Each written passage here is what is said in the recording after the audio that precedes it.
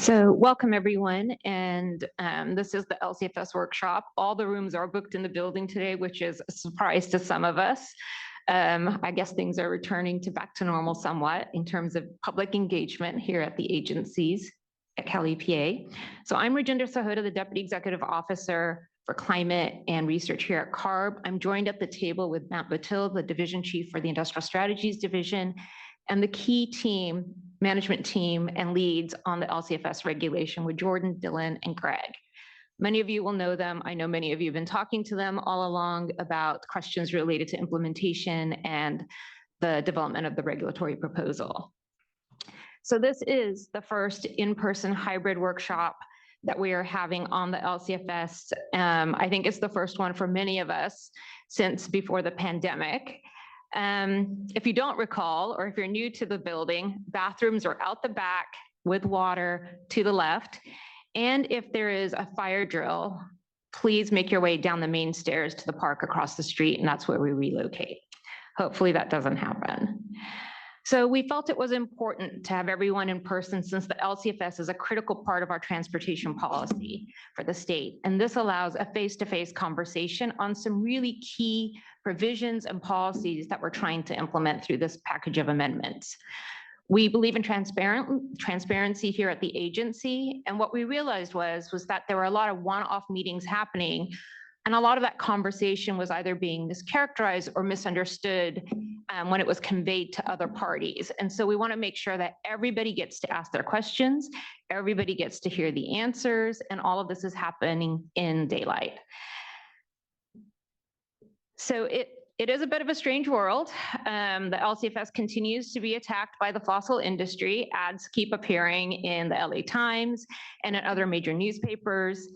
And it's a bit strange because we see folks that work on climate actually using some of the similar talking points. And so we thought we should do a bit of a reset.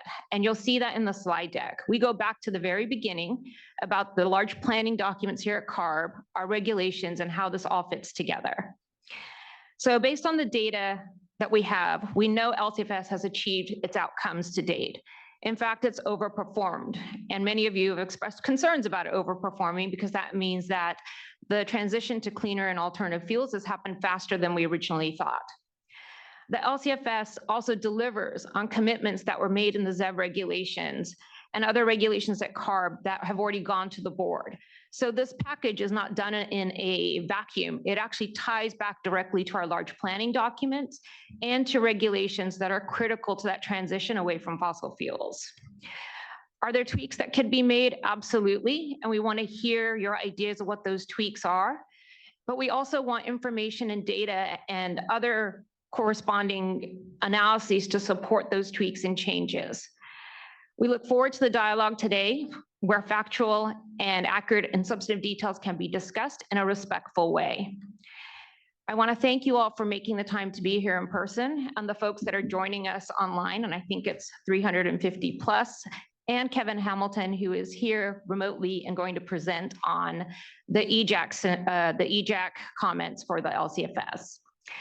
So the slides are also limited. The topics are limited to some key things that we said we would be looking at as part of the proposal notice for the board hearing that was scheduled for March.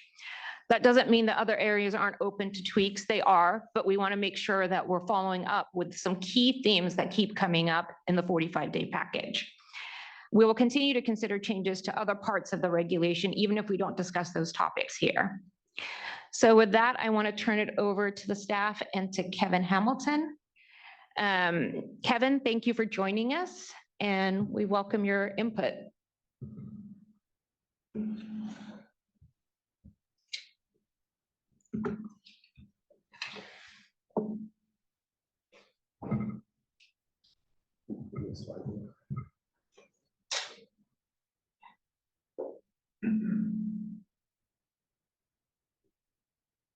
All right, good morning. I didn't realize I was going up quite that quickly, but great. This is Kevin Hamilton. I am the Senior Director of Government Affairs for Central California Asthma Collaborative and a member of the Environmental Justice Committee at CARB's AB 32 scoping plan process. some of us have been working on this for a long, long time. Can I have the first slide, please? Next slide.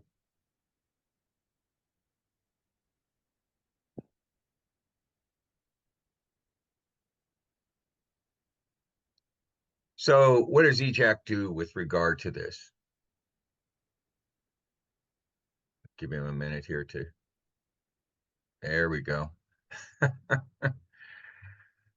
EJAC is here to ensure that communities most impacted see the improvements and have increased resiliency in the face of mounting climate impacts and do not experience an increase in exposure to air pollution as a side effect. And our goals are to provide actionable recommendations that can be integrated into the fabric of the state's AB 32 climate program. Next slide, please.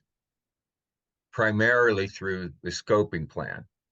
So one of those tools in the scoping plan is the low carbon fuel standard. The scoping plan was first established in 2008, the very first scoping plan. I did not work on that plan. I worked on the 2013 EJAC and the 2017, and then the latest one that just finished up here in 2021, 22. In those plans, each time we were looking for the best possible route we could get to reduce our carbon emissions in California. And the primary source of those emissions is from combustion. And of course, combustion to produce energy is the highest source of that carbon.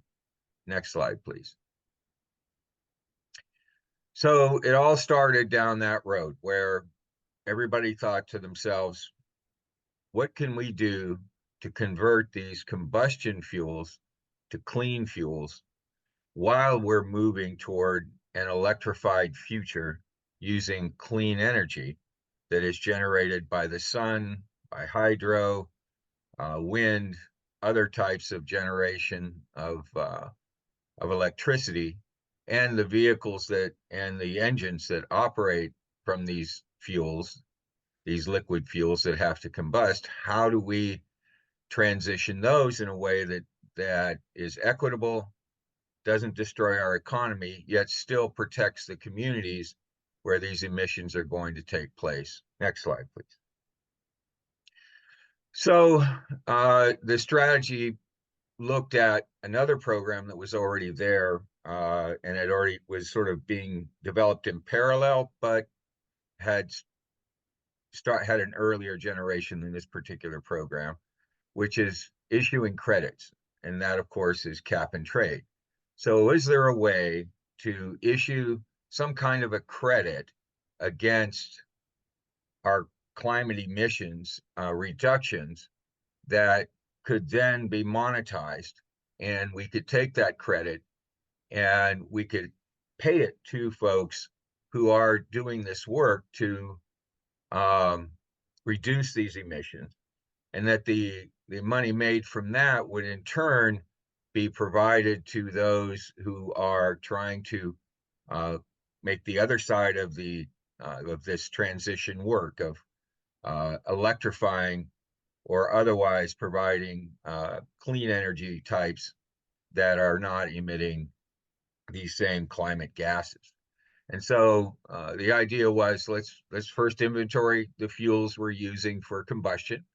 And you see that nice list here: renewable diesel, biomethane, biodiesel, ethanol. Now, ethanol and biodiesel were already around before we came up with this. The federal government had moved 20 years before, for instance, to start beginning ethanol production, causing farms across the Midwest, including my wife's family farms in Kansas, to start to move and convert their products, their crops, into instead of food, producing a different type of grain that would be more amenable to being converted into fuel.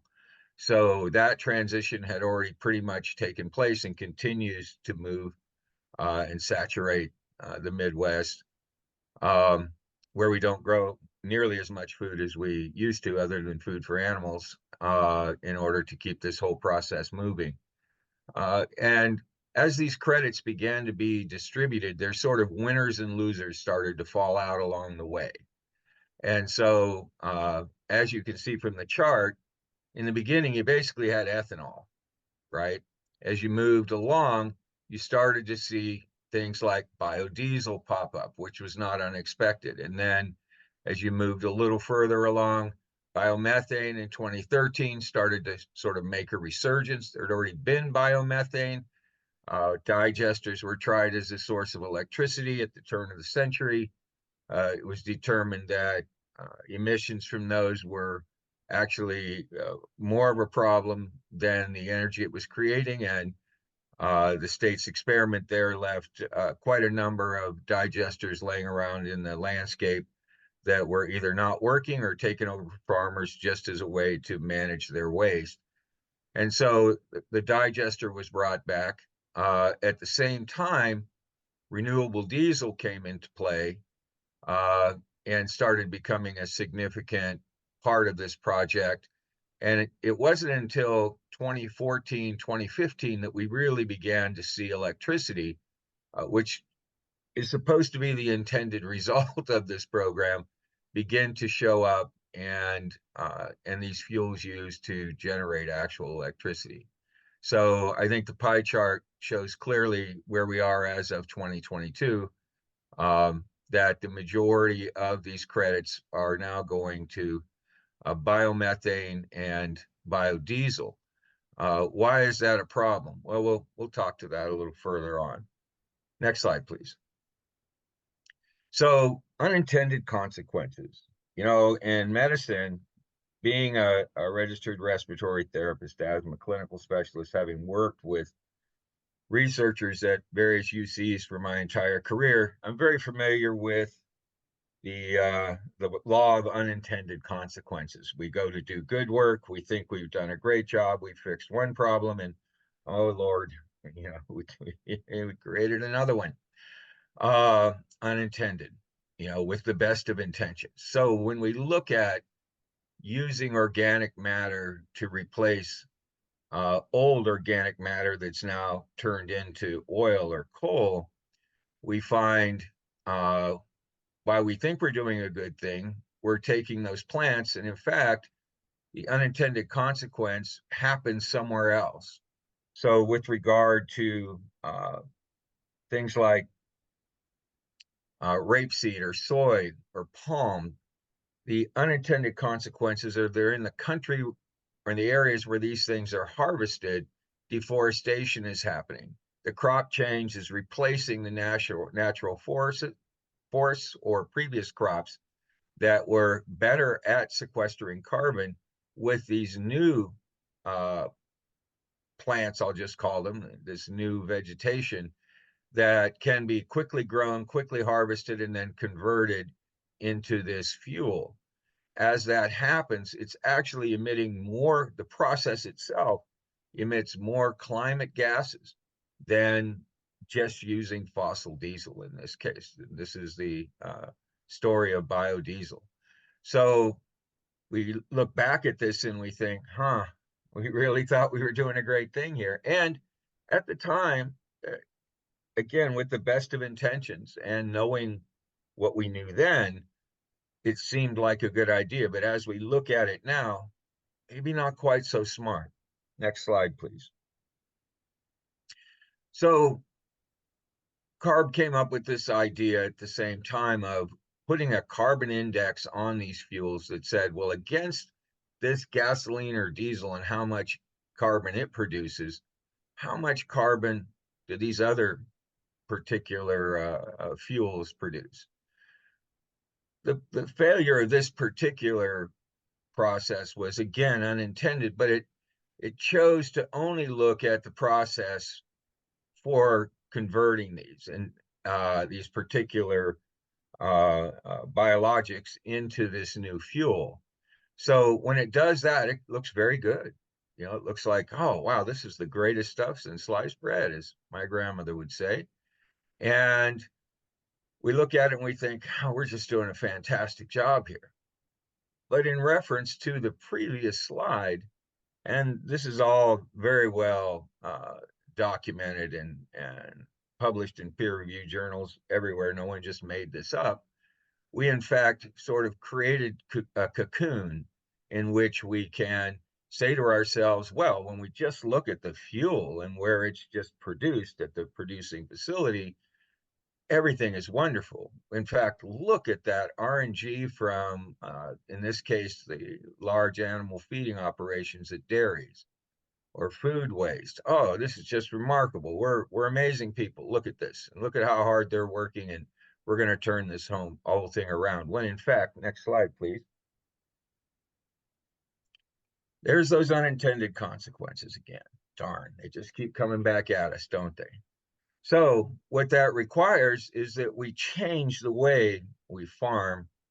And in this case, rather than what we grow, though in some cases it is, because to feed this large number of concentrated animals, you've got to have food and somebody's got to grow it. And when you're growing their food, you're not growing somebody else's food. So, and then the communities that are around these facilities are also experiencing high levels of various types of air pollution. And so while they do provide jobs, though cowhand is one of the most dangerous jobs in California, according to Cal OSHA, and one of the lowest paying, still in these communities, we saw the rise of, the LCAF, as we call it, large concentrated animal feeding operations. So unintended consequences, right? We need milk. I personally love cheese, come from old dairy families for 200, 300 years back where I live. Seemed like a great idea. Look at that CI, everything is great. But what you don't know is the CI doesn't take into account the emissions from the facility itself, the facility where the animals are, where they're located, and the ground where it's fertilized with the waste and the crops are grown and harvesting them and the emissions from that. And this is not anybody's fault, by the way, it's just the way the math works out for this. But again, coming back on unintended consequences. So next slide, please.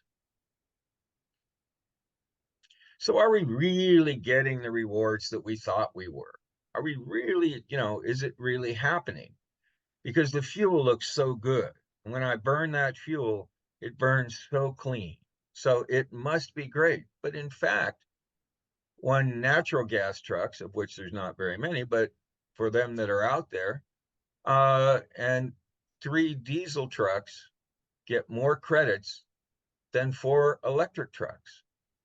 Well, that doesn't make any sense. Weren't we trying to electrify the industry? Wasn't that the goal?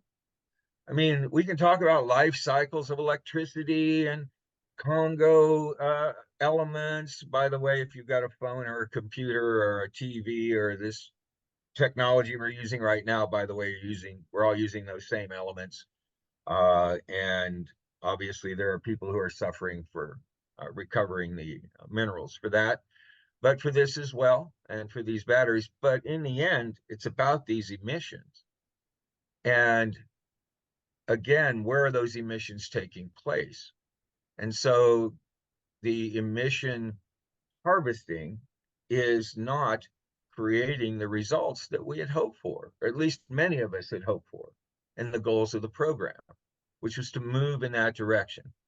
So what we're hoping from this new update in the regulation is maybe we can fix that, which is why we look at it every 4 years to say, or excuse me, every 7 years to say, let's check out what we did, where we were, and do we need to fix something?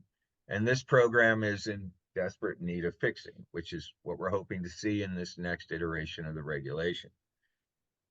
Let's go ahead and move to the next slide, please. So as you can see, I mentioned the literature. I won't bore you to death with this, but this is also the kind of press that's happening. And I think Virginia referred to this earlier. It's funny that some of the people who benefit from it are beating up on it. Some of those who don't like it are also beating up on it.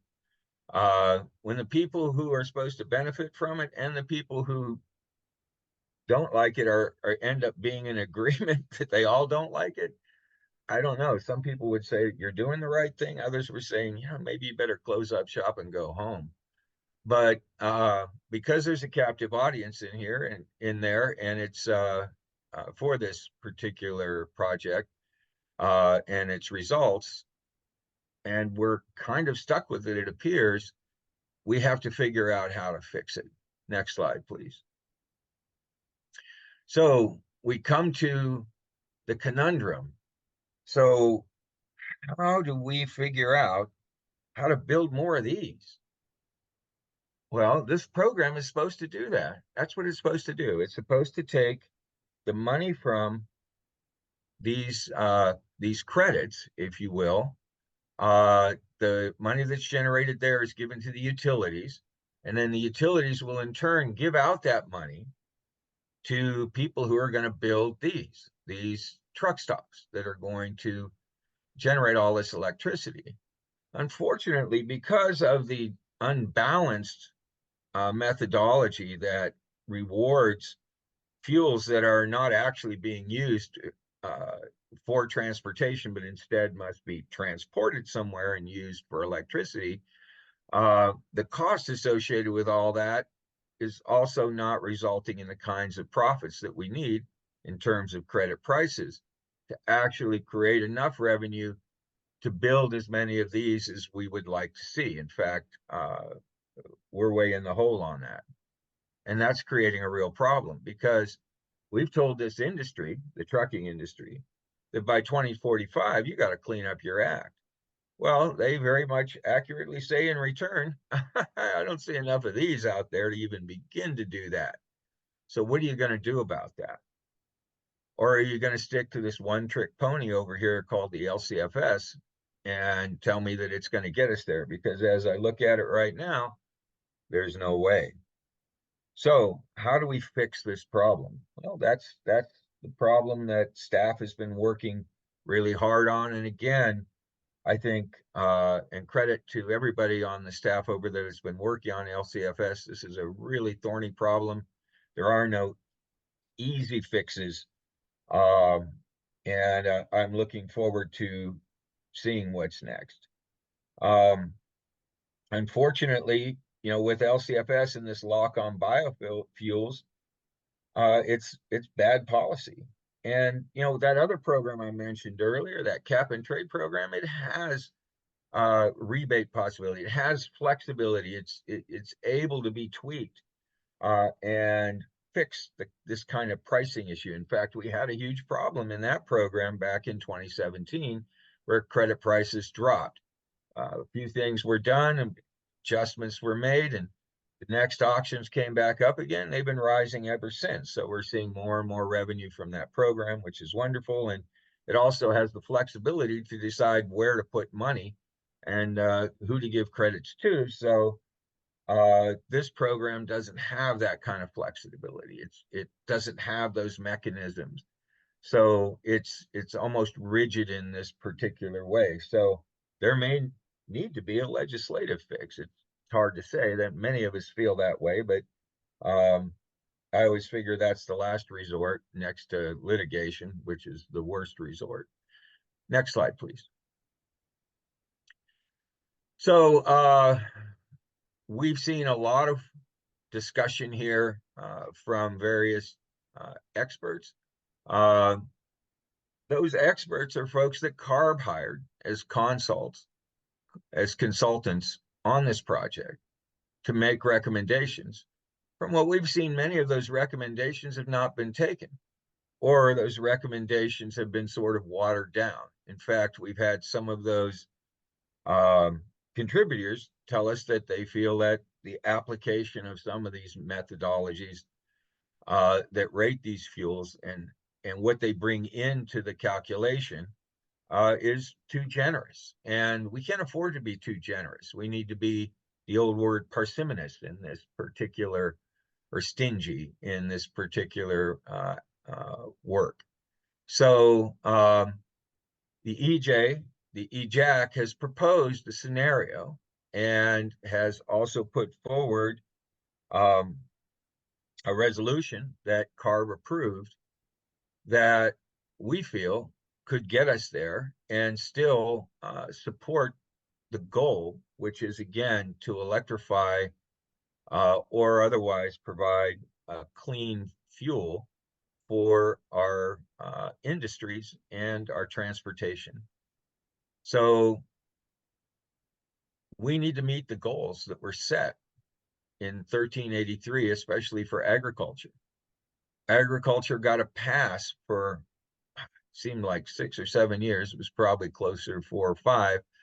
But the idea was to take that time to make the adjustments necessary to fix this problem. I remember having that discussion on the 1383 dairy digester committee, saying, why don't we install the necessary membranes back then, because we want to make hydrogen out of this. Let's put it in now so we don't have to come back to the state in 6 or 7 years for more money, so that we can retool these things, because that will be much more expensive. And it is interesting to me. I don't feel like I'm a prophet, but yet that's where we are right now, because that wasn't done at that time on the new build. So now we're going to have to retrofit. And anybody in industry will tell you retrofitting is going to cost you as much as 10 times as much as if you'd built it in the first place. Ask anybody who's regulated by an air agency in the state, and I'm sure they'll be happy to stand up and tell you that. So, LCFS is the subsidy paid for by California gas purchasers. That's where the price ends up. There's been a lot of discussion about, oh, well, the math isn't that strong on that. Sometimes gasoline pricing can't be controlled by CARB or this program or anything else.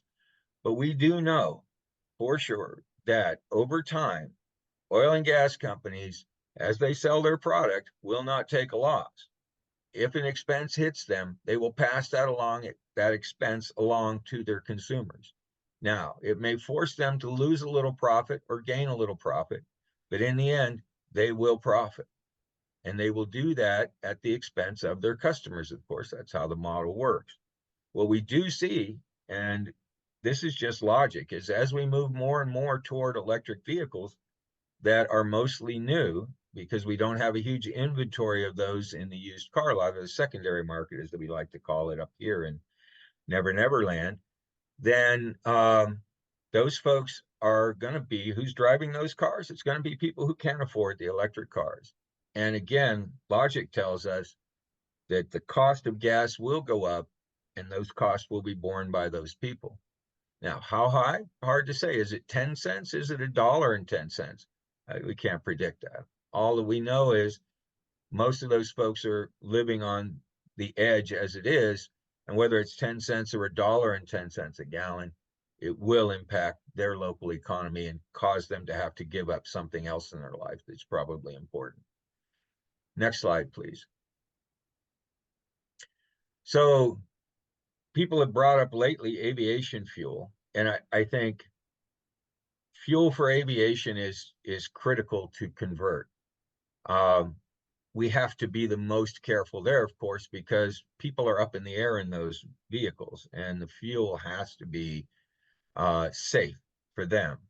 However, as our airports continue to grow and the amount of freight moved through the air continues to grow exponentially, many of our communities lie in the flight lines of those airports, especially where planes land, which is where they dump off excess fuel at times, or slowing down and not burning fuel as efficiently. And those fuels, unburnt fuels, and emissions are dropping over those homes. LA is a perfect example. People who live in that flight line call LAX, the airport, the laxative. And, that's for a reason. So it's important to keep this in mind, that we have to convert these fuels. And then we saw a great example of the reach or lack of reach of CARB here, and these kinds of regs, and the failure of the federal government to step up and do what they need to do, when we saw hundreds of freighters sitting offshore of San Pedro and of New York Harbor as well on the East Coast, just outside the 15-mile line where they could sit and smoke all day, literally. And of course, the way the onshore breezes work, when the tide changes, all that smoke comes into town to visit, even though the sailors may not be able to.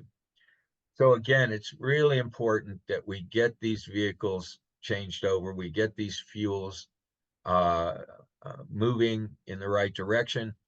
And the big question is this the program to take it there in a way that does not impact the communities around it, nor does it add more emissions to the climate than expected from the whole process of creating it. Next slide, please.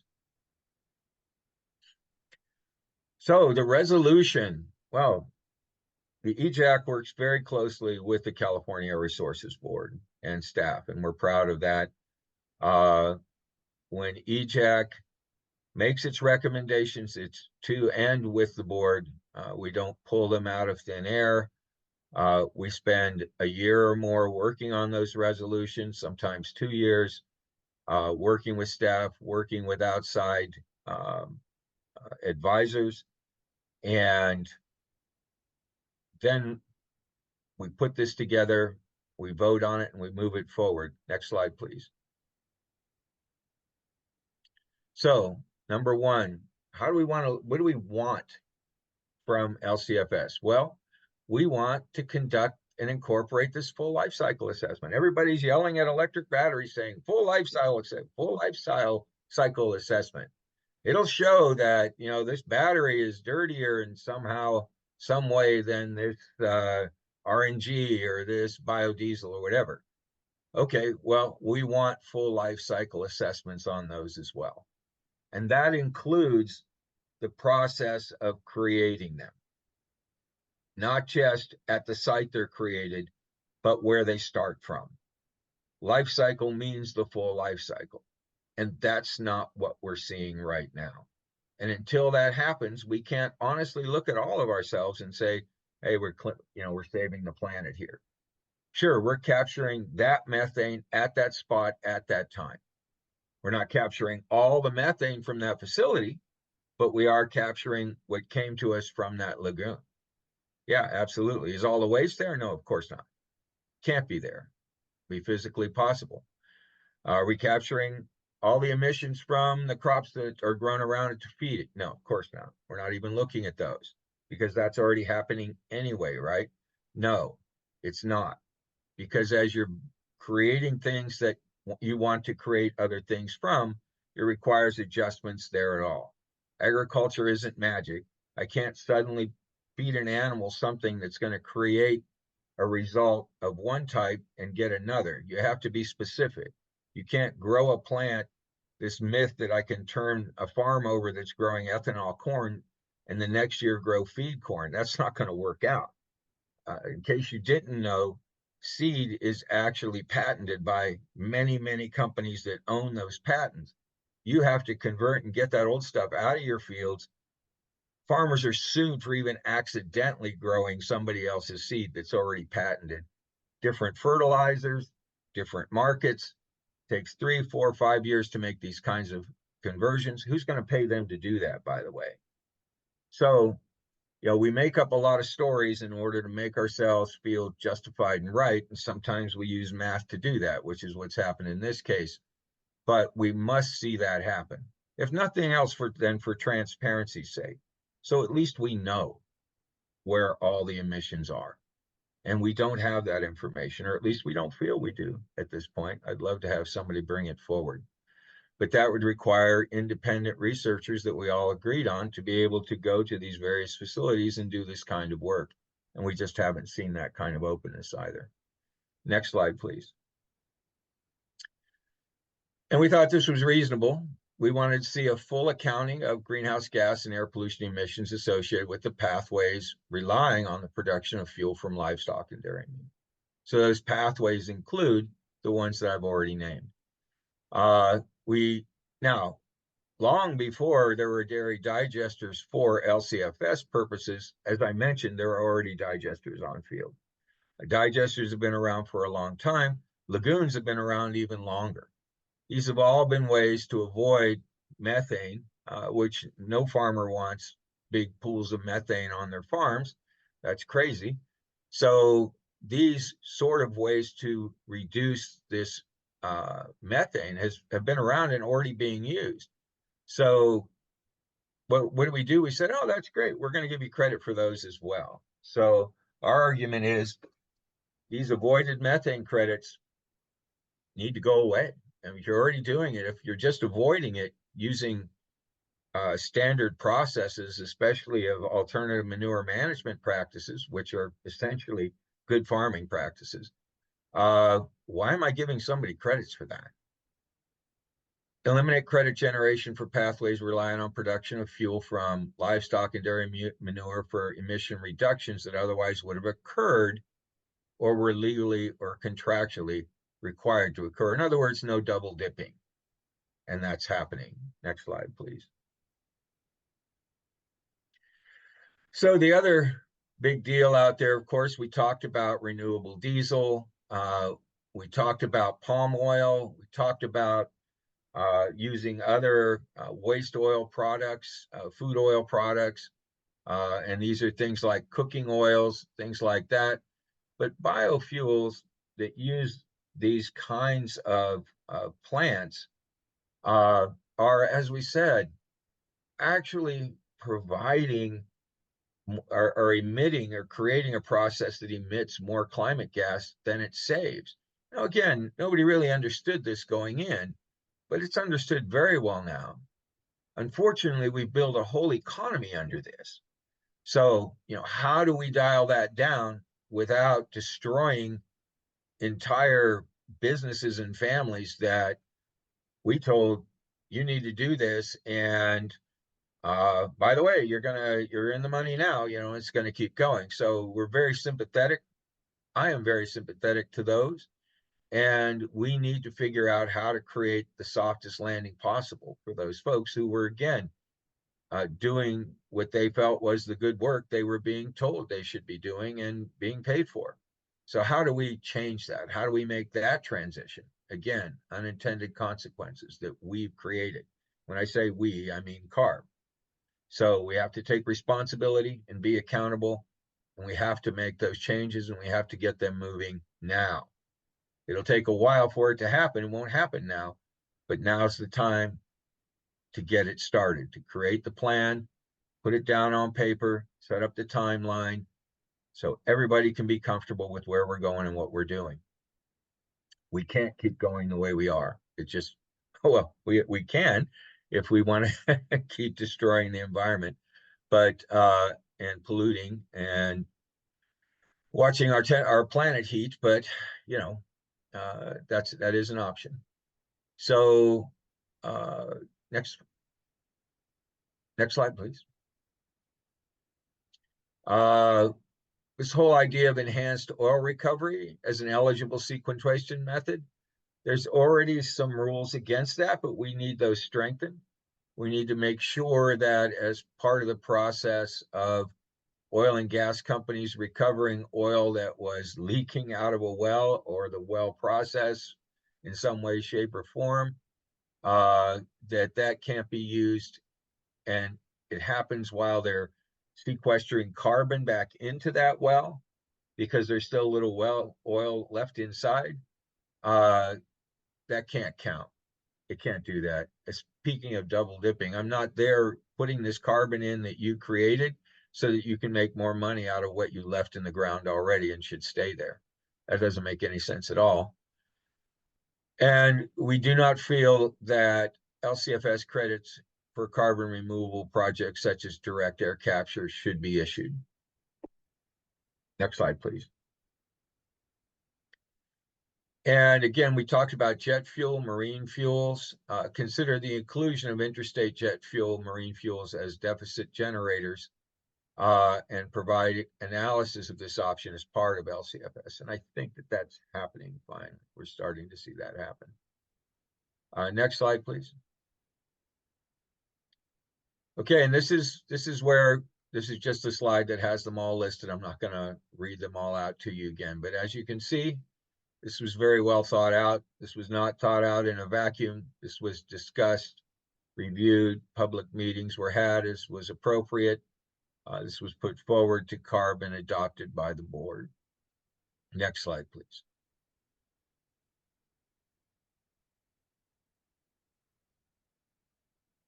Next slide, please.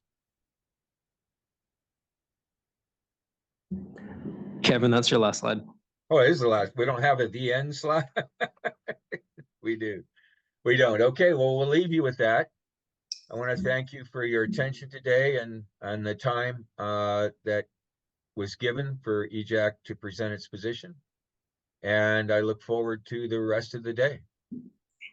Thanks, Kevin. Really appreciate the time that you're taking to be here and walk us through the slides. Before we kick it over to the staff presentation, I want to invite some of the folks that are standing in the back. If you're more comfortable, there are seats available up front. I promise you we're nice people, so don't be afraid to come up here.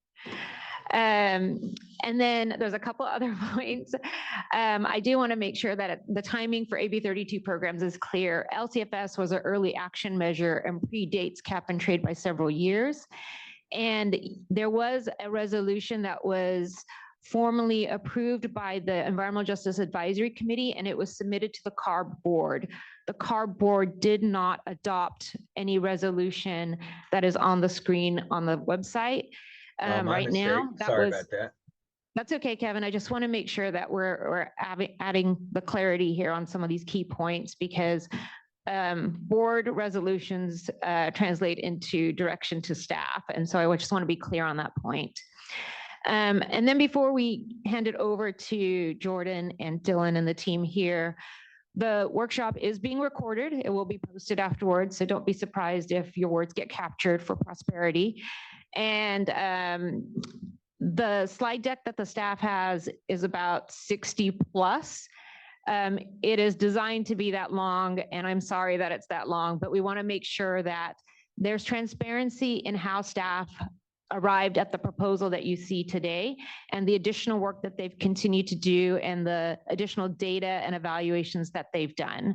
So please bear with us, but we actually think it's in the public interest for us to take that time to go through those 60 something slides with all of you in the room and with the folks on the webcast right now. So with that, I will send it to Jordan. Thank you. All right, thanks, Rajinder. Good morning, everyone. My name is Jordan Ramalingam. I'm one of the managers in the low carbon fuel standard team. My team focuses on the policy and rulemaking aspects of the program. Let me check if we have the slides. Perfect. Let's go to the next slide, Miriam. So the goal of this workshop is to have a public discussion about several concepts in the LCFS proposed amendments. We received a lot of feedback on the staff report, and we especially want to take the opportunity to talk through how the LCFS supports the transition to zero emission technology, provide an update on the rulemaking process, discuss modeling updates, and cover the sustainability guardrails from the staff report in more detail. And that's why we have 68 slides. It's a lot to get through. The general layout of the workshop is that staff are going to give our presentation, followed by public comments for the rest of the time period.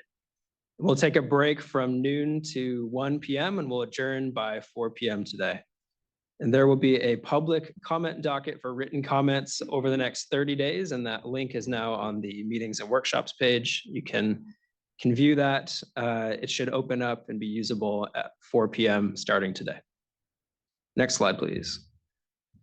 So this is the first hybrid LCFS workshop that we've conducted, at least in our team, since early 2020. So the format's a little different than our virtual workshops. We're going to take comments from in-person attendees first, and then we'll take questions virtually on Zoom. We'll be limiting comments to 3 minutes each, given the high volume of comments we typically get at these workshops. If you're on Zoom, you'll need to click the raise hand button to signal that you want to give a comment. And if you're joining on the phone, you can dial #2 to raise your hand. And if you're in the room and you have the workshop open on Zoom, on your laptop or your phone, just make sure your speakers are muted and your mic's turned off so we don't get interference on the webinar. Next slide. All right, you've seen this slide before, but I want to reiterate that many of the strategies that we're using to address climate change are the same strategies that will drastically improve air quality. Fossil fuel use in vehicles is the single biggest source of greenhouse gas and criteria pollutant emissions in the state. And accordingly, CARB's regulations are designed to decrease demand for petroleum by supporting the transition to zero emission vehicles, or ZEVs, and deployment of cleaner alternative fuels. Next slide. So CARB has a comprehensive set of strategies to address the state's air quality challenges and to achieve carbon neutrality. The two core planning documents at CARB are the State Implementation Plan, or the SIP, State SIP Strategy, and the AB 32 Climate Change Scoping Plan. The State SIP Strategy focuses on our air quality goals, and the Scoping Plan builds on the SIP to ensure alignment with our air quality related actions while achieving our greenhouse gas targets. These planning documents, which are approved by the CARB board through extensive multi-year processes, provide staff direction on the regulatory and other actions that are needed. So the board's already taken steps towards the goals identified in the climate and clean air plans by adopting regulations such as Advanced Clean Cars 2, Advanced Clean Fleets, Advanced Clean Trucks, and other rules that promote and hasten deployment of zero emission technologies. And the LCFS is an important part of that transportation decarbonization story. The LCFS provides the economic incentives to produce those cleaner fuels like electricity and hydrogen, and it's cited in the economic analyses for several of those ZEV regulations. Next slide. The LCFS supports these ZEV regulations in many ways, one of which is reducing the cost of electricity and hydrogen, those are the fuels for the zero emission vehicles, and improving the economics of switching to ZEV technology. So this benefits both the on-road and the off-road regulations, which receive LCFS credits today. In fact, in the process of CARB adopting these regulations, the revenue from LCFS credit sales was explicitly mentioned as a way to help reduce the costs of the ZEV transition called for by these regulations. Let's go to the next slide. We've received some comments and concerns on the rulemaking that the LCFS is supporting biofuels at the expense of zero emission vehicle deployment. We want to provide some data on the program and the proposed amendments to show how the LCFS has helped on ZEV deployment historically. We also wanted to share some data from staff's analysis about how the proposed regulation would continue to support ZEV deployment, even with liquid biofuels remaining part of the program. This slide quantifies the historical support for ZEV operations and infrastructure. That's that top table there on the slide. So through Q3 2023, it's the most recent quarter we have data published for. Through Q3 2023, dispensed electricity for EV charging has generated credits worth $1 billion, with a B, $billion, and dispensed hydrogen about $4 million. And that's just the fuel side of things. The ZEV refueling infrastructure provisions have also provided a lot of support from LCFS credits. Since becoming eligible in Q1 2019, public fast chargers have generated credits worth approximately $60 million, which has supported over 4,100 chargers in California. Hydrogen stations have also received about $40 million worth of infrastructure crediting, with 71 stations approved to date. And if the infrastructure provisions were fully utilized, this credit revenue could be 4 to 5 times larger than what it is today. I'll also note that this table does not include ZEV infrastructure investment by the utilities, who use revenue from base credit proceeds. Funding zero-emission vehicle infrastructure development has always been an eligible use of those base credit proceeds issued to utilities for the residential charging. It's a specified holdback credit project category under the current reg and the proposed amendments. So what I'm saying is there's even more investment beyond what's on this slide. Looking to the future of this program, We estimated the credit value that might flow to different fuels in 2045. So this table on the bottom here is a snapshot of just 2045. Based on the modeling from the staff report, the proposed scenario, we estimate that EV charging alone could generate $3 billion, 2045 alone, in LCFS revenue, and hydrogen, $400 million. Combustion fuels such as biomethane, renewable diesel, and biodiesel were either not picked in the modeling in that year or became deficit generating and resulted in no credit generation in 2045 under that scenario. Next slide. So in the staff report, staff proposed to create a new ZEV infrastructure provision for medium and heavy duty vehicles, in addition to the existing provision for light duty vehicles. So the data I showed on the last slide, that's for the existing light duty provision. We're looking to add to that with a medium heavy duty vehicle provision.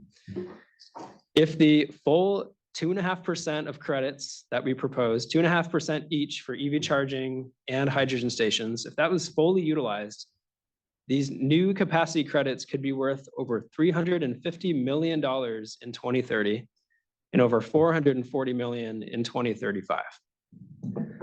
Staff estimates that this credit revenue could pay for 1.5 times the capital costs of all the fast chargers and hydrogen stations needed to fuel heavy duty vehicle populations that were projected under the scoping plan for 2030 and potentially 2035.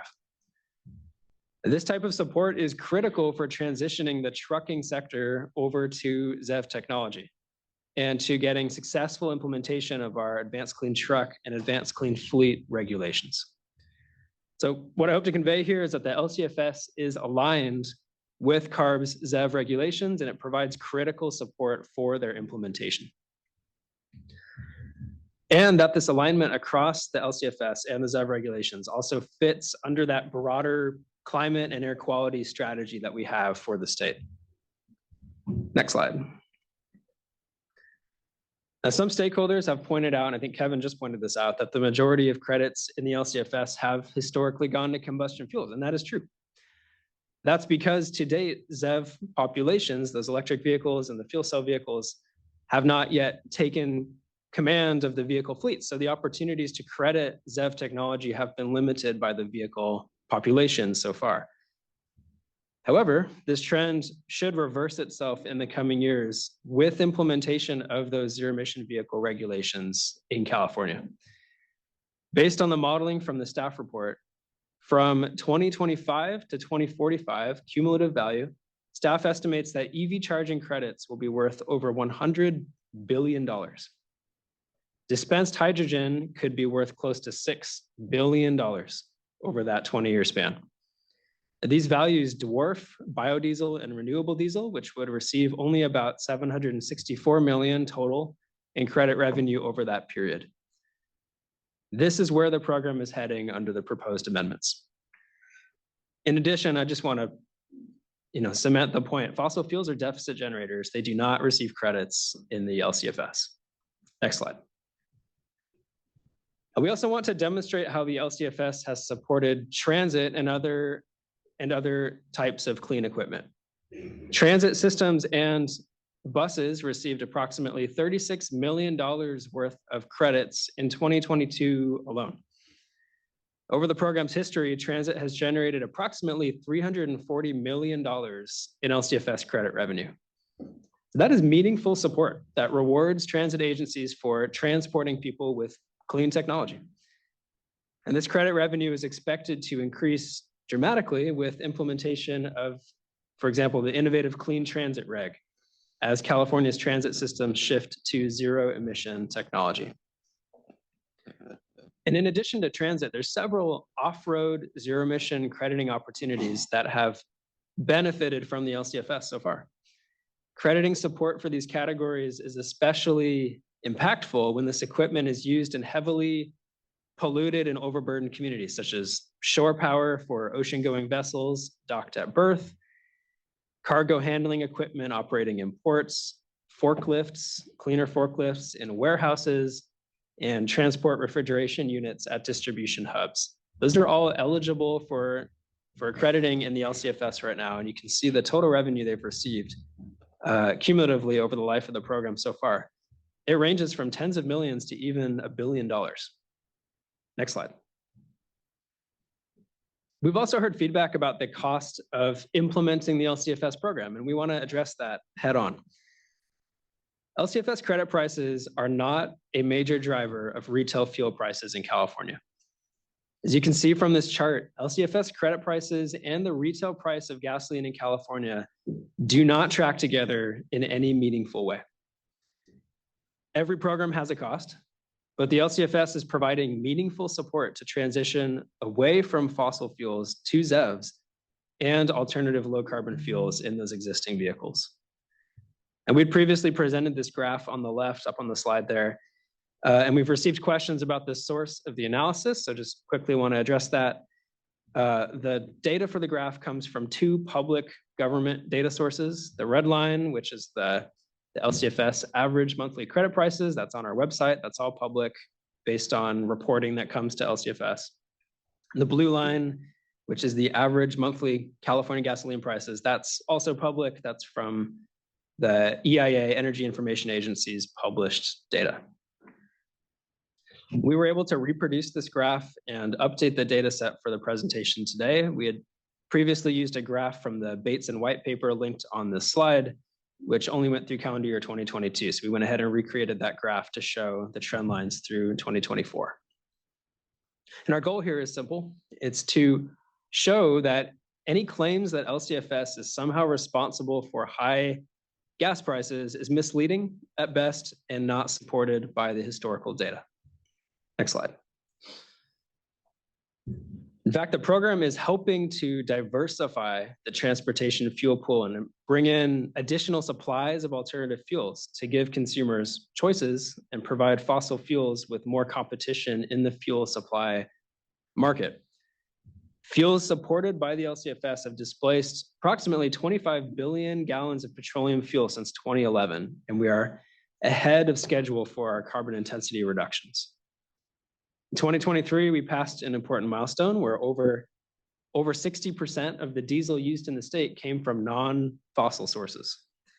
That's a major achievement considering that when the LCFS began in 2011, California was completely reliant on fossil diesel. And I just mentioned our substantial credit market and the support for transit and alternative fuels, ZEV fueling, electric and hydrogen refueling infrastructure deployment, as well as rebates for zero-emission vehicle purchases. Credits transferred in the LCFS market in 2022 were worth approximately $4 billion, reflecting the strong support LCFS provides to low-carbon transportation. The LCFS is working. We have every expectation that it will continue to do so as we strengthen the program through this rulemaking. So with that, I will pass it to Dylan to handle many more slides than I'm going to do today. Thank you, Jordan. I'm Dylan Miner, a staff air pollution specialist in Jordan's section, and great to see you all here today.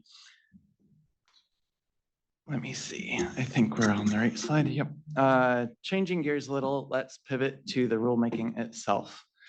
As you are all aware, in December of last year, CARB staff posted the initial rulemaking proposed to amend the LCFS.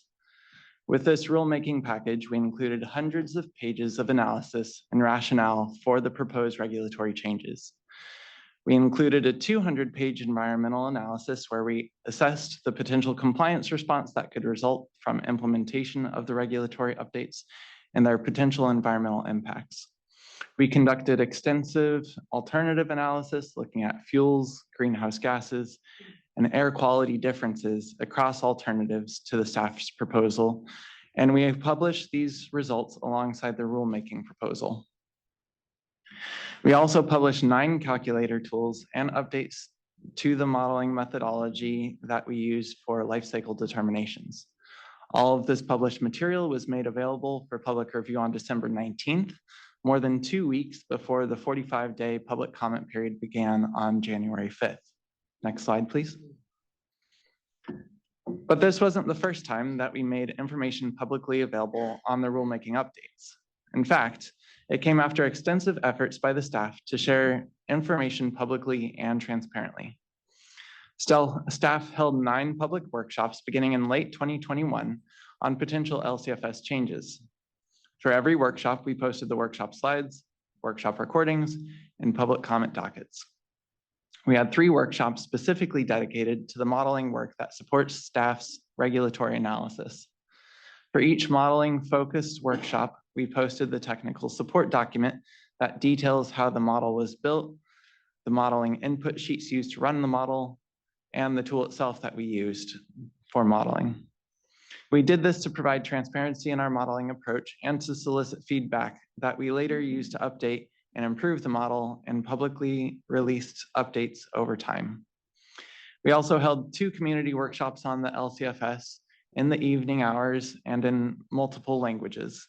This was a first for the LCFS, but something we felt was important to do, particularly given requests from this committee about enhancing community engagement on these programs. We've already held 2 informational board hearings on the LCFS. First, a joint hearing with our board members in the EJAC committee, and second, an informational hearing with the board to gather input and feedback from them on this program. At every one of these workshops, meetings, and board hearings, we've publicly posted our materials and open comment dockets to solicit feedback on those materials and meetings. We've received substantial comments. All of this is available on CARB's website. Next slide, please. In addition to prior modeling information that was posted with technical workshops, staff have now posted a significant amount of supplemental information related to the staff report and the modeling conducted for today's workshop. You can explore the webpage below to find the modeling input and output sheets for all the ISOR scenarios and alternatives, modeling inputs and outputs for the scenarios in the workshop today, and air quality workbooks for the proposed and EJAC alternative scenarios in the ISOR. Next slide. As you all know, we received a diverse set of comments. The comments and feedback we received from our program stakeholders has been very diverse. It is impossible to capture every comment on just one slide, but this slide is meant to give you a sense of the feedback that has come to staff. We've been asked to strengthen carbon intensity targets and provide long-term price signals, maximize crediting opportunities, incentivize development of innovative fuels, reduce use of combustion fuels, eliminate biomethane from the program, continue support for biomethane and prevent stranding assets, limit or cap crop-based biofuels, expand the use of crop-based biofuel crediting, concentrate health and economic benefits in communities burdened by the current transportation system, and provide a mix of low carbon transportation incentives to communities. Again, not comprehensive, but a snapshot of what we've received. Next slide. As we've developed the rulemaking updates, we have focused our efforts on a number of key concepts. These objectives are aligned with our 2022 scoping plan Jordan mentioned, as well as comments and input we've received from the board and others. The concepts include increasing the stringency of the program to displace fossil fuels, strengthening equity provisions to promote investment in disadvantaged, low-income, and rural communities, supporting electric and hydrogen truck refueling, increasing the use of alternative jet fuel in the state, incentivizing more production of cleaner fuels needed in the future, such as low carbon hydrogen, supporting methane emission reductions, and deploying biomethane for best uses across transportation and other sectors, and considering guardrails on crop-based biofuels. Next slide.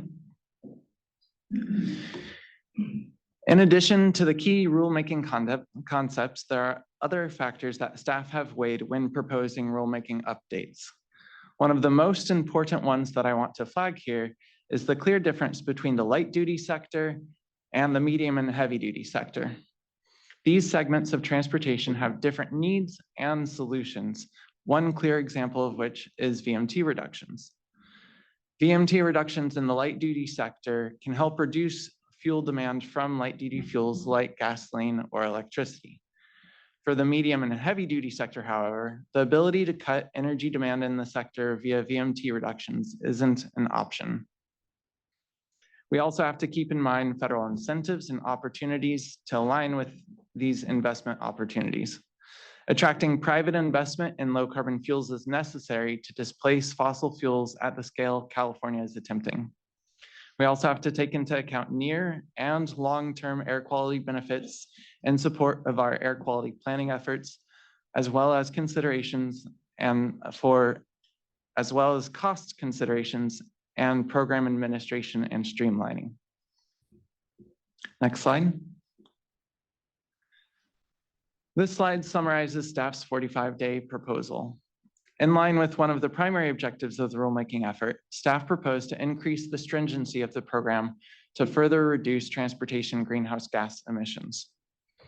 We also included a number of other proposed changes. These include updating provisions to deploy more ZEV charging infrastructure in communities needing more access to charging and in communities needing more rapid clean air improvements. We also include provisions to help protect against concerns that crop-based biofuels could increase deforestation risks. Next slide.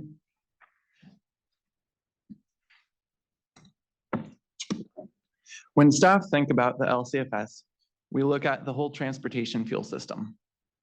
We're thinking about nearly 30 million vehicles in California, which includes all of the passenger cars and trucks driving up and down California's roadways, and how we can move those vehicle fuels away from fossil fuel and support fuels in those vehicles that emit less greenhouse gases and less harmful air pollutants.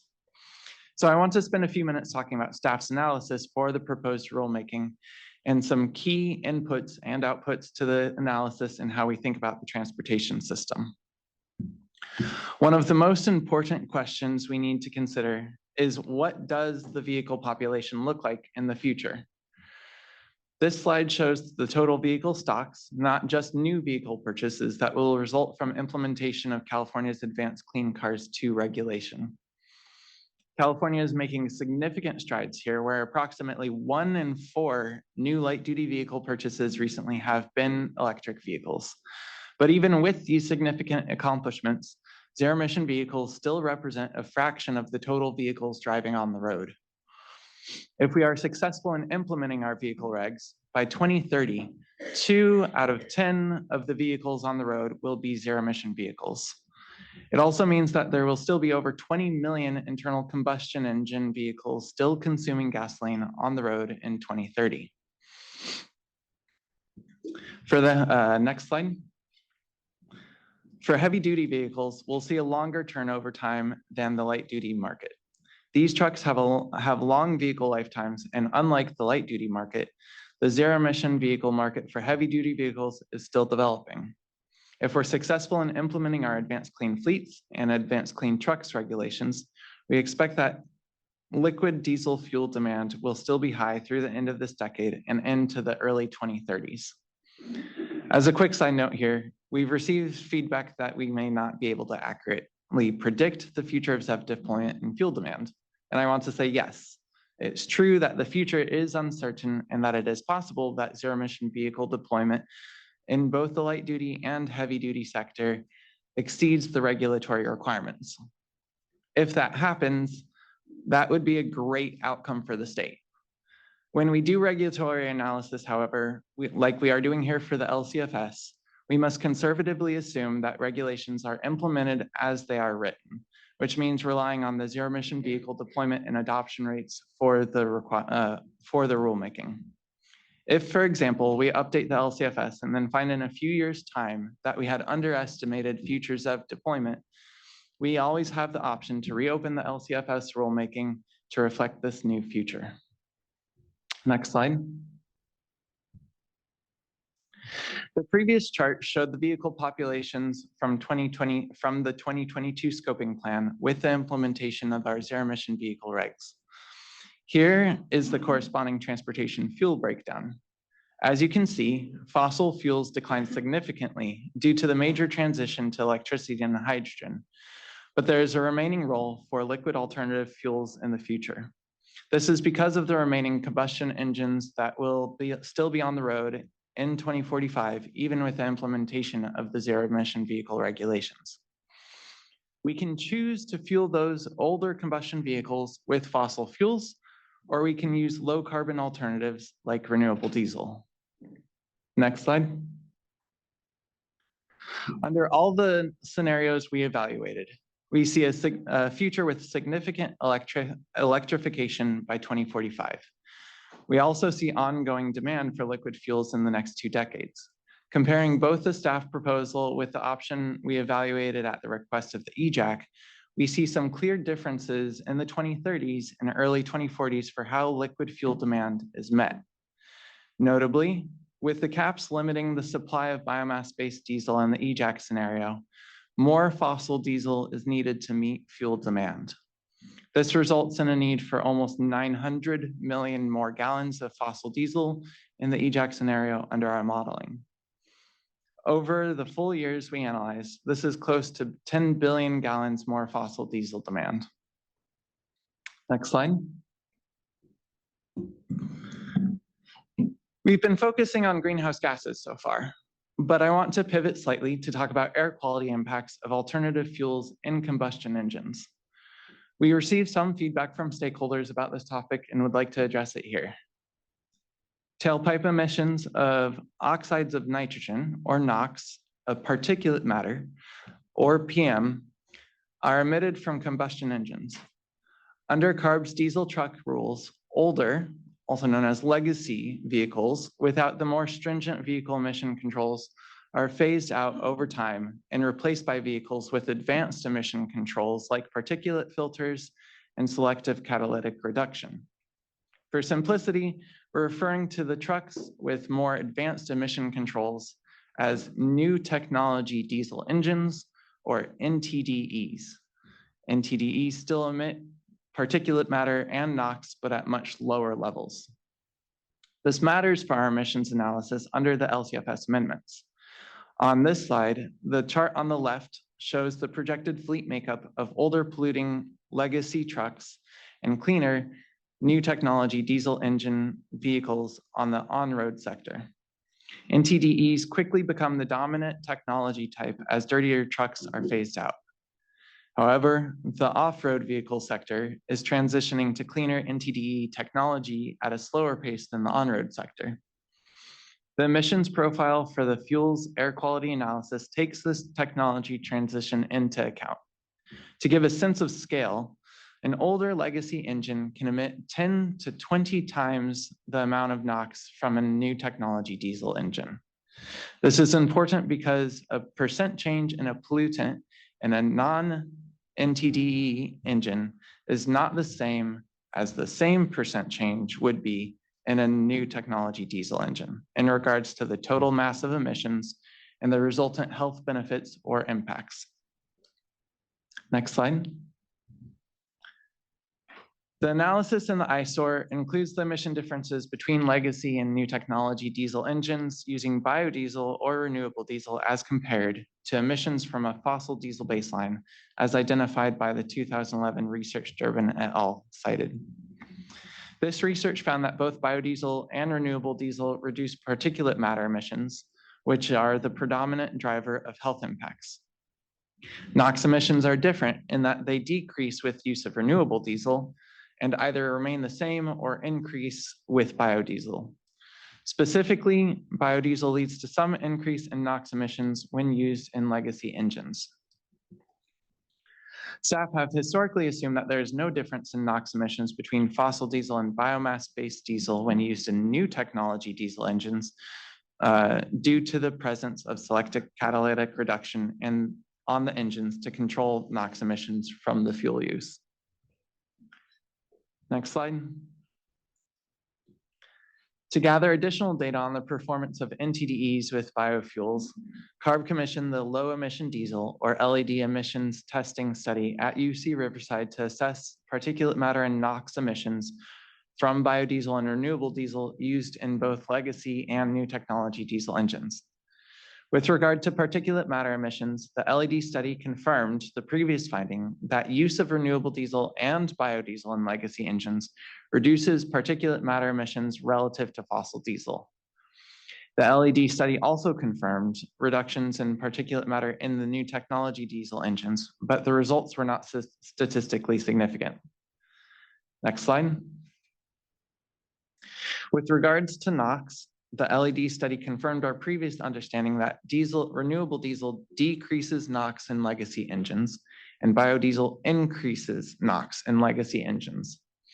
For NTDEs, the study found no statistically significant difference between 100% renewable diesel and fossil diesel.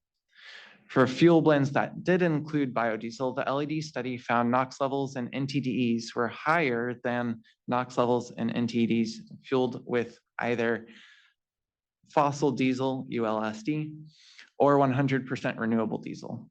This was a new finding that raised questions about the ability of selected catalytic SCR to control for NOx emissions in biofuel blends with high levels of biodiesel.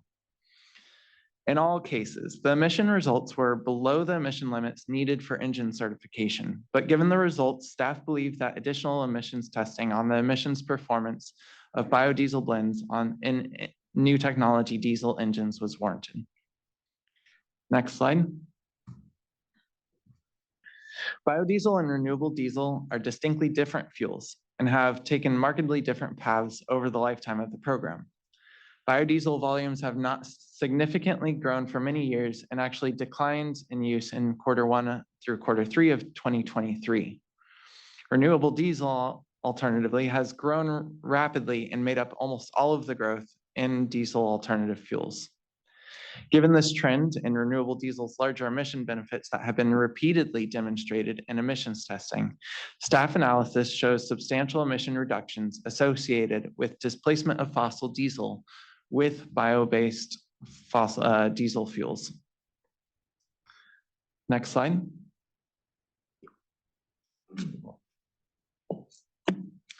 This combined effect of health benefits of alternative fuels from improved emission performance, as well as more greenhouse gas reductions, are the two primary drivers of staff's 45-day proposal, which you see here on the slide.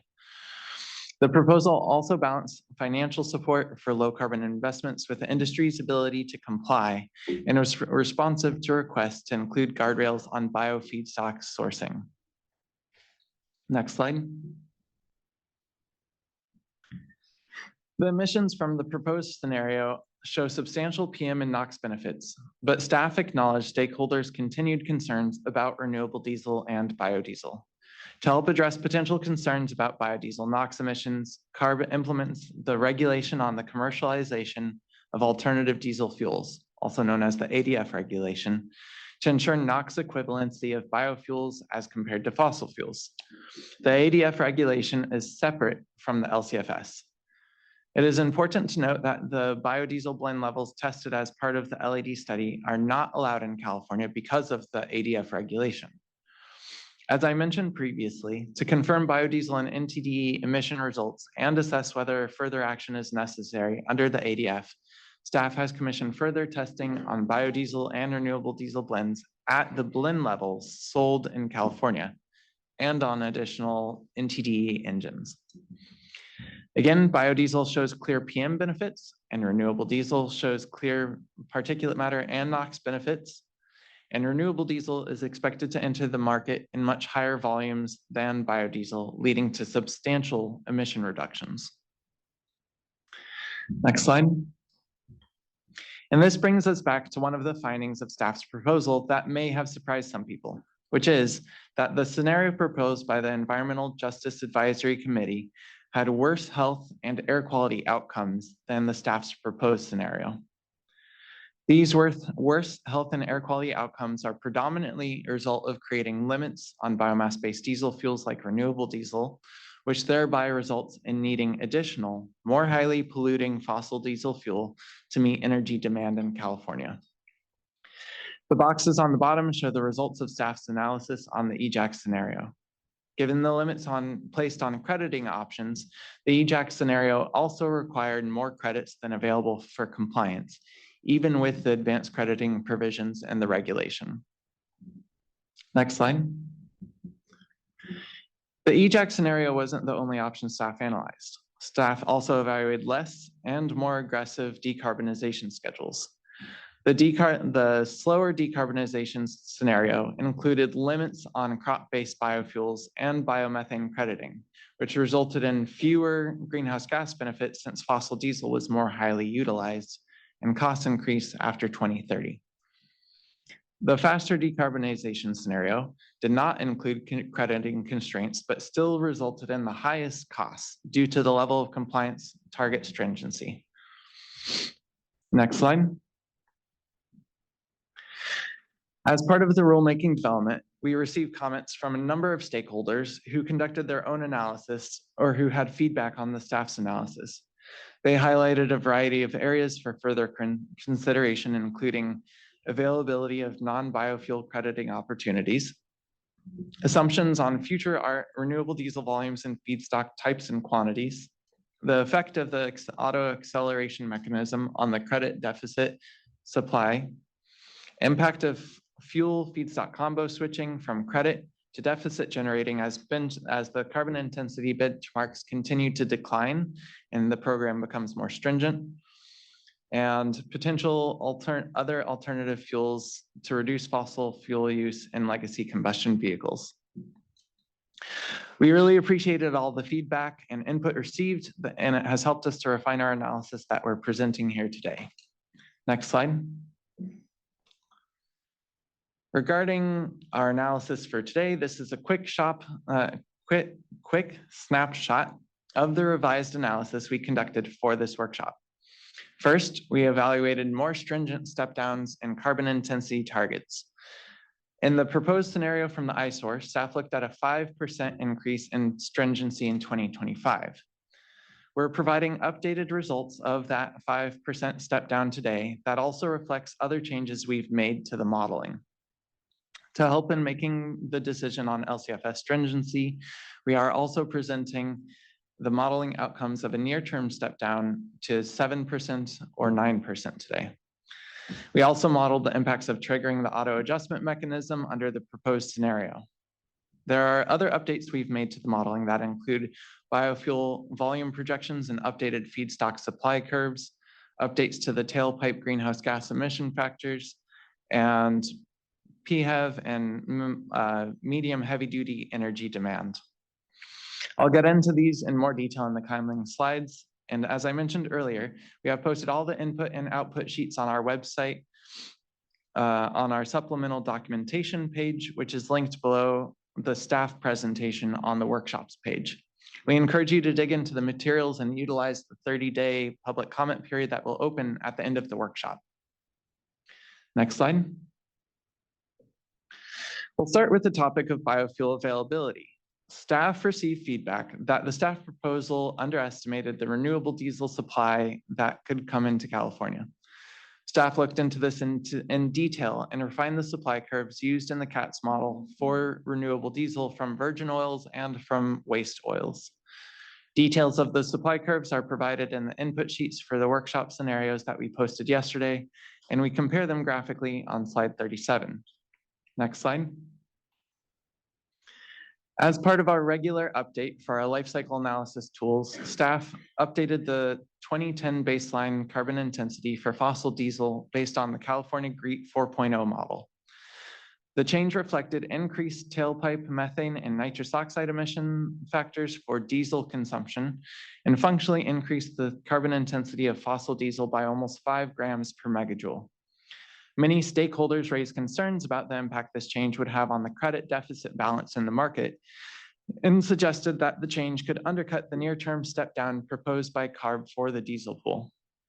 Staff looked into this issue in more detail and applied the same correction to the greenhouse gas tailpipe emission factors to renewable diesel and the biodiesel fuel pathways. This change is a more accurate and consistent representation of the carbon intensity of biodiesel and renewable diesel, and also addresses concerns about unintended imbalance in the credit market. Next slide. Jumping back to the supply assumptions, this slide summarizes the updated supply curves staff incorporated into the CATS model. In general, the updated supply assumptions demonstrate higher supply of waste and virgin oils at the same prices. The updated values are an improvement to the supply curves as staff use trendline values as the inputs for the supply curves regression-based equation, replacing previous input values, which were from an individual month, where feedstock quantities and fuel prices were below the trend line. Next slide. Liquid biofuels have not yet saturated the market in California. About 60% of the diesel pool in California was comprised of biomass-based diesel in Q3 2023, which includes both renewable diesel and biodiesel. The jet fuel pool was only about 3% when looking at interstate jet consumption only from the most recent year of data. Announced and operational production capacity for renewable diesel and alternative jet fuel has increased substantially in recent years. The chart on this slide shows the California diesel pool in 2023 compared to the next few years of renewable diesel production capacity, according to the 2023 analysis by the Energy Information Agency. You can see that the total announced domestic production exceeds California's entire diesel pool, fossil diesel, and biomass-based diesel combined. Next slide. This increase in production capacity may result in more volumes coming to California, but there is some uncertainty regarding how much will come due to a variety of factors. This chart incorporates the Renewable Volume Obligation, or RVO, set by the U.S. Environmental Protection Agency for biomass-based diesel. The most recent rule from EPA established volume obligations for 2023, 2024, and 2025 for biomass-based diesel. As you can see, these levels are far below the announced capacity in the United States and are even lower than California's entire diesel pool. The value of D4 renewable RINs for the biomass-based diesel pool have decreased significantly since mid-2023 when the RVO was established. High prices for crude oil may compensate in part for RIN support, but are variable and difficult to predict.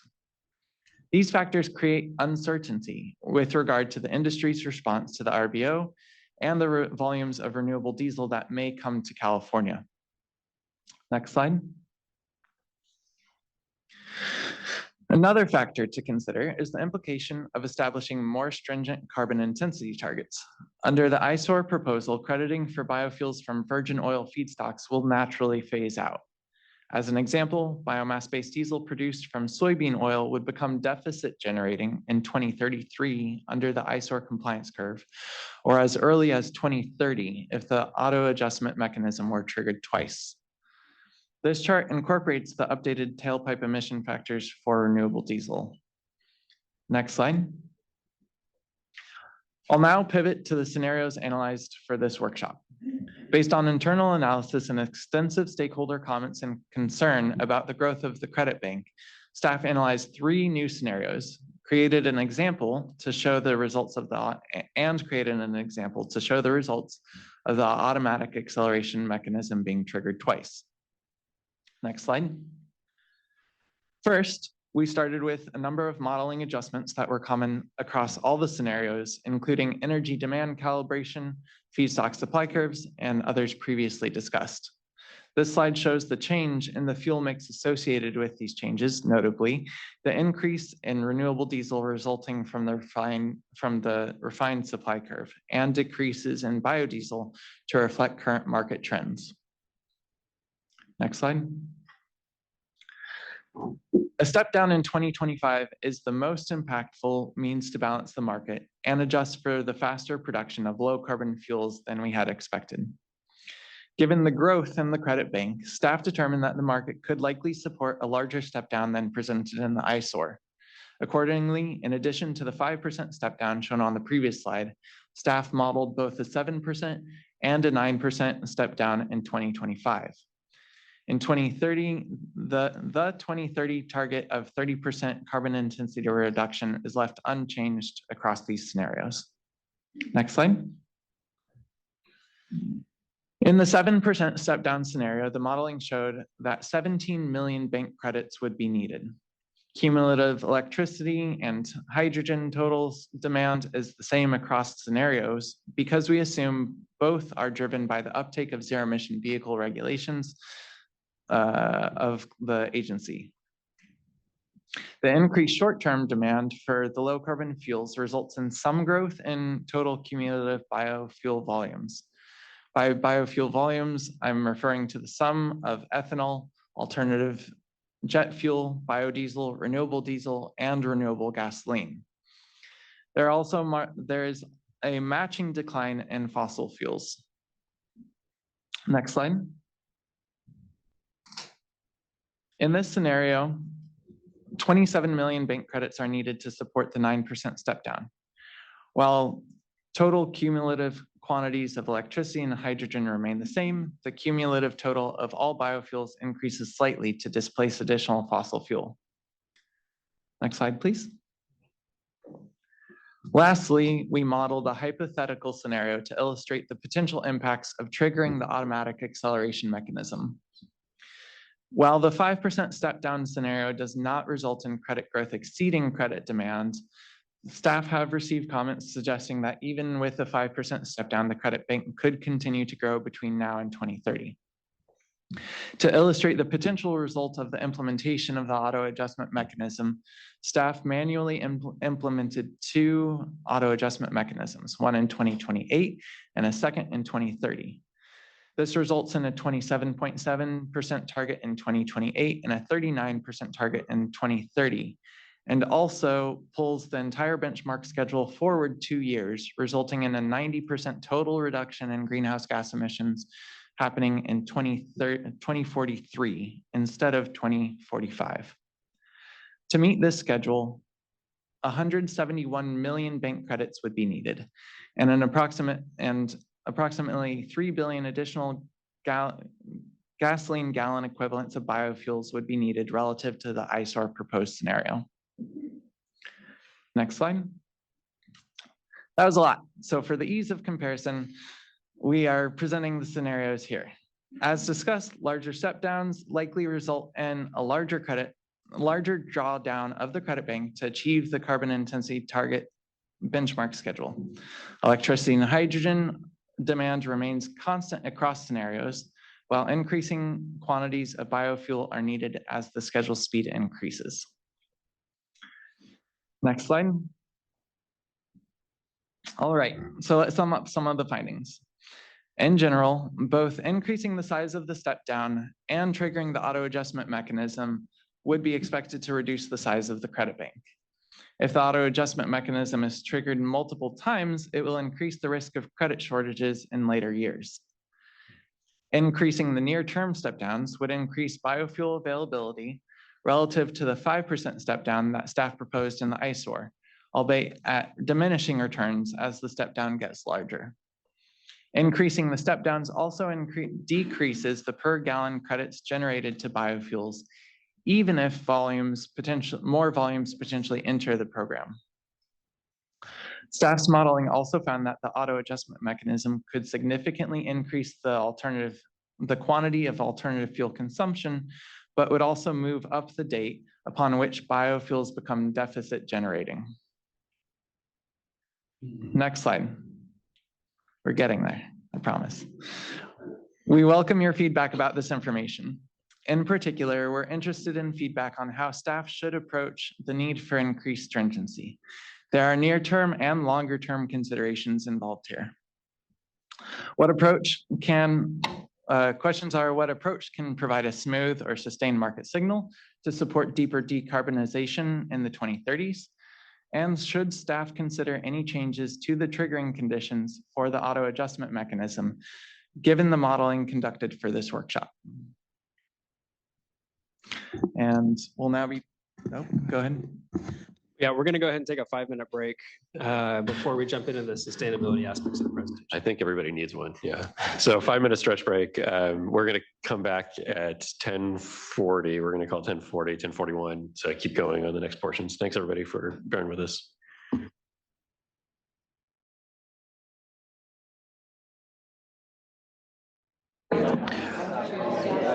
All right, it's 10:44, so we're a little bit past. Let's go ahead and get seated so we can resume the presentation.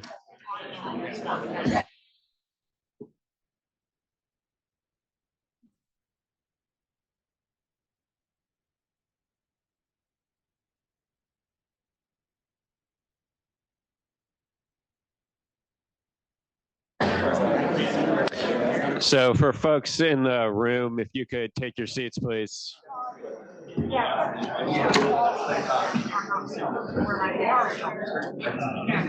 Regender. It's good. Sorry.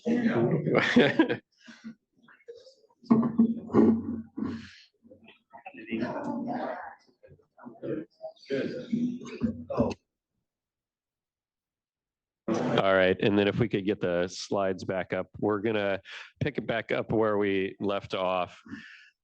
And if folks in the room could take their seats, we'd appreciate it.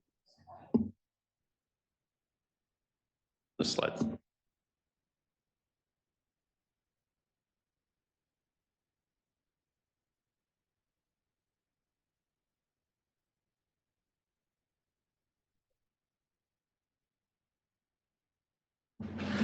Can we just have it start?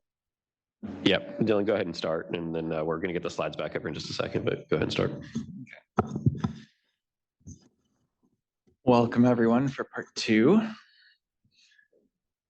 Okay, we're diving into crop-based biofuel sustainability, and we're now, yep, that's the next section. So slide 51 is what we will be on. Okay. We have been clear in our stance that biofuel production must not come at the expense of deforestation nor food production. Staff solicited feedback on crop-based biofuel sustainability concerns at past workshops and was directed to investigate guardrails at the September board hearing. Based on this feedback and direction, staff's 45-day proposal included requirements for independent feedstock certification by a certified body approved by the executive officer. Staff also built in a timeline to develop those standards and approval processes by third-party certifiers. Additionally, staff removed palm-derived fuels from eligibility for credit generation. Moving forward, we continue to monitor feedstocks entering the market and are considering further changes to the regulation. Next slide. To inform further considerations of regulatory updates, staff is further investigating the impacts of increased biomass-based diesel demand and asked for information and discussion on the following questions. How has crop-based oilseed demand and production changed as biomass-based diesel volumes increased? Does evidence show that BBD bio-based diesel production is increasing in crop-based oilseed demand and or prices? Is the increase in bio-based diesel production resulting in deforestation and or food system impacts? And what guardrails should be included in the LCFS program?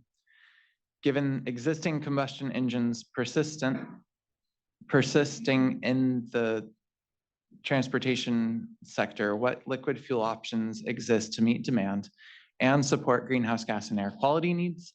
And should E15 ethanol 15 blends be considered to help reduce retail gasoline costs? Next slide. As the volumes of bio-based diesel production increased in the last few years, both waste-based and oilseed feedstocks increased. Nationally, this increase was initially linked primarily to growth in soy production and usage, but from 2022 through 2023, waste-based feedstock usage rose more rapidly than oilseed feedstocks. Next slide. We've received comments that the increased demand for virgin oils for biofuels resulted in rapid increases in oil commodity prices and may have driven food price impacts. The chart on the right shows the rapid rise in oilseeds and vegetable oils that occurred between 2022 and 2021. And while it's true that there was an increase in virgin oil used for biofuels crediting under the California LCFS during this time period, there were also a number of significant events affecting the global oil prices during this time frame. According to the USDA, effects of the pandemic reduced production, the Russian-Ukraine war, and increased demand for biofuel production all collectively contributed to the price volatility happening over this time period. More recently, oil prices have receded despite continued and growing demand for both used cooking oil and virgin oils. Next slide. So let's talk through an example of the complicated supply and demand relationships that occur in the vegetable oil market for a minute. What I'd like to show is that these markets are multifaceted, and assuming increasing biofuels use is driving increased food prices is a misleading oversimplification. Here's the visual representation of vegetable oil demands using soy oil as an example. You can see the increased industrial consumption of soy oil in the chart on the right. The US is represented by the yellow bar. The chart on the left shows the increasing soy production by country, where we see growing production in the US, China, and Brazil predominantly. So naturally, as demand has increased, so has production of soy oil to meet demand. Next slide. To date, soy-based biofuel consumption has grown proportionally to the growth in domestic soy supply, but in the last 2 years, exports of US-produced soybean oil have decreased while food-based consumption remains relatively static. This suggests that biofuel demand is beginning to increase faster than domestic oil production. Generally, the growth in US soy oil production is a result of additional acreage and increasing crushing capacity. Additional crushing creates benefits to both the fuels industry and the secondary and creates secondary value as a livestock feed. Given announced crushing facilities, soy oil production may increase in the next couple of years, and production will continue to grow going forward, which will help to meet overall soy oil demand, including for biofuel production, and will also provide supply for other co-products like soy meal for livestock feed. It's possible that increased demand from biofuels in other markets outpaces supply and commodity market increases. So commodity price increases, but it's also possible that more soy production from domestic and internal sources may put downward pressure on oil prices and downward pressure on meat prices, given lower livestock feed prices. Next slide. So, given all of this, how does CARB staff view the current LCFS oil feedstock markets? We see the carbon intensity incentives working to prioritize waste-based feedstocks. We also think that it's likely that biomass-based diesel volumes will increase in California in the future given announced capacity, but it is also unclear how much of the future volume will come from virgin oils over the long term, given the additional carbon intensity of virgin oils, the feedstock and production costs, the value of other non-California incentives, and other factors. Despite this uncertainty, and given the connected nature of the oils markets and the potential for increased demand and supply to also introduce additional land use change, CARB staff still think that guardrails are warranted to reduce risks of potential impacts. Next slide. We wanted to include this slide to show that we don't see one single silver bullet solution to addressing the concerns raised around crop-based biofuels. We think that about this as a portfolio of mechanisms meant to help address different priorities. Some of the guardrails in this portfolio are already in the program, others are new. These guardrails include provisions to prioritize waste-based feedstocks, to minimize or avoid deforestation and food availability risks from feedstock production, and to reduce impacts of agricultural practices in feedstock production. I'm going to talk through this in more detail as part of the subsequent slides. Next slide. To prioritize use of waste-based feedstocks, the LCFS pathways provide greater incentive for waste oils associated with their lower carbon intensity scores, while still requiring chain of custody documentation for these feedstocks back to their point of origin. The carbon intensity of bio-based diesel production produced from virgin oil includes greenhouse gas emissions from both production and transportation of the feedstocks, as well as adjustments to reflect potential land use change. The majority of biomass-based diesel volumes used in California have been produced from waste feedstocks, reflecting the impact of the land use change emissions that are part of the crop-based fuel carbon intensities. Next slide.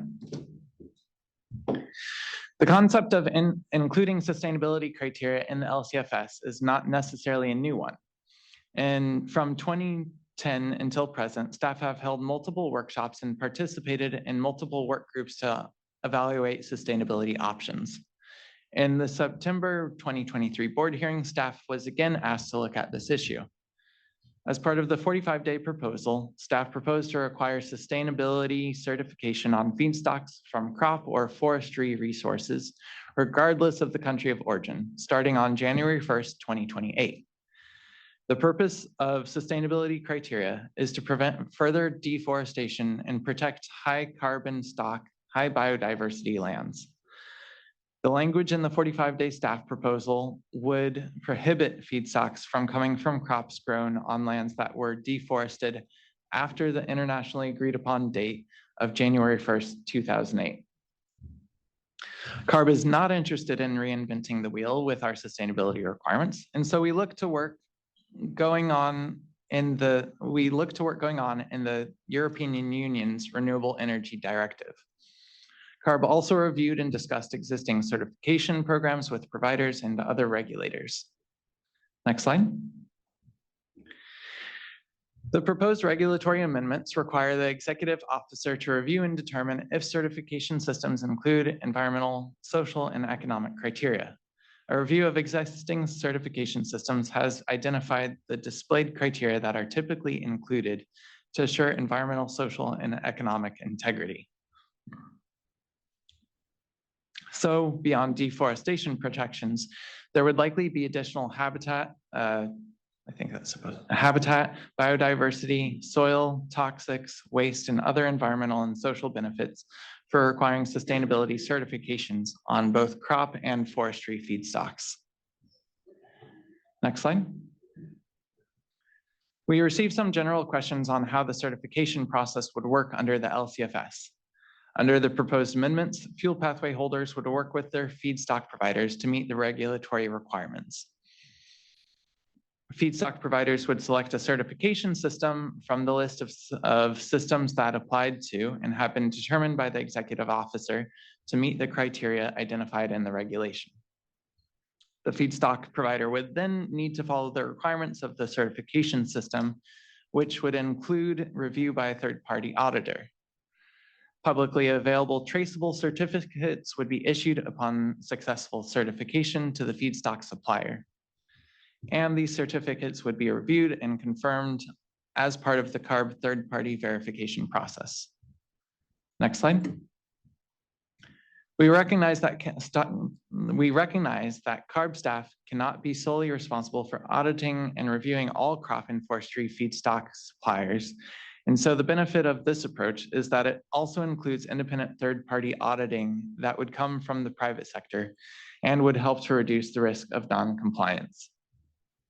The certification system audits would include site visits, confirmation that all requirements are met, including the bolded list on this slide, and certificates would not be issued until all corrections and modifications to the application have been made.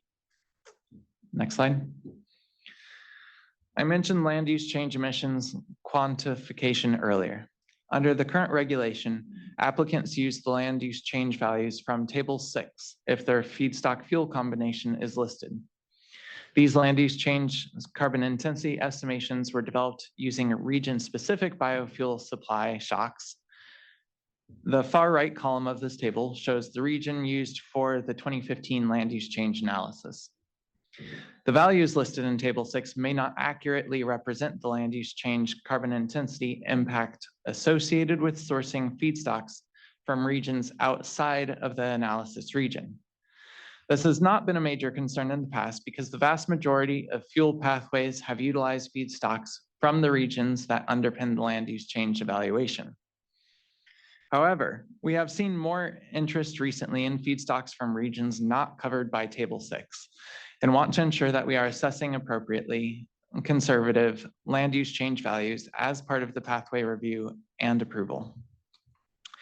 In order to ensure that the carbon intensity impacts of all fuel pathways are appropriately conservative, staff is looking into a mechanism to assign higher land use change values than what is included in Table 6 to high-risk crop-based feedstocks entering the LCFS as part of the fuel pathway application process.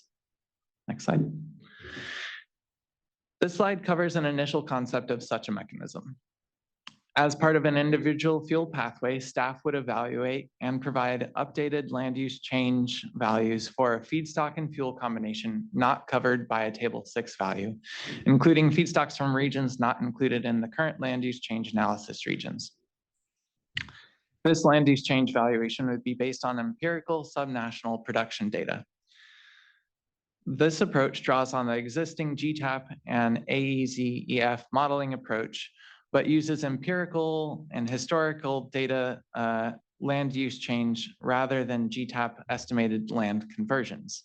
For example, staff could consider remote sensing studies that attribute land use change to crop feedstock expansion at national or regional scales in conjunction with satellite-based land use monitoring platforms that provide annual tracking of land use change for commodity crop expansion.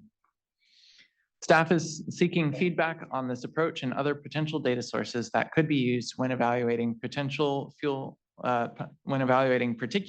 pathways with feedstock fuel combinations not listed in Table 6.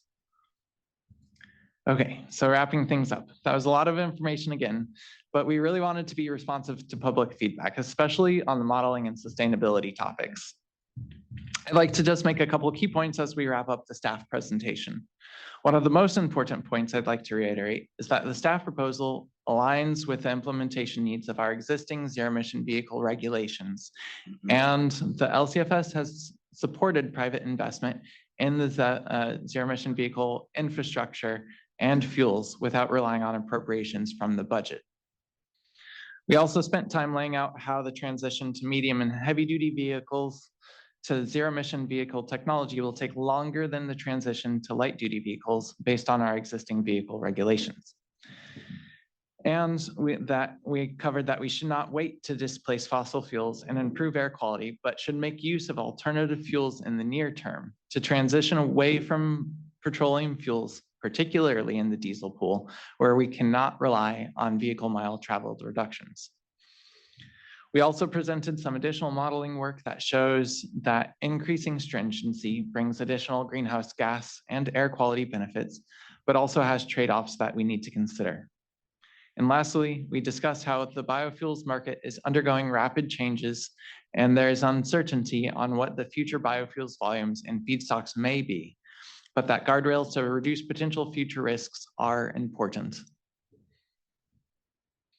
I'll close by reminding everyone of our rulemaking timing. We are opening a public comment docket for 30 days starting at the close of this workshop. We plan to initiate a 15-day change period later in the spring or early summer with updated modeling and proposed regulatory text. We would then take the package to the board for a vote with the goal of an effective date in late 2024 or early 2025. Next slide. Okay, I'll now turn it over to Rajinder. Thank you. Thanks for that presentation, and thank you all for your patience in sitting through all of this, but we thought it was very important that we go through this methodically and be very clear about the robust basis and data that we relied on for the 45-day proposal. I'm going to give it back to the staff to help figure out how to do questions in the room and then questions that come in through Zoom. I think they spoke to that, but I want to make sure that reminder is provided again. I also want to acknowledge that we are getting emailed questions directly to the team up here. So the folks at Earth Justice and NRDC, feel free to raise your hands on the Zoom to ask your questions. We're not going to be able to answer those in real time because we are wanting to make sure the folks that are here get their chance to speak, and the folks that have already joined in Zoom are following that process. And we also think that it's important for everyone to hear the questions being asked and the answers that we provide. And with that, I'll turn it back to staff. All right, so we'll move to the public comments portion of the workshop now. So we're going to start with taking in-person comments first, and we're going to start with the front of the room and work our way back. So it's the first time in 4 years. Give us a break. So Paul, you can go ahead and We can go this way. anyone in the Start front. right here. Yeah, so there's one up here. Right here. Paul, front row. Front. Front row. There's one here. Got a microphone on this side of the room and on the other side of the room. Yeah, but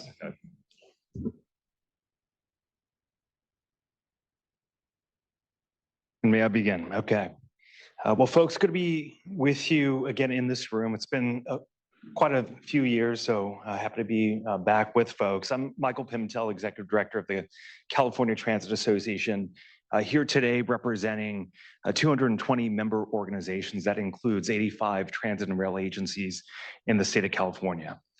And my members felt that it was critical that I be here today to participate in this forum to help defend the LCFS against some of the criticism that we've heard in recent months. And I appreciate that CARB staff have used this workshop to highlight, among other things, the benefit that LCFS has provided to public transit. But I'm here today to say that, frankly, I think it undersells the benefit it has provided to public transit agencies and to our riders specifically. And that's because the literally hundreds of millions of dollars LCFS has provided to transit agencies over its life directly supports transit agencies' operating budgets and provides critical sources of funding for maintaining and expanding transit service, in addition to supporting the deployment of low and zero carbon fuels. This means that LCFS is directly supporting mode shift for choice riders and maintained and better service for most vulnerable transit riders. With transit agencies still struggling to recover from the pandemic and many of them facing a fiscal cliff, the preservation and the strengthening of LCFS is essential.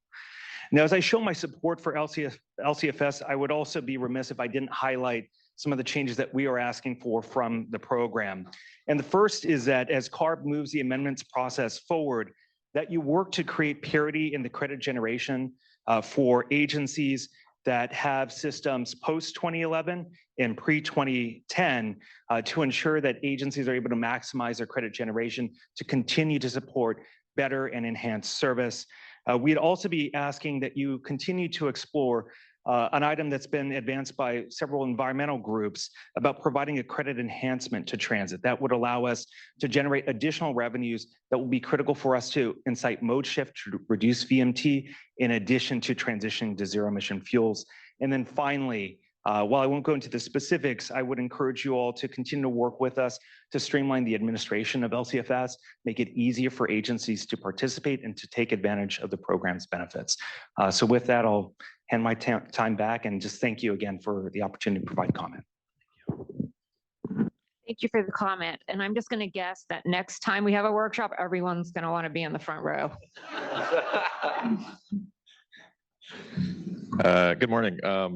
My name is Casey Coward. I'm with SEIU USWW, a labor union representing service workers in low-wage industries statewide, including subcontracted airport workers. So some of whom are here today to share about their experience with that industry and its impact on them and their communities. I hope this will help underscore the importance of addressing this industry in a substantial way and the role the LCFS has in that.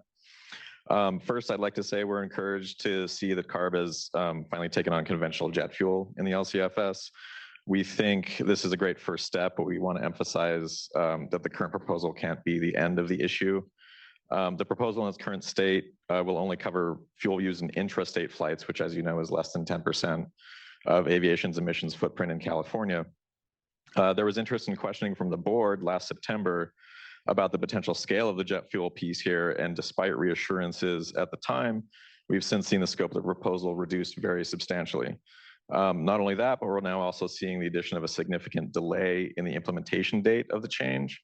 The intrastate qualifier means that over 90% of the industry's fossil fuels in California will still be exempt from the program. So 4 additional years of grace period on top of that feels gratuitous.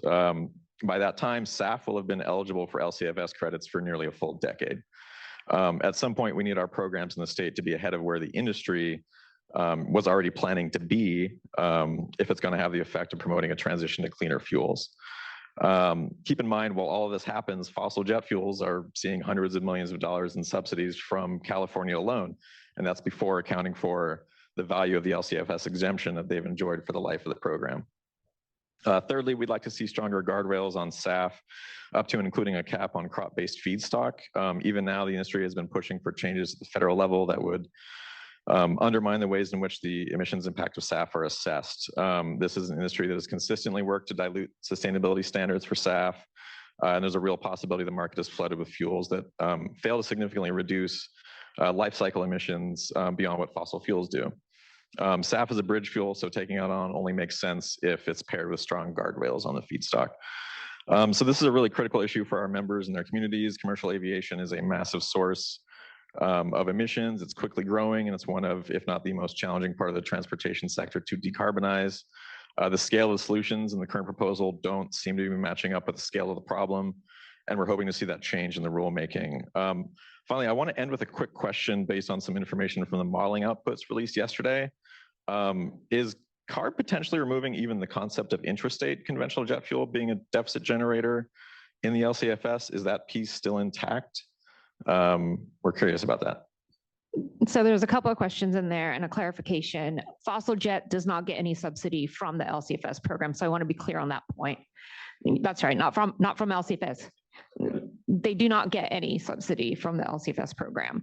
And we are looking at the volume question, and that's why it's not reflected in the modeling, because we're still talking through what potential volumes we want to put into any modeling that we do for the 15-day change.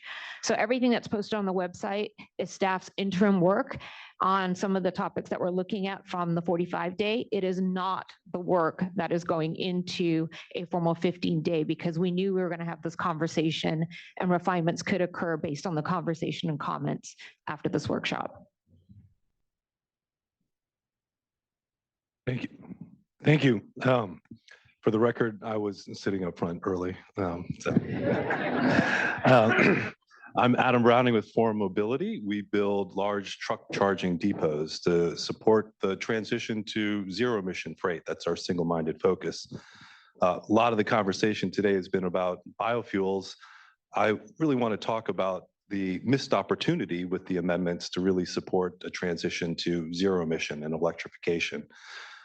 California has the most ambitious zero emission goals in the world, and it's going to take an all-of-government, really concerted approach to actually make this Herculean task actually happen. We've been, I would say that getting these reforms right are the single biggest thing that can be helpful in achieving success with advanced clean fleets. I've worked with a coalition of most of the major truck charging infrastructure providers, and we've provided clear and consistent roadmap for successful support for electrification. There's really two main asks that we ask for. First, the heavy-duty sector needs a workable capacity crediting program. It is a beautiful, elegant solution to that long-standing chicken and egg question between truck availability and infrastructure availability. We fully support its being made available to the heavy-duty sector. However, the program as it was provided, or as the amendments in the December package were, there were so many restrictions as to make it functionally near useless to us. And we would like to see some changes made in order to unhandcuff it, set it free to do its work going forward. So the program limited depots to 10 chargers. The state needs to be deploying an average of 50 chargers a day for decades, at least. We are building depots in order to provide the level of security and reliability that the freight sector needs. We need more scale, and that's going to help us bring down costs. So our depots are in the 50 to 100 truck charging size, and limiting an FCI to only 10 per depot really makes it not useful to us at all. There are restrictions on the geographic restrictions, limiting it to certain freight corridors. ACF goes from Modoc to Mexicali. Anywhere that needs a beer or a toothbrush is going to need electric vehicles. We need much broader support for siting. really limiting siting just to these highways are going to be really difficult to achieve. It limits siting opportunities. Minimum charger sizes similarly will drive up costs. Let's let the market decide this. Let's eliminate those charger sizes. I could go on. The third major issue is I'm looking at, or the second big bucket of issues is that we need an increase in LCFS credit value. When CARB did their TCO analysis for advanced clean fleets, it posited $200 a credit through 2030. The delta between that and where we are today is about a 40% increase in fuel costs for the average drayage driver in a All right, Adam, electric truck. Can you Thank wrap up? so much. I'm wrapped. I don't want to have to be the person that cuts everybody else off. Let's keep to the 3 minutes. A couple of real quick points. As someone that likes beer and uses a toothbrush daily, of course, I want to see those ZEV trucks bringing those goods into California and being fueled here in California with ZEV infrastructure. We took some pretty big pains here in the presentation to also show just how much LCFS is doing to support that ZEV infrastructure and the needs on the medium and heavy duty fleet going forward for ZEV fueling, and the fact that these capacity credits are a unique provision of the LCFS that is just directed at giving zero emission vehicle fueling infrastructure a jump start. And so we did include in the 45-day proposal some provisions that would allow for that capacity crediting to be expanded to medium and heavy duty fleets. And we also did include, as Adam mentioned, some language that would direct that infrastructure crediting to certain areas of the state. And the goal was relatively simple. How do we get ZEV fueling in the medium and heavy duty space in areas that are heavily truck trafficked and that have disproportionate poor air quality impacts from use of diesel? And so we're open to making changes on how we define and refine those provisions to make sure that we're getting where the infrastructure is needed and we're getting those air quality and health benefits that come along with it.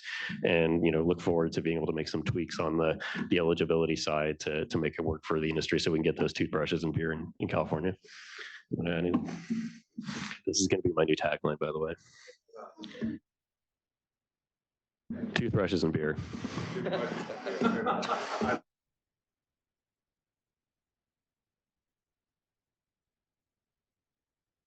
Hi, my name is Joshua White, and I just have a quick question for you guys. The current proposal for fossil jet fuel for the LCSF includes a delay to 2028 on implementation.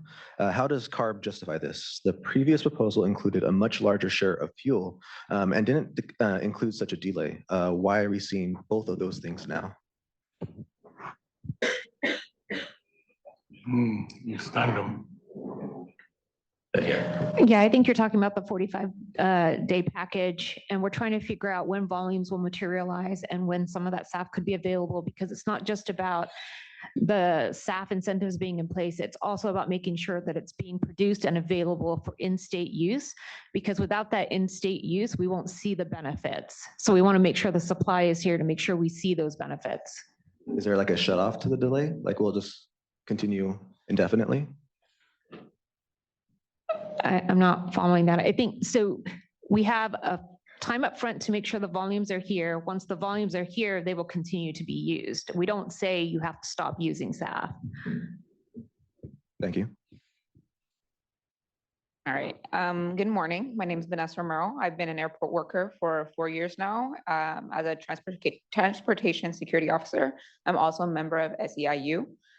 Forgive me, I'm a nervous speaker. I'm here today because I'm concerned about how global warming is being impacted by jet fuel specifically, and how in turn it's affecting us that are working in the airport directly with it. Burning jet fuels releases carbon dioxide, nitrogen oxides, water vapors, soot, and aerosols, which then reacts with the atmosphere and directly contributes to global warming. If that's contributing to global warming, I can only imagine what happens to us on a day-to-day basis being directly exposed to it. There are studies that show it affects our cardiovascular function and lungs, categorizing us the same as a heavy smoker for some of us that have never smoked.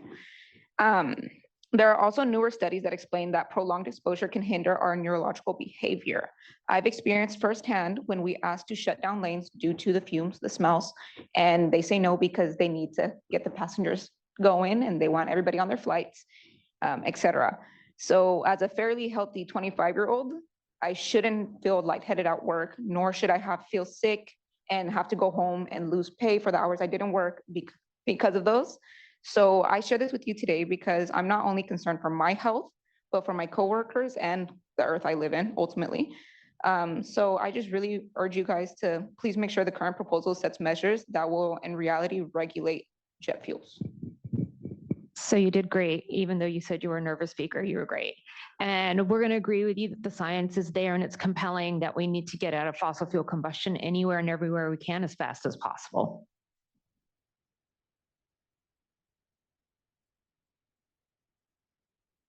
No, you really don't want me to talk. Okay.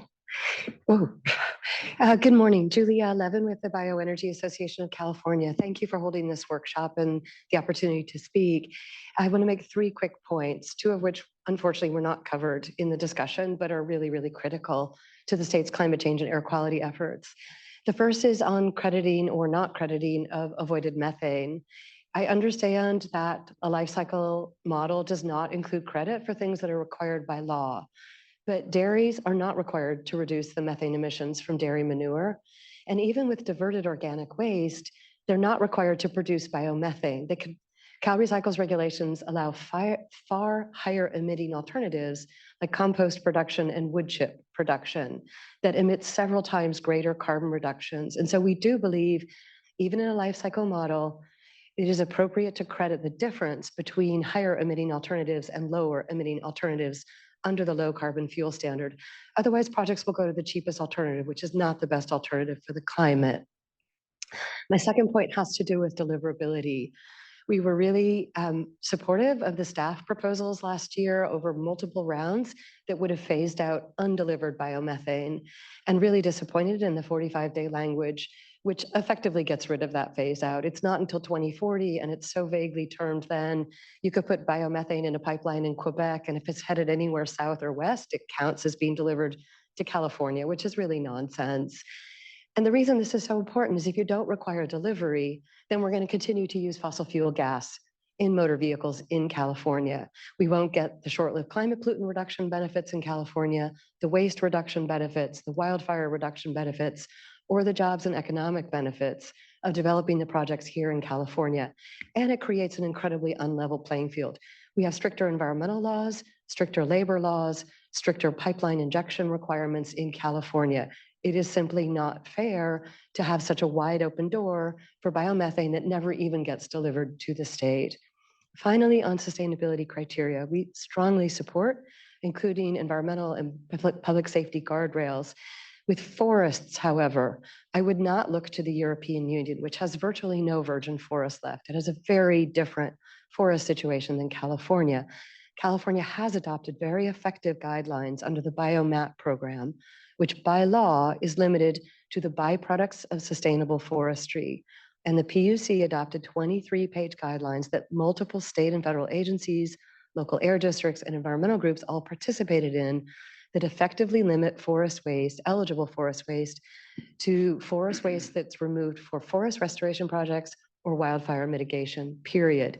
That is a far more appropriate example of sustainability guidelines for California than the European guidelines. Thank you. Thanks, Julia. Just one quick point on the sustainability guardrails. So when we're thinking about the LCFS and we're thinking about feedstocks that are coming in for biofuels productions, we have to think outside of California's borders. We have fuel production that's delivering low carbon fuels into California. That fuel production is happening here in California and outside of California, and they're pulling feedstocks from not just California, but from North America and from other places internationally. And so we're looking at sustainability guardrails and certifications that apply to feedstocks that are sourced outside of California's borders, outside of the US even, and trying to make sure that we're creating a level playing field with feedstocks that are coming into our biofuels programs, similar to how the EU program is also looking at feedstocks that are being sourced internationally and domestically. So it's not just about any one jurisdictional border. And California certainly does have very stringent forest practices rules and others to create sustainable timber harvesting and practices here in California. Not every jurisdiction outside of California has those.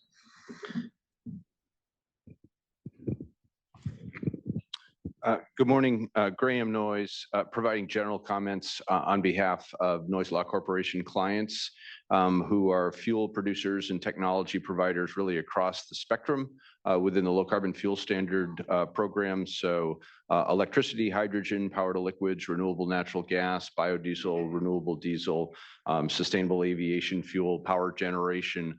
All of these sectors have really appreciated the power of the low carbon fuel standard as being an extraordinary program. We'd like to commend CARB for all the great work that's gone into it in terms of what it's achieved in greenhouse gas and criteria pollutant reduction. Since 2007, we've seen constant reduction with the exception of a slight blip after COVID.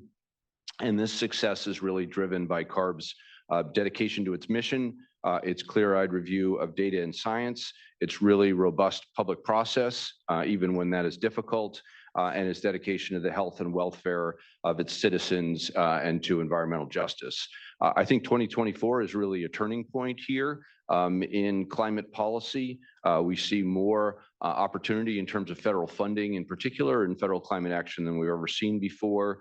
We see the suite of regulatory actions that CARB has put in place coming into effect and laying out a roadmap toward the future.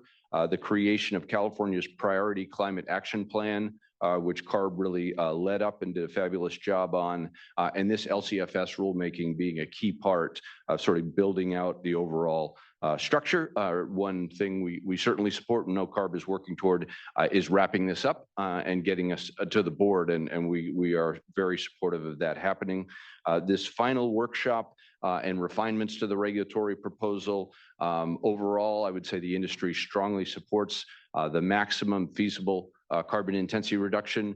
We would continue to encourage reference to the ICF report and the higher than 30%, the 35% or 40% levels. Obviously, CARB is going to make its decision there, but we can and must do more to reduce carbon intensity faster and really encourage the agency to think about how best to leverage federal policy and federal funding in this final stage. On the federal funding side, we have a whole suite of programs. Federal policy with 45V and hydrogen is crucial, and these ought to clearly be aligned with what's laid out in the Priority Climate Action Plan. And some of those, I think these go across the board within the transportation sector, truck charging for zero emission goods movement, advanced deployment of clean off-road equipment, sustainable port and freight infrastructure, decarbonization through the Energy Conservation Assistance Act, upgrading distribution systems, the SGIP program, focus on biomass and the biomass to carbon negative biofuels program, and renewable microgrids for communities and tribes. All of these are great energy and transportation programs, and we look forward to working with CARB to best integrate them into this LCFS program structure. Yeah, thanks, Graham. So I'm going to make a little bit of an executive call here, and I want to be respectful of everybody's time that came out today. And I know we've got a long day of comments ahead of us. It looks like we've got 30 plus people with their hands raised remotely, and I know many of you came here to give comments. Given that, I sincerely appreciate the airport workers that came out today. Many of you probably took time off out of your day, out of work, traveled to get here. So I'm going to offer up something here. If those that you from the airports, the airport workers union would like to make comments, I'm going to prioritize you all if we have a chance, and so that we can make sure we hear from you. Yeah, and if you have an opportunity to consolidate comments, come up as a group and give comments as a group, or just say, yeah, what they said, that will help us too. So I'm going to start here, and then for those of you that are kind of standing around the edges too, if you'd like to give comments, we're going to make sure we can hear you. And then a quick process note: we are planning to break for lunch around noon, so we've got about 30 minutes. We're going to do a lunch break, and then we're going to come back and we're going to keep going into the afternoon. So go ahead. Hello. My name is Maria Romero. I am a member of SEIU USWW. Also, I have been working with LAX for 17 years. As an airport worker, I am here to share how I am exposed every day to the airplanes and missions. I am concerned about the environment, the health impact, and it is having on me and my family. who worked and live near the LAX. Working at the terminal, I am also breathing the airplane's emissions, which has affected my breathing system. I use an inhaler to help me breathe, even though I don't smoke. I often feel lightheaded and my eyes burns because I am working in a terminal where the airplanes are kept. I also have lived under the flight path for over 13 years. And I'm not only am I exposed to these toxins at work, but at home where I live. We have to do something about this. I ask that the jet fuel be included in the lower carbs fuel standard airplanes need to be regulated as well. Thank you for your time. Thank you. Thank you. Hello, good afternoon. My name is Maria Vasquez, and I'm here from SEU USWW LAX worker. And I want to give you guys a little comment that we're all here for. I know that effectively of all of us here nearby LAX, we've been affected with the emission of the pollution and everything. And since we arrived here in San Francisco, we feel like you guys are not very more polluted than what we are and exposed. And due to that, we're more exposed over there. Just because we live nearby the airport, we commute near, and we live and work there daily basis. And I wanted to see if you guys could kind of make it into your job to do something different and, change the environment. Now it's affecting us in our lifetime. Our lungs, are collapsing. We're becoming asthmatic. A lot of people can't stand, being near the toxic of the air, gas, and everything. So therefore, thank you so much for your time.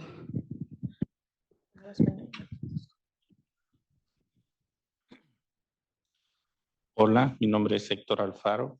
Soy miembro de USWW. Trabajo en el aeropuerto de Los Ángeles. Las emisiones de la aviación vienen de vuelos. Menos del 10% son de vuelos que continúan y terminan en California. ¿Cómo esta propuesta puede ir más lejos para tener un cambio positivo en la industria y cómo lo harán? Hi, my name is Hector Alfaro, and I'm an airport worker and a member of SEIU USWW. Less than 10% of aviation emissions in California are from flights that begin and end in the state. Does this proposal go far enough on jet fuel to actually encourage positive change in the industry, and how will you accomplish that?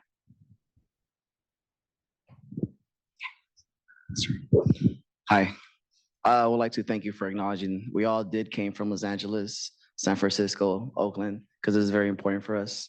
My name is Armando Munoz. I've been working at the airport for the past 14 years. Communities, often majority Black and brown, are the ones endured exposure from an array of toxic pollutions produced by airport operations, adding decades of environmental racism to communities that we are already struggling. I am exposed every day at work, and many of us live under the flight path, so we're exposed daily. As our airports continue to grow and get billions and billions of dollars, our flights will also increase and pollution will also as well. It is time to make sure that the current proposal addresses concerns of jet fuel pollution. And if not now, when? Thank you. Daniel? Yes. Hello, I'm Daniel Chu. I have worked at SFO Airport for 4 years, and I have been a member of the SEIU for that entire time. I'm a baggage screener, so I do security screening of heavy cargo before it is loaded into the planes. My work environment is blackened by coatings of ash and soot, even indoors. It blows in and gets between ceilings and walls, under doors, even through conveyor belts. These heavy emissions then mix with the grime of the airport and stick. It sticks to ladders, walkways, guardrails, safety equipment. Basically anything an OSHA inspector would want to have good traction. And I've spoken about my work environment because the effects are clear and obvious. It literally stains the building. But these effects also end up in workers' lungs. On bad days, the haze can be felt on the eyes. By reducing the heavy toxins in jet fuel, you'll be making a safer airport for ramp workers, security, technicians, construction workers, inspectors, and thousands of people with backgrounds and training from across the world. Thank you for your time.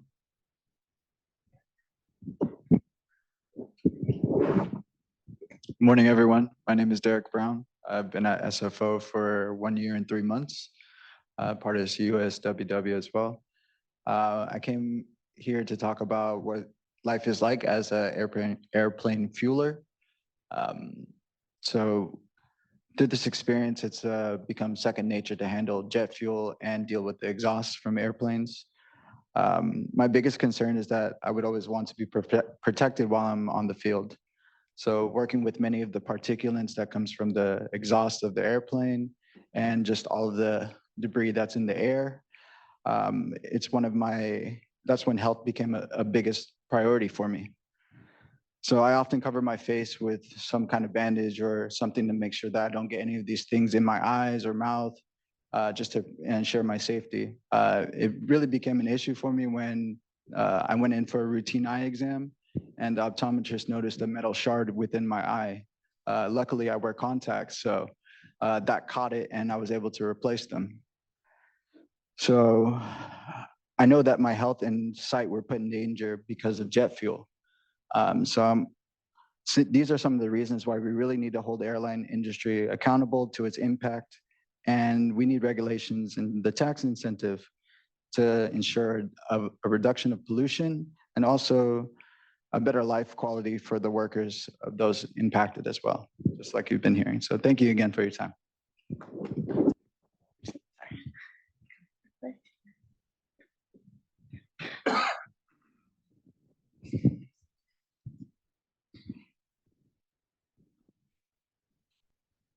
Hello, my name is Marian Smith. I am a TSO screener at San Francisco Airport. I'm here to ask CARB to regulate and hold the aviation industry accountable for the air quality we have to breathe every day. Personally, at my checkpoint, I'm known for keeping Tylenol for myself and coworkers because we have constant headaches. We're also extremely tired after inhaling the jet fumes. We should not have to medicate ourselves in order to make it through the day at work.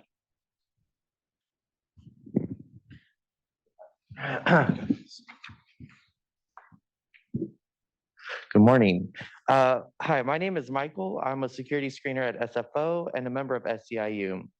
As someone who is immunosuppressed and has heard of other screeners coming forward with respiratory issues of their own, I've heard that although California has led the way in regulating other polluting industries, the state has yet to meaningfully account for the impacts of burning conventional fossil jet fuels. Without a tax, the airline will have no incentive to clean up and start looking for alternatives to fossil fuels. The California Air Resource Board should continue to lead the way in regulating polluting industries by taxing the airlines for their environmental impact, asking CARB, what resources will you allocate to help facilitate healthier air for those who work in the aviation industry? Thank you.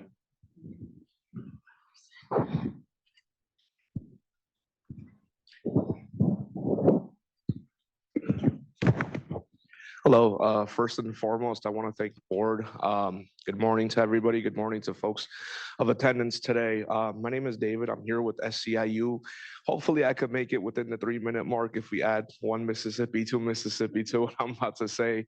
In regards to my public comment, first part, I would like to say if we can offer Spanish translation to Californians, who've been here. A lot of folks, as you mentioned, Matthew, yes, they did jump on a plane this morning, missed work, to come out and kind of express how they feel. This is a community issue. This issue for airline workers and folks of that community affects them every single day, not only when they're at work, but their children at school, their children at home. My question for today is the aviation industry has consistently opposed sustainability criteria for sustainable aviation fuel. How will the current proposal ensure that jet fuel is not simply being replaced by fuel that comes from sources with nearly the same carbon footprint as as fossil jet fuels? Thank you for that comment and question. And we're just going to collect some of these questions and we're taking notes on them. I do want to address the translation piece because when we do send out the listserv notices, there's a contact number to request translation. And we were contacted on behalf of the group speaking right now, but it was a bit late in the process to try and line up those services. But I think what this means is we're just going to default and make sure Spanish translation is available at all forthcoming workshops. Of course. Are all the SEIU workers done? Okay. Hi, I'm Leslie Martinez with Leadership Council for Justice and Accountability. Over the past 2 years, community residents from the San Joaquin Valley, organized as Central Valley Defenders for Clean Air and Water, have attempted to engage in a conversation with staff on how decisions they are making are impacting their health and well-being of their communities. Rather than meaningfully engage with the people who live in the region where 90% of the state's cows live, and a region with the worst air quality in the country by many measures, where childhood asthma rates rank among the highest in the nation, and where nitrate pollution ruins drinking water sources. Staff has deemed community members as unworthy of having their concerns openly discussed and looked into. The agenda for today's meeting clearly shows that. Members of the Central Valley Defenders have met with board members and traveled hours to give 2-minute comments at workshops and meetings. Board members and the EJAC have given direct direction to CARB staff to further explain the public health concerns of communities related to the proliferation of a combustible fuel that does not alleviate water or local air concerns, regardless of how much industry says it does. And it does not produce affordable, clean transportation investments for the communities that they're poisoning. Just as the state permitted oil wells, landfills, and biomass facilities in Black and brown neighborhoods for decades, CARB's dairy gas crediting scheme is the newest way of sacrificing vulnerable communities of color in the Central Valley to prop up a market that relies on unsustainable and unjust factory farming practices and overstated, inadequately tracked, and insufficient methane reductions. Central Valley Defenders for Clean Air and Water have decided to refrain from attending this workshop because they no longer trust that staff is trying to create a program that actually works for everyone. Today's agenda that virtually erases their concerns and the eyesore their recommendations enforce that. They remain committed to informing changes to the LCFS that will create a program that supports long-term health and sustainability of all Californians, but they refuse to participate in this venue where they have no reason to believe that they won't continue to be ignored, dismissed, and frankly disrespected by CARB staff. To date, CARB staff has shown themselves unwilling or unable to develop a low carbon fuel standard that promotes and protects the long-term sustainability of Californians.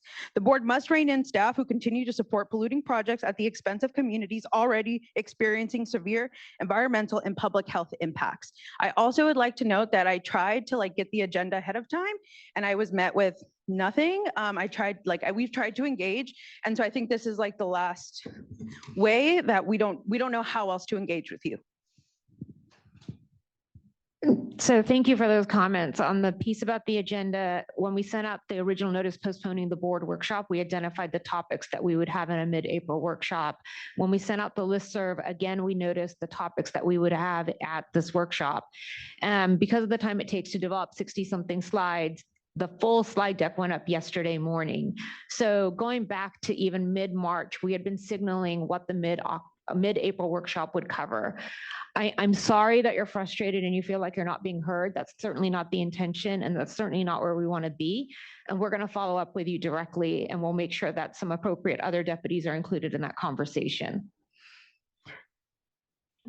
Right. So I want to go back to how we were trying to prioritize comments for the airport workers here today who flew up to Sacramento or drove in from San Francisco. So could we please make sure that they continue to get the opportunity to share their comments before they have to leave and head back?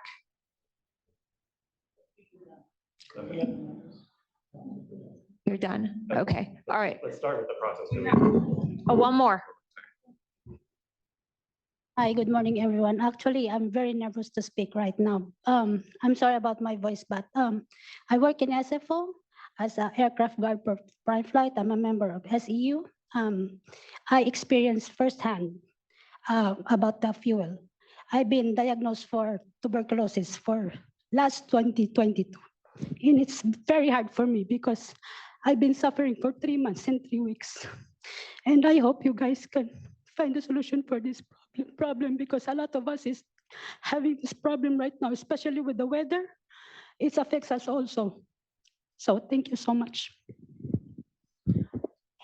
I just want to also note that there's been, we're talking about greenhouse gases and air quality. I just want to make sure folks know that in the SIP process, the state implementation plan for improving air quality in the state, there's also a flag in there about looking at the aviation sector directly for those harmful pollutants that have to be met for federal purposes and state purposes.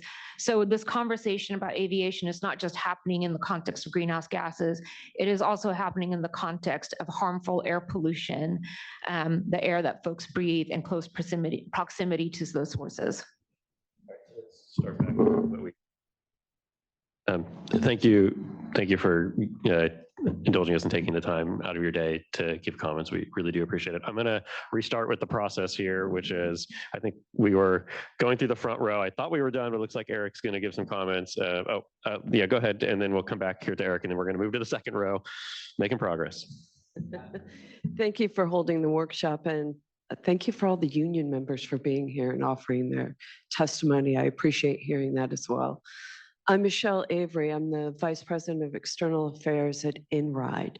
INRIDE was founded in 2016 to eliminate air pollution in shipping.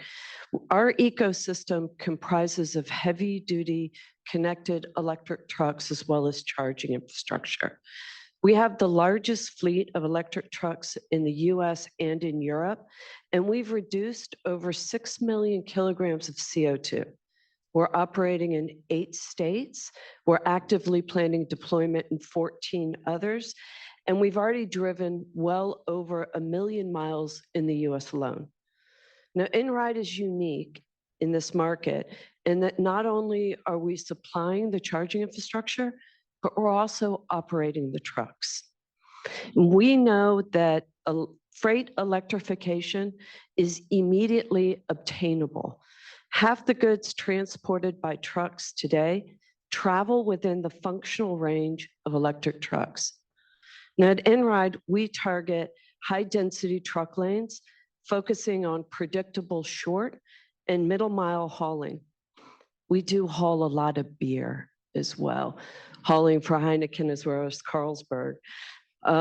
We focus on grocery retail, consumer packaged goods, and industrial sectors, as these segments tend to be aligned with carbon reduction, have constant flows, and at our ranges that are ideal for EV trucks. There are a lot of these lanes in California. To support our growing base in California, INRIDE has opened the largest heavy-duty EV charging station in North America in Linwood, located near the ports of Los Angeles and Long Beach, with 65 chargers, having the ability to charge 200 trucks a day. The overall charging capacity of the site is up to 7 megawatts, and all 65 smart chargers or DC fast chargers have 180 kilowatt charge rate.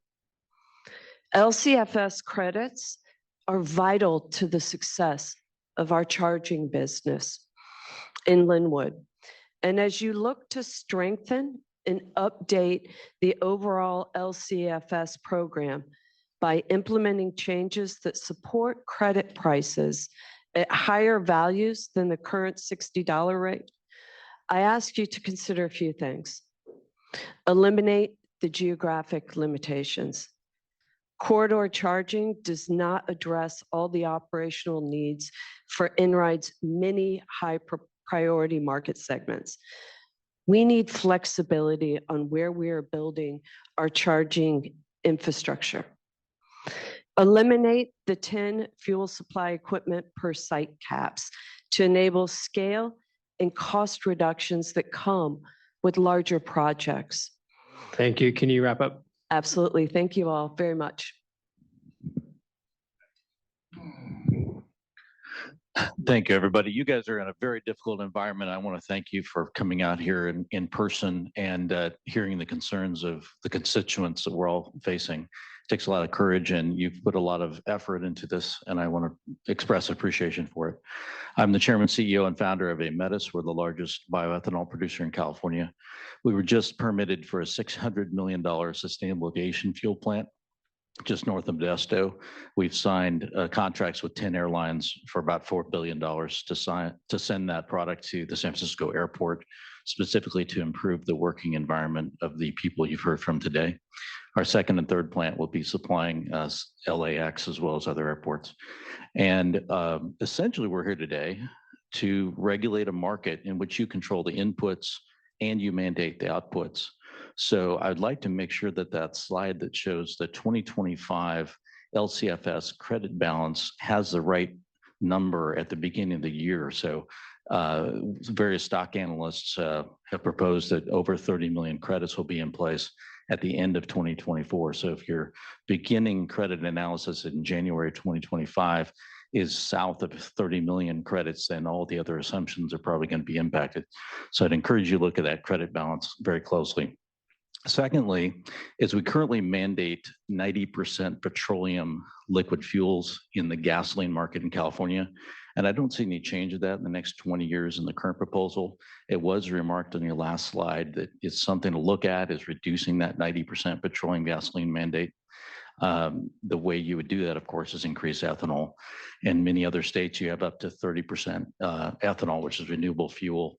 We currently sell 65 million gallons a year, today at about $1.80 per gallon. So when you go to the gasoline pump and you pay $5 for gasoline in Modesto, California, we produce that product and sell it for $1.80 a gallon. And I would encourage a higher blend of ethanol as we try to decarbonize.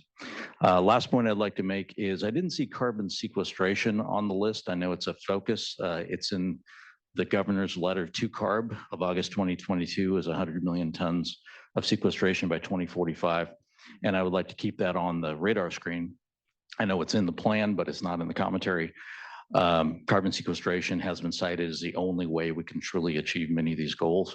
And the policies in SB 905 and others to clarify how to sequester carbon in California are continue to be an important part of the use of funds of low carbon fuel standard credits. Final comment, investors need clarity. We lost $50 million of market value in 2 hours yesterday as a NASDAQ listed company after this slide deck was posted.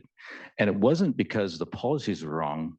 It's because the communication appeared to be bad for biofuels companies. And we are a leading biofuels company, not only here, but also in India.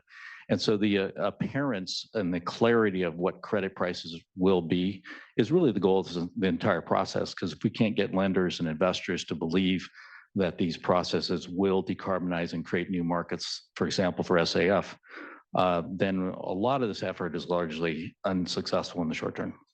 All right. Thank you. Yep. And we are having some issues with the timer, but we're tracking here separately. So I didn't cut you off early, but again, just a quick time check. We've got 10 minutes before we break. So I think we can take 3 more. We're going to do 1 here and then maybe 2 more on this side. Yeah. Okay. So go ahead. Thanks, Matt.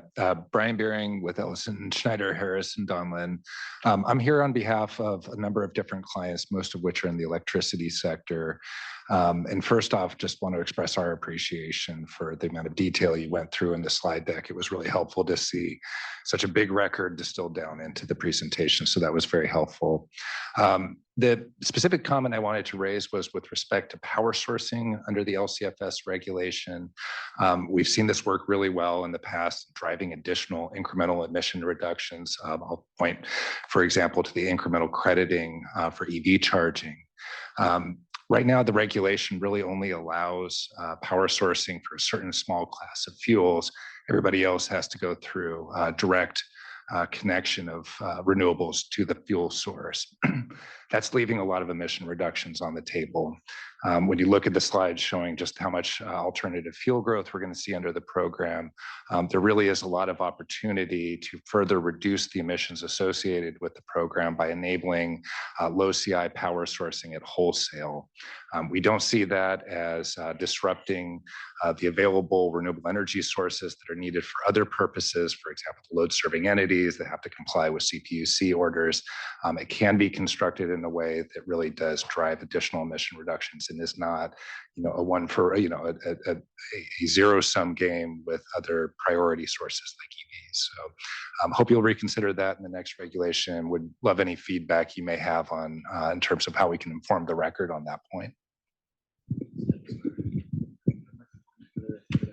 Okay. Well, we passed it down. Sorry, I pointed that we'll take 2 more comments here from the middle, and then we'll go down.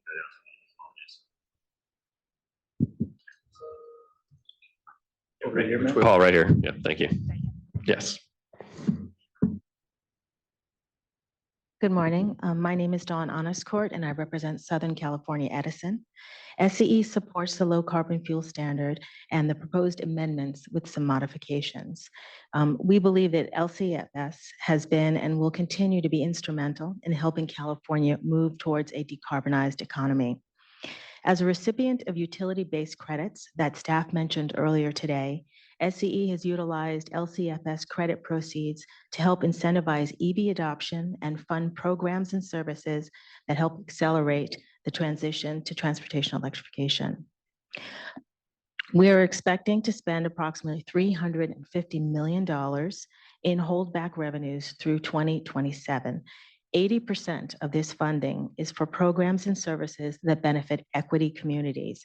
Examples include pre-owned EV rebate programs, our Charge Ready Home program, subsidized public EV charging for low-income EV drivers, and a soon-to-be launched drayage rebate program, and more. EV adoption continues to increase, due in no small part to CARB's strong policy positions and support from utility low carbon fuel standard programs. We appreciate CARB's extensive efforts to collaborate on the proposed amendments. I want to highlight 3 additional modifications we believe are needed. First, we request that CARB combine the separate holdback project lists proposed for equity and non-equity projects. The proposed language would limit our ability to use LCFS revenues to fund key activities such as vehicle grid integration, and we don't believe this was intended. Second, we request that CARB direct large IOUs to utilize their holdback revenues to fund a minimum of 3 program options. This will help demonstrate that LCFS is a tool to address diverse customer needs. And third, I'd like to touch upon a point raised by colleagues from Forum Mobility and NRIDE. CARB should reject the 1 mile requirement in the capacity crediting provision for public and shared private medium duty and heavy duty vehicles. Instead, the program should allow for greater flexibility in placement to take advantage of available circuit capacity, which is incredibly important for us as we try to electrify, and to avoid overburdening highway adjacent communities and creating undue costs and delay in the deployment of critical MDHD charging infrastructure. Thank you for the opportunity to comment. Okay, go ahead. Yeah, since you've got the mic, and then we'll end on Jamie since we have a few extra minutes. So Jamie will be the last commenter before we break for lunch. Yeah, go ahead. All right, thank you. My name is Ethan Hendricks. I'm here from AMP Americas. AMP is a methane abatement company. We partner with dairy farms to help them prevent methane emissions from their manure lagoons. We supply RNG to heavy-duty truck fleets, to hydrogen pathways, and to charge EVs. I'm sure that some of our truck fleet customers also help move toothbrushes and beer. Over our history, AMP's projects have prevented nearly 2 million metric tons of carbon equivalent emissions. We plan to rapidly expand our impact over the next several years, provided the LCFS remains a durable policy framework that supports methane reductions and biogas-related pathways. CARB's LCFS program has been successful because it incentivizes innovation and private sector investment across a wide array of fuel pathways, including pathways that rely on methane crediting and book and claim. It's critical that we maintain these features and technology neutrality if the LCFS is to continue as a durable and successful fuels pathway or fuels policy.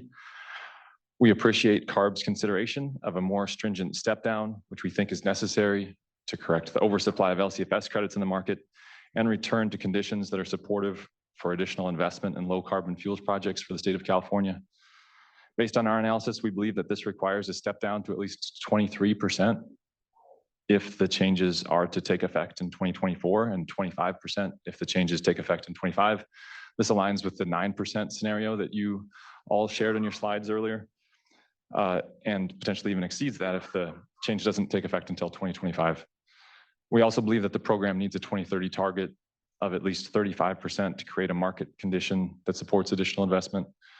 Regarding the auto acceleration mechanism, we strongly support its inclusion in the regulatory amendments, and we have done detailed modeling on its structure as well. We believe there are a few minor but important adjustments for CARB to make with its final proposal on this front. Most importantly, it should take effect as soon as the regulation does. We'll elaborate on these points in more detail in our comments and appreciate the opportunity to share them with you today verbally. Finally, want to thank you all for all your hard work creating these stakeholder engagement opportunities. We appreciate the hard work you're doing navigating very diverse interests here and appreciate your maintaining high standards and evidence-based decision-making and policy setting. Thank you.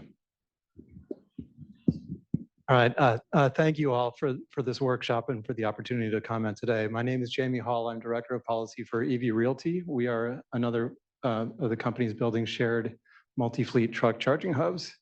I'm new to this role, but I've been working on LCFS since it began, and it's kind of fun looking around this room, seeing a lot of old friends from sort of early days of LCFS, and I'll say it's cool how effective this program has been. It's been really successful in driving investment into a wide range of alternative fuels, and this includes electrification and not just biofuels. The market signals from LCFS have worked, but they are not all that strong today. And I think we were talking earlier about the way that LCFS can support various state programs and the benefits that LCFS can provide. A lot of that was based on sort of credit values that are at least 3 times where they are today. So we look forward to continued discussion about sort of how to bring this back into balance. I want to spend the rest of my time talking about truck electrification. I know there have been a few others that have made similar points. We have really ambitious goals for the medium heavy duty vehicle sector and advanced clean truck and advanced clean fleets. And the LCFS, and specifically the infrastructure credits through the FCI program, could be one of the best tools that the state has to help us achieve those goals. By providing some certainty around revenue generation, it can drive really a lot of private investment into this sector. As Adam said, it is a beautiful, elegant program. As currently proposed in the language that we've seen so far, however, it's not really workable. And that's partly because it places geographic limits on the charger deployment, and partly because of the site specifications. These are problematic for 2 reasons. First, they're not really aligned with fleet operational needs. Our truck goals require us to build charging where the fleets are and where they operate. That goes well beyond highways. And in fact, some of those segments of the market that are most sort of primed for electrification are things like last mile delivery and short haul trucking. And, think about things like warehouse districts in the Inland Empire. Just need a little bit more flexibility to get that charging where it needs to be. And second, I think Southern California Edison is really well qualified to speak to this. We need to move quickly, and that means finding locations that don't require major multi-year grid upgrades. And if we limit ourselves to 1 mile off the highway, it makes that much, much harder to do, thereby driving up costs and increasing delay. So need to see some additional flexibility for this program to be as effective as it could. We've been having good discussions with staff. Just want to say we appreciate that. We appreciate you holding this workshop and making time for us. If we get this right, this really can be a very powerful driver for electrification in the state. Thank you. All right, thank you. So we're going to come back at 1. When we do, we're going to kind of restart in the places that we ended here. Michael and Todd, you guys are next if you guys want to give comments. I have a photographic memory. So we'll restart generally where we're at and meet everybody again back at 1. Thank you. We'll see you soon.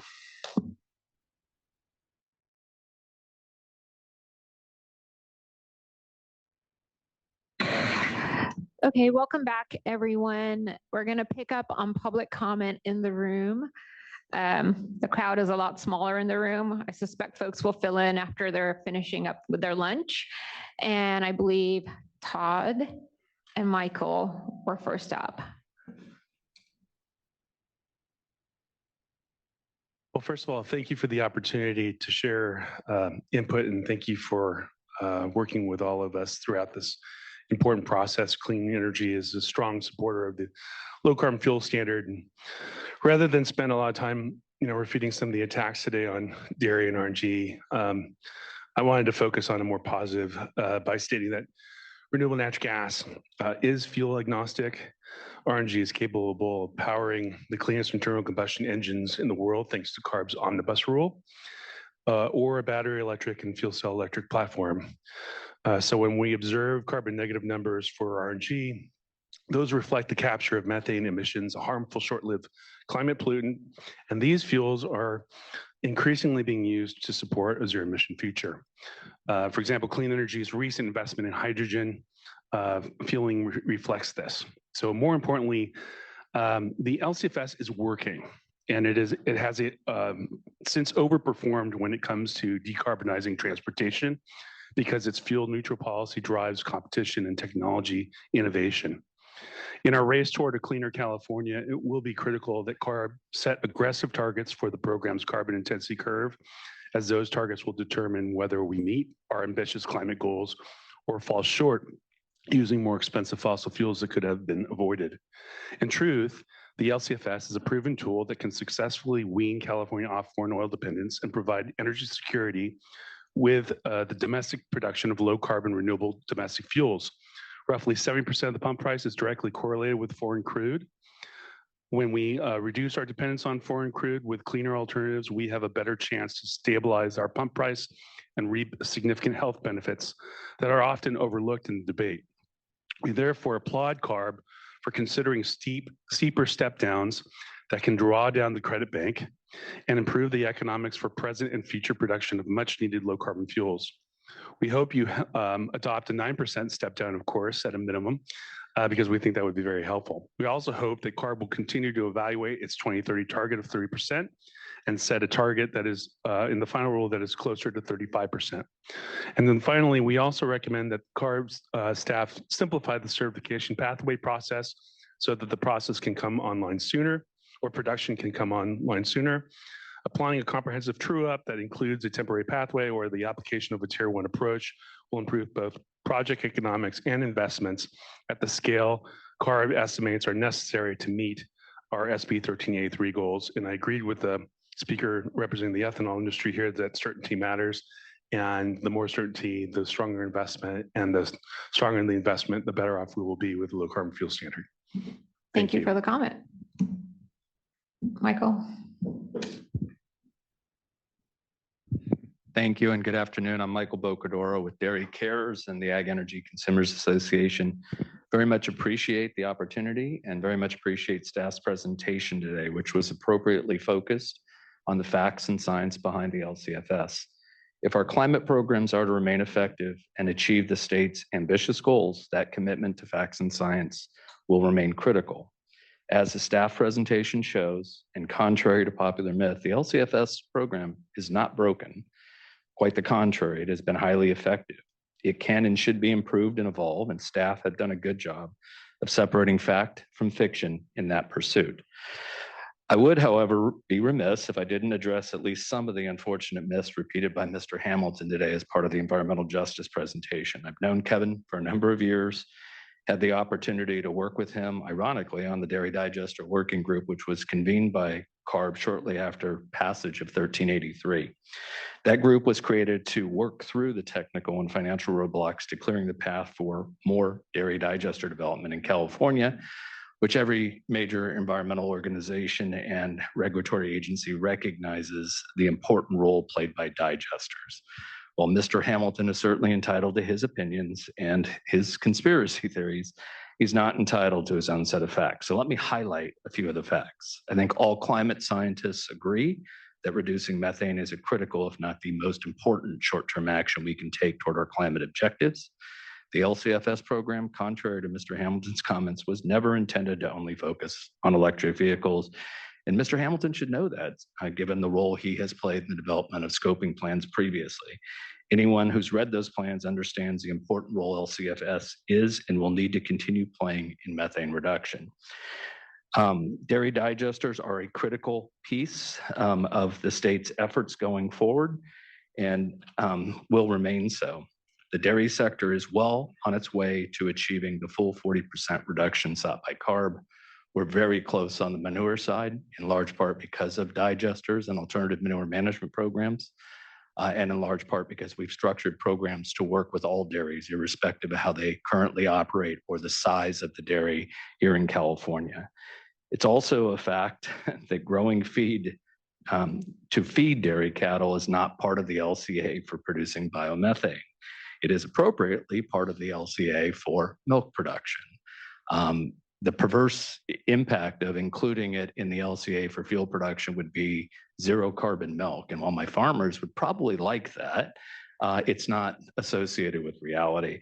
And then it's really important to understand that getting rid of avoided methane crediting would not only impact dairy digester development going forward, it would have the also unfortunate impact of reversing much of the reductions we've already achieved. For those reasons, we appreciate staff's attention to the facts and not the fiction. Thank you.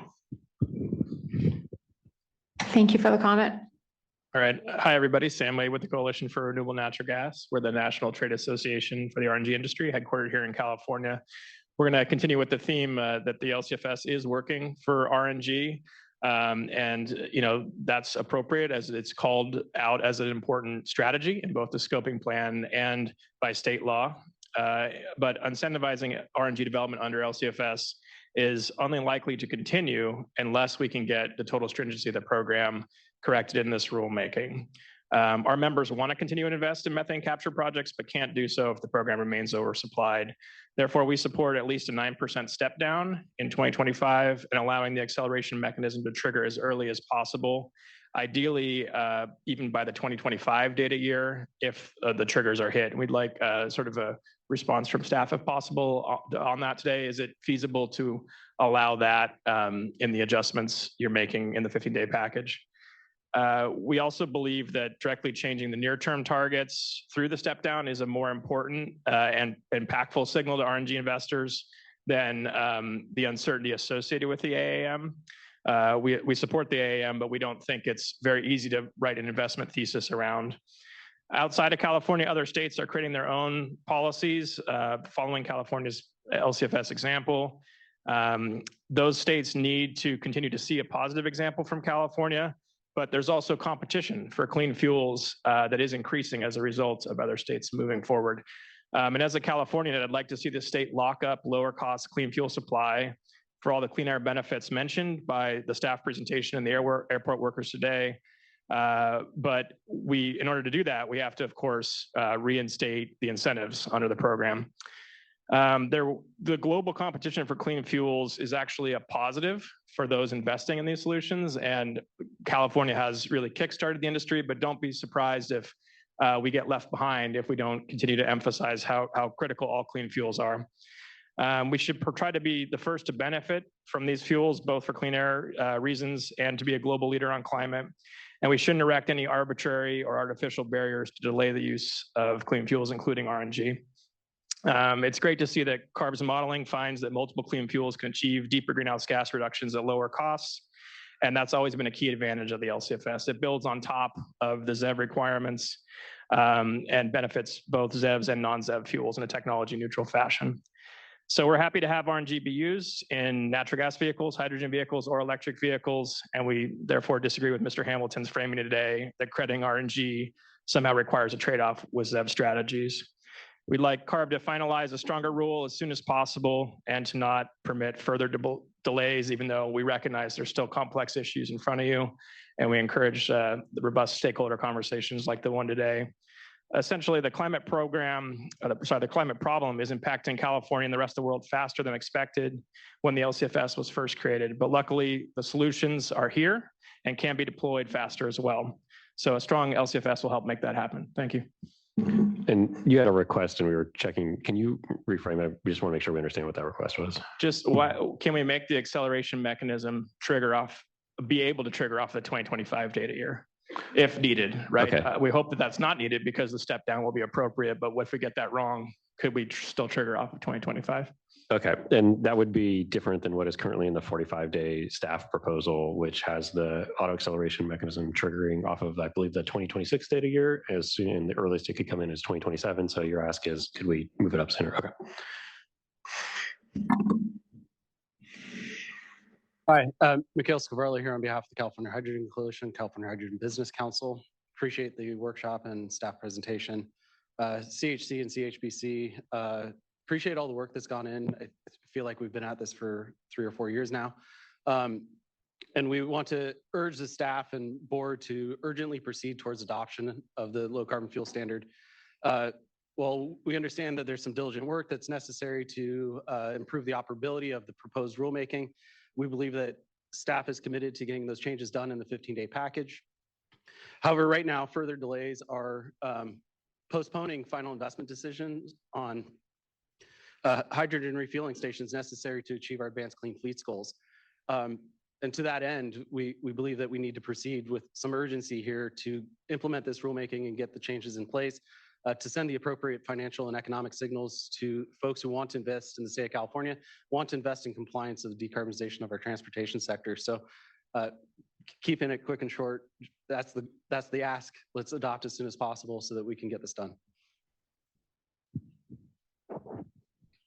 Great, thank you. First of all, I just want to thank each of you and all of staff and leadership for all of the hard work that's gone into the LCFS rulemaking, which, as many have noted, has gone on for quite some time now.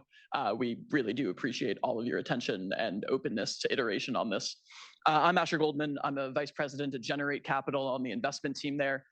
Generate's an investment firm. We invest in sustainable infrastructure and climate solutions. We're headquartered out of San Francisco. We invest in everything that the LCFS touches. And our goal is to build climate solutions across energy, transportation, agriculture, waste, and water. And so I personally have been involved in the market for a while now, and the company for even longer. LCFS is at the core of many of the investments that we have made. We want to continue making those investments, including in EVs, charging infrastructure, hydrogen, and biofuels. And I do appreciate all the work that went into the presentation today. It was very well done. I do want to first discuss the CI targets. Very happy to see that CARB is considering deeper step downs that had previously been signaled. The feedback to CARB, I think through testimony, written comments, and the market price of credits is that the 5% step down that had been previously considered is insufficient. I think 7% is a lot better, and I think 9% is a lot better than that. So excited that this is now being considered more formally. Part of the reason that the 9% step down is so much better, and I'll get into this more in written comments, but it's precisely to avoid the AAM being triggered. I'm a huge proponent of the AAM. I think it will be a really good safeguard to what we're doing, but the whole goal should be to avoid the situation in which it can trigger. The 9% number does that a lot better than 7 and certainly 5% do. We also strongly support CARB's fix of the issues caused by the revisions to the diesel baseline value. We understand why those baselines change. We think that's very important to update those, but it would have made the program de facto less ambitious, and we were happy to see that is being considered now. I would love to know, if you guys have more details to share about how you want to go about implementing that fix. That would be really helpful, especially as we try to understand exactly what 7% and 9% might mean for the step down. And lastly, I want to commend CARB on maintaining its adherence to tech neutrality. As an investor in the space, we cannot invest in EV deployment and EV charging infrastructure if CARB is constantly kicking out other fuels from the program. It would undermine our confidence in you folks who administer the program. It is very, very important for the market to see the rules of the game, understand them, and then deploy capital behind them.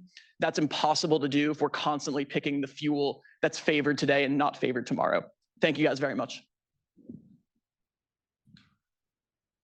Hello, my name is Paul Souza. I'm with Western United Dairies, and my family also has two dairies in Stanislaus County.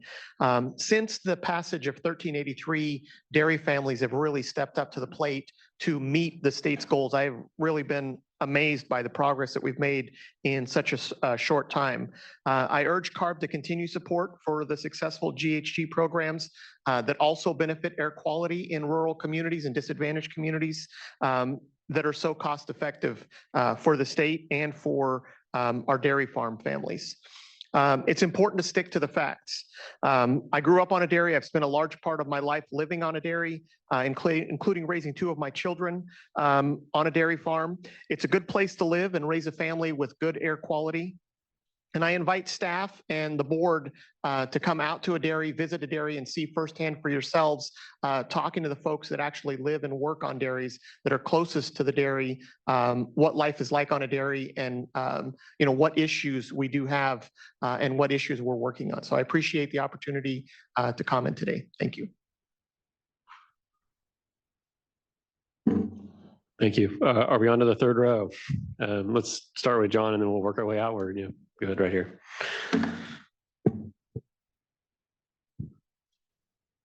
Hi, I'm John Blue. I'm here today representing the California Farm Bureau Federation. And just wanted to address a couple things. One, we need to address methane emissions in California, and we're concerned about withdrawing support for projects would address methane. So the avoided methane is an important part of financing these challenging projects. So we discourage the removal of that credit. Additionally, it might be a little premature to start talking about crop-based fuel limitations, particularly in California. We understand imported, that's a slightly different story. But if you do a certification program for crops, I think it was on slide 64 or 65, we would definitely like to be part of that developing process. So thank you very much. Thank you for your hard work on this extremely complicated regulatory package. Yeah, we did get a lot of comments on the sustainability certification piece as part of the 45-day proposal. I encourage folks to put additional comments on how it would get implemented, questions that are specific to their own feedstock supplies and sourcing and geographies into the comment docket that we have open for this workshop as we think through potential implementation of something like the sustainability certification. We want to make sure that if we ultimately do put it in front of the board, that we understand some of the implementation needs. Thanks. Hi, good afternoon. My name is Catherine Larson, and I'm with the Sacramento Municipal Utility District, or SMUD. SMUD's a local publicly owned electric utility serving customers in Sacramento County, and we're also a member of CalETC. So thank you first for the workshop today. There was a lot of detailed and complex information presented, which we're still digesting, and we'll look forward to digging into more over the next 30 days. But I did want to take the opportunity today to highlight SMUD's overall support for the LCFS program. Transportation electrification is a key component of SMUD's 2030 zero carbon plan, and the LCFS provides critical funding support for programs and investments that advance electric transportation within our region, while also helping to keep SMUD's electric rates among the lowest in the state. Over the last 5 years, SMUD has directed approximately $26 million in LCFS funds into a variety of programs and projects to incentivize EV adoption and EV charging infrastructure. In the next few years, SMUD expects to direct LCFS spending on additional high-value programs, including further increasing EV charging infrastructure in underserved communities, deploying additional e-mobility hubs, again, primarily in underserved communities, to offer a range of electric transportation options, and workforce training programs aimed at developing the workforce that we need to support our electric transportation future. SMUD believes that LCFS-funded programs benefit all ratepayers by promoting transportation electrification, which in turn provides downward pressure on rates.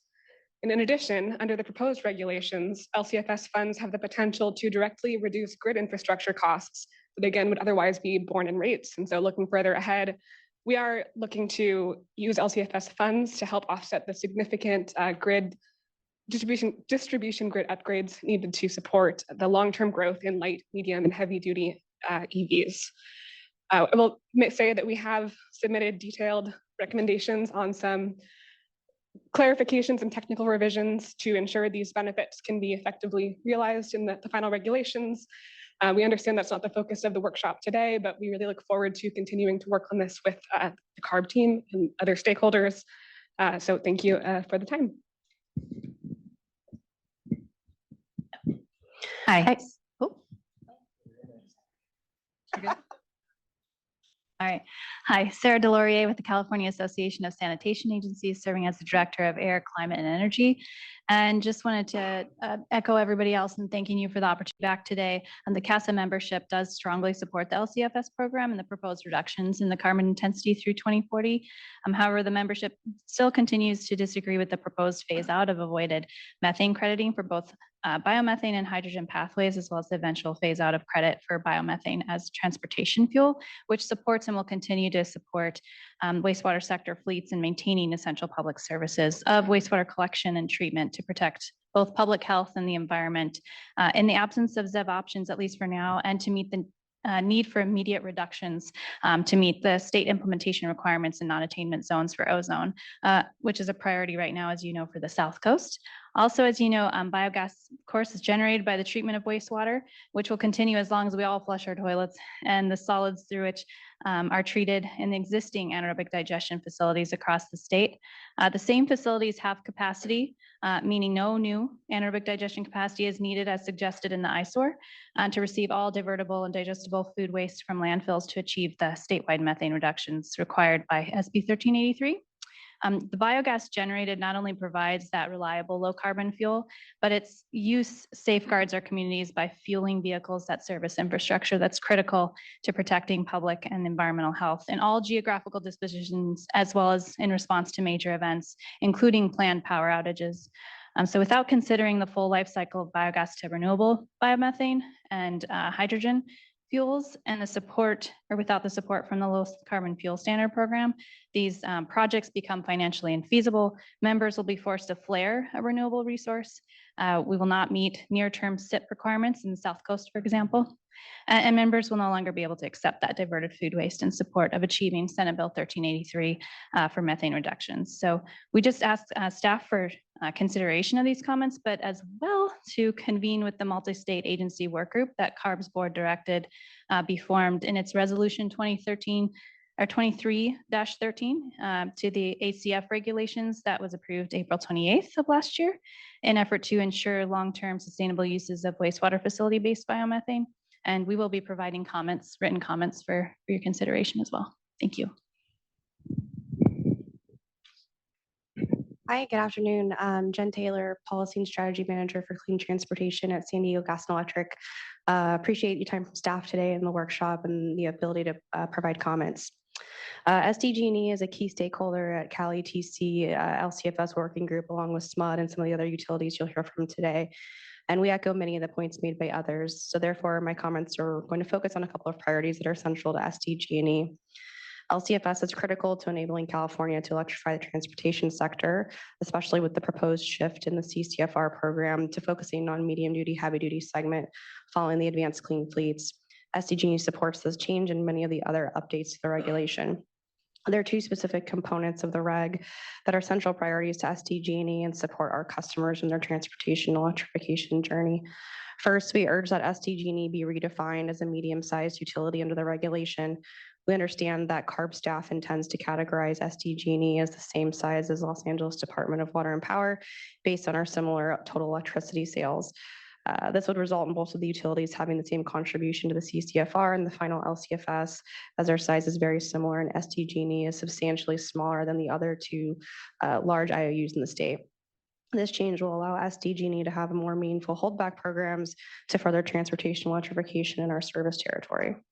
And secondly, SDG&E recommends that the two lists pertaining to utility holdback programs be consolidated into one, so that project spending be considered towards utilities equity allocation compliance requirements if it benefits the communities and individuals defined in the equity holdback section. We support staff's efforts to develop and recommended project lists and the proposed regulation of holdback programs to make it easier for all stakeholders to have a clear understanding of how CARB intends utility holdback funds to be used. Thank you for your time.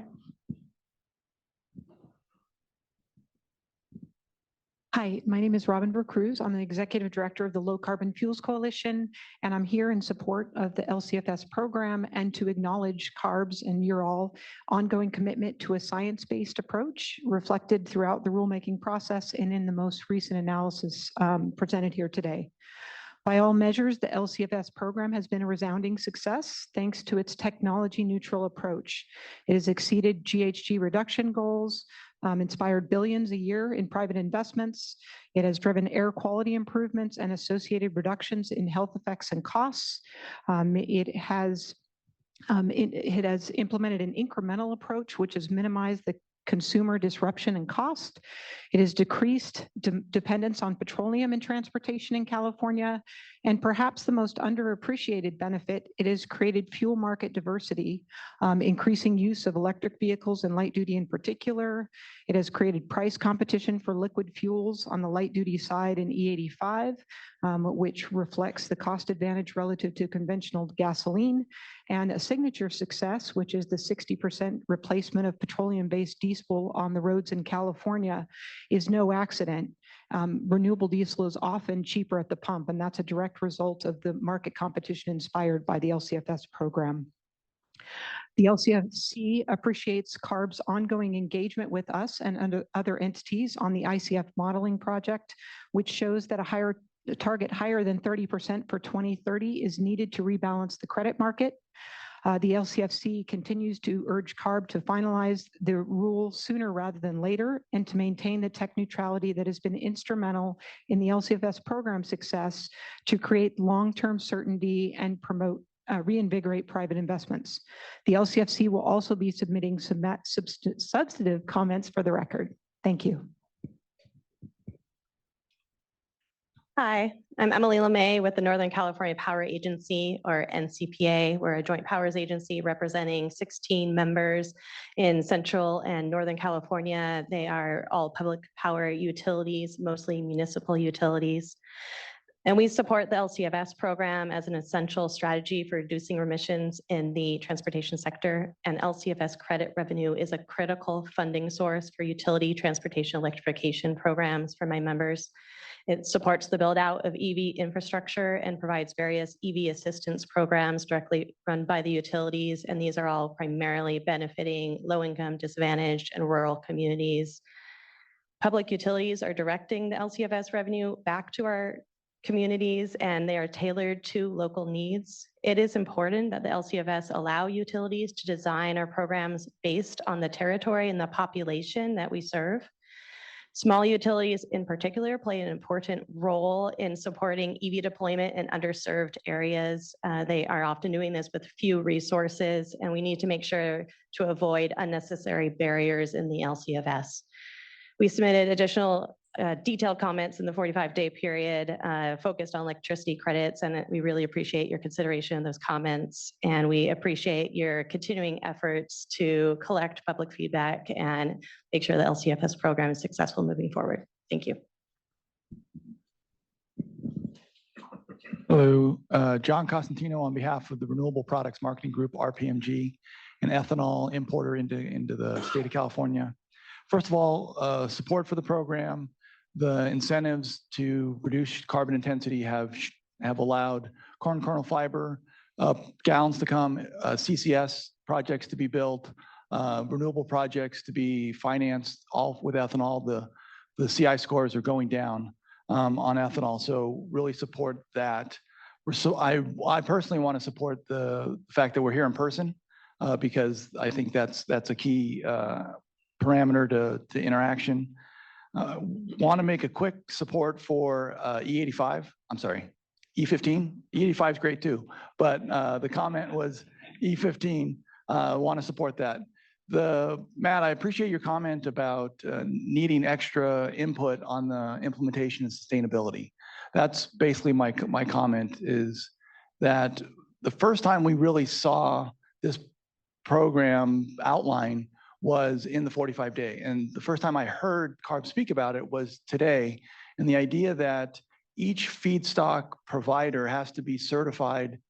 And so if you're an ethanol plant, you may have hundreds of feedstock providers, corn growers, And it sounds like each one could have a different certification system. And when I looked at the rule, the only thing that it requires of those entities in 4 pages of text is to maintain continuous compliance, right? So that's not really known what that means. And if you look at the certification scheme, they have to have a grievance process. Well, I'm not sure who would I be grieving to, and what about the pathway provider and the fee? There's just a lot of disconnects here. So there's a whole bunch to talk about, and we'd love to talk about it if this is the way the plan is going. But the original comment is that we don't think it's ready for prime time, and we would love to have much more discussions before it's put into the rulemaking, even if that means pulling it out of this rulemaking effort. So there's very practical implications. There's cost, there's complexity, there's audit burden, right? There's a lot of stuff that we should talk about, and I'll leave it at that. Thank you. Hello, this is Faria Ali with Pacific Gas and Electric, PG&E. Wanted to echo the appreciation for the opportunity for additional public discussion, given the importance of the LCFS program. In our written comments, we supported increases to the program stringency, including a step down and the creation of an automatic acceleration mechanism. We are encouraged by staff's additional analysis, which appears to support further stringency increases, something that we've also seen in third-party analyses, and we look forward to evaluating the variations that staff has called out today.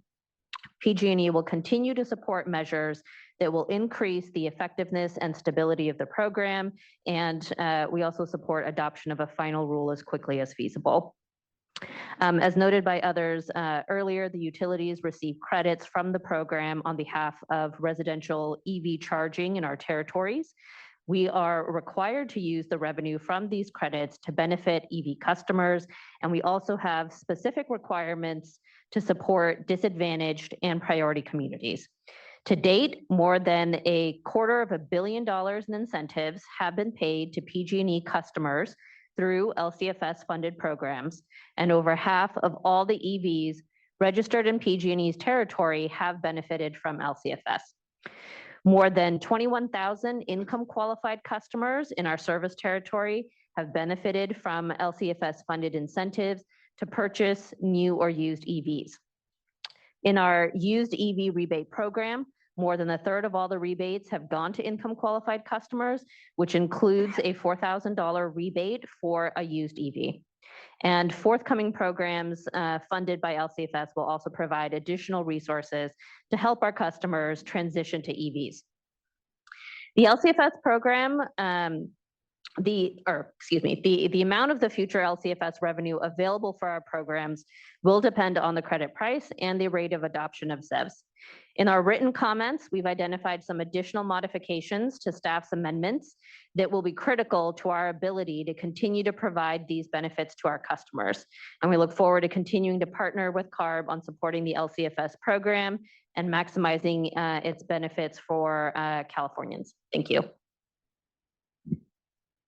All right. Good afternoon, everybody. Quentin Foster. I'm Vice President with EJAC LLC. We're a development company that will own and operate a series of renewable hydrogen facilities throughout the state. First of all, we are supportive of the LCFS program and appreciate CARB support for emerging technologies and recognizing the value of an incentive structure that can provide the right market signals for potential investors that will lead to growth opportunities for the development of these technologies and broad access to the LCFS program. The access to this program gives those emerging technologies like EJAC the ability to become financial, which is incredibly important for future projects, and build those projects and enable a net reduction of GHG emissions reductions for the state of California. I do want to say on the matter of book and claim, the package enables alternative technologies to maximize the LCFS credit generation, and that enables the development of these projects that will bring more low CI hydrogen production and use to the state of California, and really appreciate the staff for that inclusion. I would also add that given the goals of SB 1383 to divert municipal solid waste from landfills to reducing, increasing methane emissions for a more productive and beneficial use, and a generation of clean hydrogen. Continued support from CARB and coordination with state goals and your sister agencies is critical in the development of these emerging technologies that can serve those dual purposes. And we're very glad to be a part of that process. We support and appreciate the work of the staff and look forward to continuing to work with you all, stakeholders present, to encourage those innovative solutions that can help the state reach both its climate and energy goals. Thank you. Hi, I'm Laura Ranger with CalETC, the Electric Transportation Coalition. And I first wanted to thank the staff and the EJAC and Kevin Hamilton for the presentation today. We really appreciate this opportunity to provide, to facilitate dialogue. CalETC, representing the utilities, the EVSCs, and the automakers, has met with a number of equity stakeholders throughout this rulemaking process. And we would just like to reiterate that if you have, we first want to thank those who have met with us and provided their time. And if you have additional feedback, we would hope that you would reach out to us. We are always open to dialogue on this issue. As you heard today from the utilities and the EVSCs, we are very strongly supportive of the LCFS. We believe it is a critical program to effectuating the scoping plan. We do also know that there needs to be some important changes made from the staff proposal, but we wanted to highlight just a few points, which is that under the staff proposal, the equity spending on the LCFS from the utility would be 80% of the funds. And as Faria noted, the funds that the utilities receive from the base residential credits all go directly back into programs and investments to accelerate the EV adoption in the state. And these are programs such as EV rebate programs, incentives for residential chargers, for low-income communities, programs that directly install and cover the cost of chargers at multifamily residences, rebates for drayage trucks, grants to community-based nonprofit organizations, et cetera. And so we're very excited to continue to work with everybody to continue to improve those programs and appreciate your time. Thank you.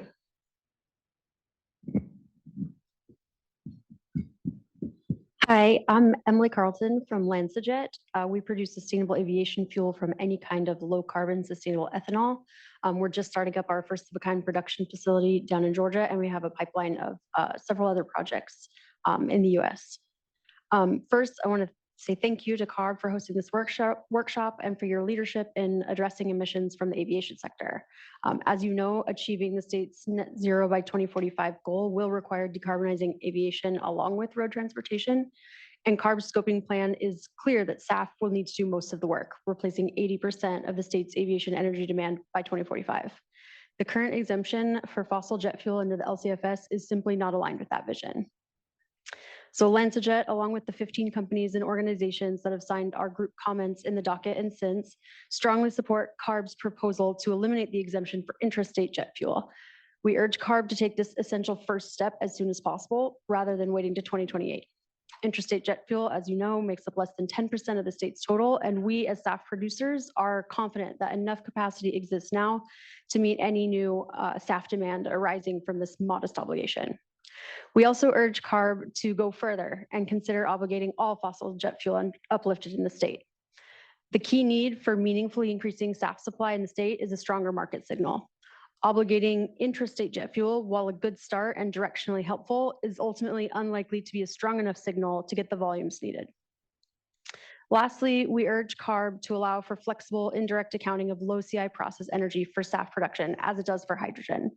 Like hydrogen, SAF is a young technology with nascent markets that displaces fossil fuels in uses where electrification is not an option, like powering aircraft. These future fuels need support and flexibility in their early days to be able to scale up to the levels envisioned in state decarbonization plans. As a final note, we encourage CARB to bear in mind that increasing SAF supply in California will provide benefits beyond just cutting GHGs. The science is conclusive that SAF significantly reduces local emissions of harmful air pollutants like particulate matter and also sulfur that disproportionately burden airport workers and nearby communities. And emerging research indicates that staff also reduces the formation of contrail cirrus clouds, which cause up to twice as much climate warming as the greenhouse gas emissions from aviation. So in sum, we believe that CARB should begin obligating fossil jet fuel under the LCFS as soon as possible. That market signal is key to accelerating production and use of SAF in California. Thank you. Thanks for that comment. I have a follow-up just because we heard from so many of the airport workers this morning, and because we are still trying to understand the volumes that could potentially be coming in under an LCFS or into the state for use in the state. So you talked about a facility located in Georgia. Do you have information, or can you follow up outside of this workshop with us on volumes for California, so that flights that would be fueling in California, what we could think about as the availability of volumes to those flights? Sure, we're happy to look into that and follow up outside. Great, thank you. Good afternoon. My name is Steve Wortell, and I'm here representing Core Infrastructure. Core is a California-based waste management and renewable energy production company. We enthusiastically support the LCFS program and appreciate all the hard work that has gone into it thus far, because it's a market-based program that provides incentives for innovations like ours. In fact, I think I could say that without the LCFS program, companies like ours may not be able to exist and achieve the innovations that we seek to develop. The LCFS program not only helps to decarbonize California transportation, but also has additional benefits to other goals and objectives that the state has.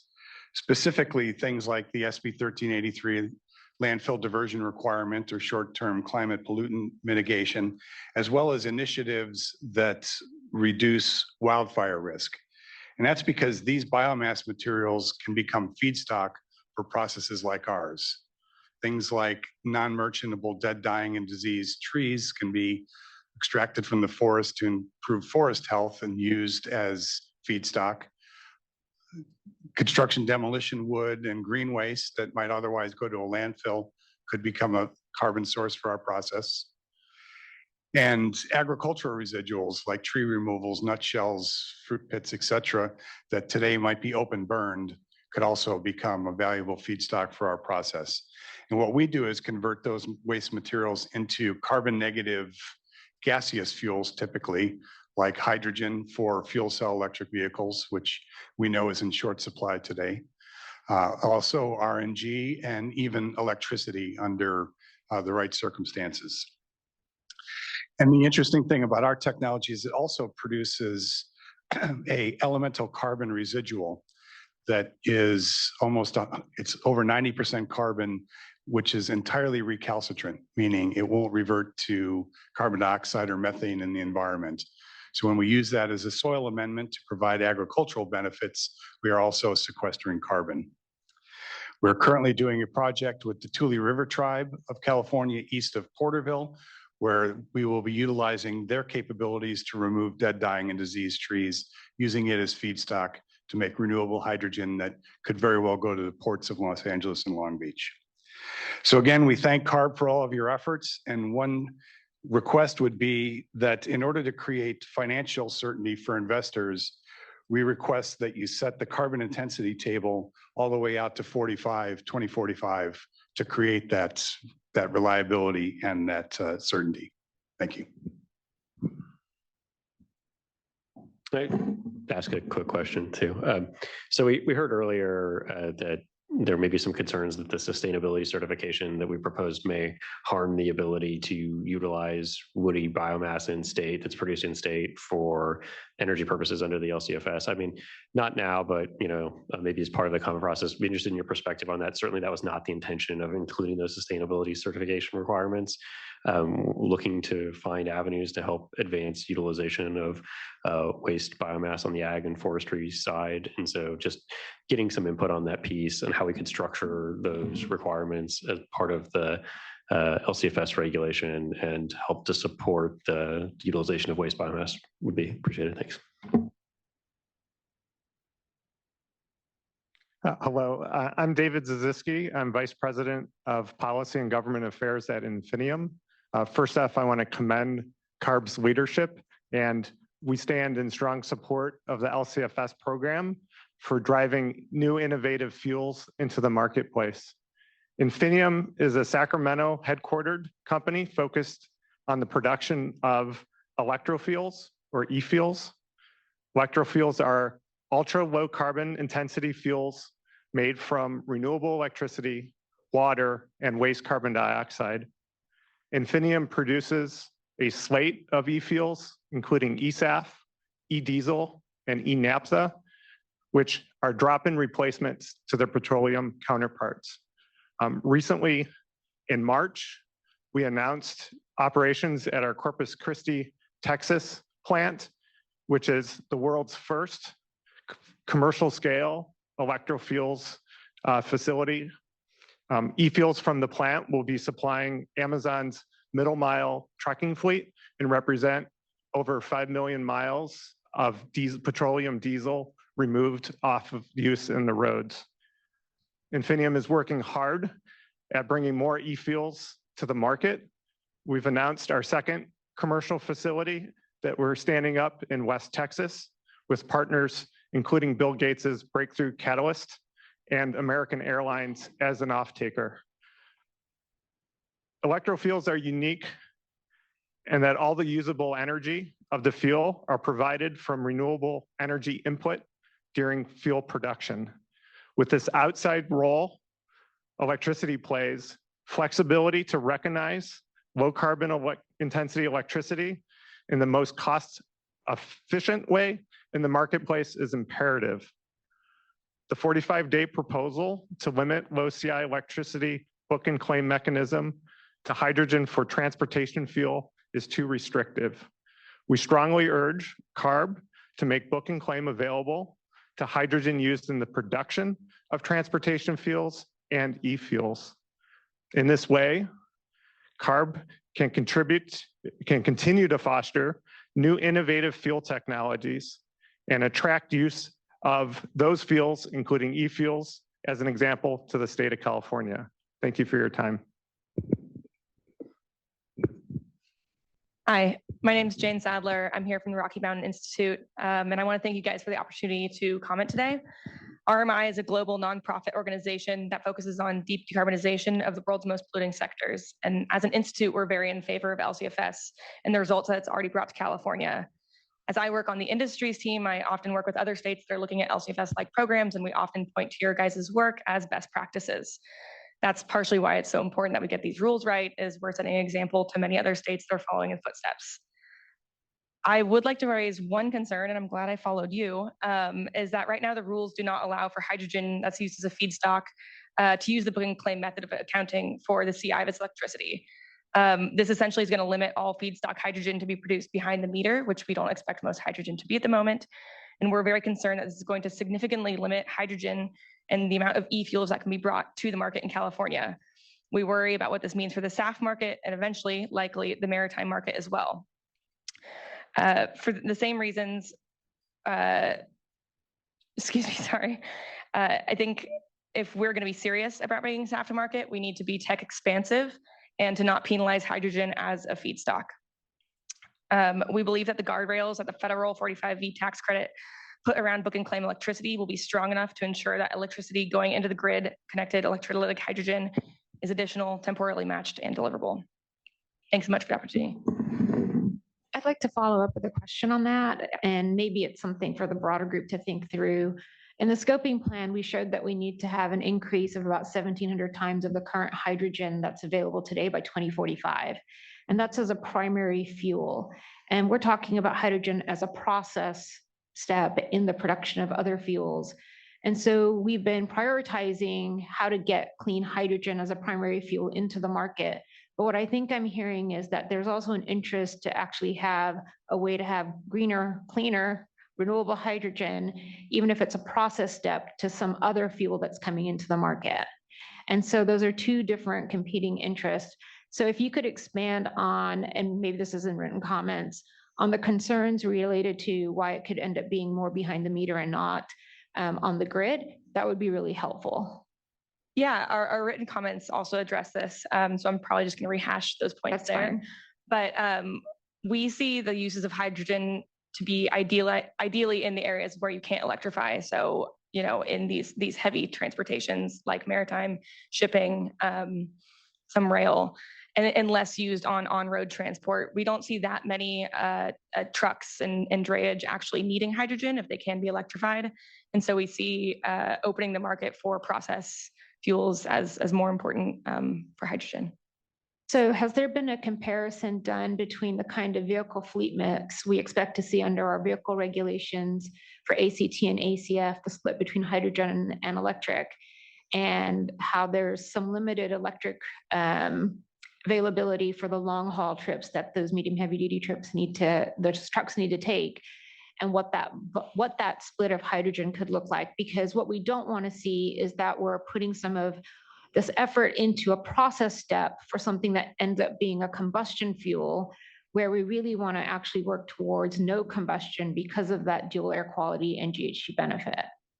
Yeah, absolutely. And I'm pretty sure RMI's transportation team has done that. And we do see the use of hydrogen for some long range trucking as well. Okay. We just want to make sure that it goes to places that cannot ever be electrified. Okay. All right. Thank you. Good afternoon, everybody. My name is Austin Hayworth, and I'm speaking on behalf of UNICA, a trade association representing the largest ethanol producers in Brazil, representing over 60% of production, 32 billion liters of ethanol, and supporting nearly 1 billion direct jobs and long-term major supplier of low CI ethanol to California. UNICA greatly values the partnership it's built out with California and other markets that have followed CARB's leadership to the LCFS program. Since adoption of flex fuel technology, ethanol is produced in Brazil has prevented the emission of over 630 million tons of CO2. UNICA is supportive of the strengthened CI reduction targets in the staff proposal and supportive of methods to firm up the credit prices as quickly as possible. As we look at projections for usage of ethanol in California over the next 20 years, we encourage overdue updates to the CI scoring of sugarcane and Brazilian corn ethanol, including recognition of factors with significant improvements in harvest mechanization, carbon capture, surplus energy to the grid, and the efficiency of multi-cropping. Regarding the sustainability certification in the staff proposal, UNICA producers have long held internationally recognized certifications and strict compliance and commitments to zero deforestation, and proud of the progress made in regenerative land use and stewardship of protected lands. We welcome credible third-party review of land practices in Brazil that validate the continually improving sustainability practices ongoing throughout Brazil. To the point of subnational and regional specification, we certainly encourage that, as many of our producers have held ISCC and Bonsucro certifications beginning their operation. So we look forward to collaborating with staff as implementation is discussed. Thanks. Good afternoon. My name is Teresa Bowie with Pacific Environment. Thank you so much for hosting this workshop, and really appreciate your attention. So we are aligned with our coalition partners under the Fix LCFS campaign, but we have a consultative status with the International Maritime Organization, and we have an office in Alaska. So we'll be focusing our comments on the maritime sector as well as the Alaska, the North Slope oil, crude oil. So on shipping, a lot has changed since the last time CARB has updated the LCFS. In 2002, thanks to CARB's leadership, you guys passed the first in the nation ferry standards that requires ferries to go to zero emission by 2026. Hovercraft is one of the major emission source at the ports. It's one of the top 3 cancer-causing emissions due to the diesel particulate matter.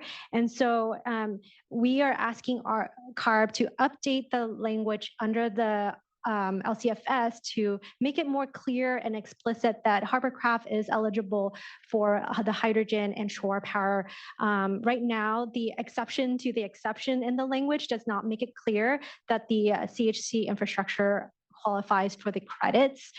On the ocean-going vessel side, ships are the #1 emission at the port. Globally, shipping emissions have been attributed to 265,000 premature deaths each year and 6 million cases of childhood asthma.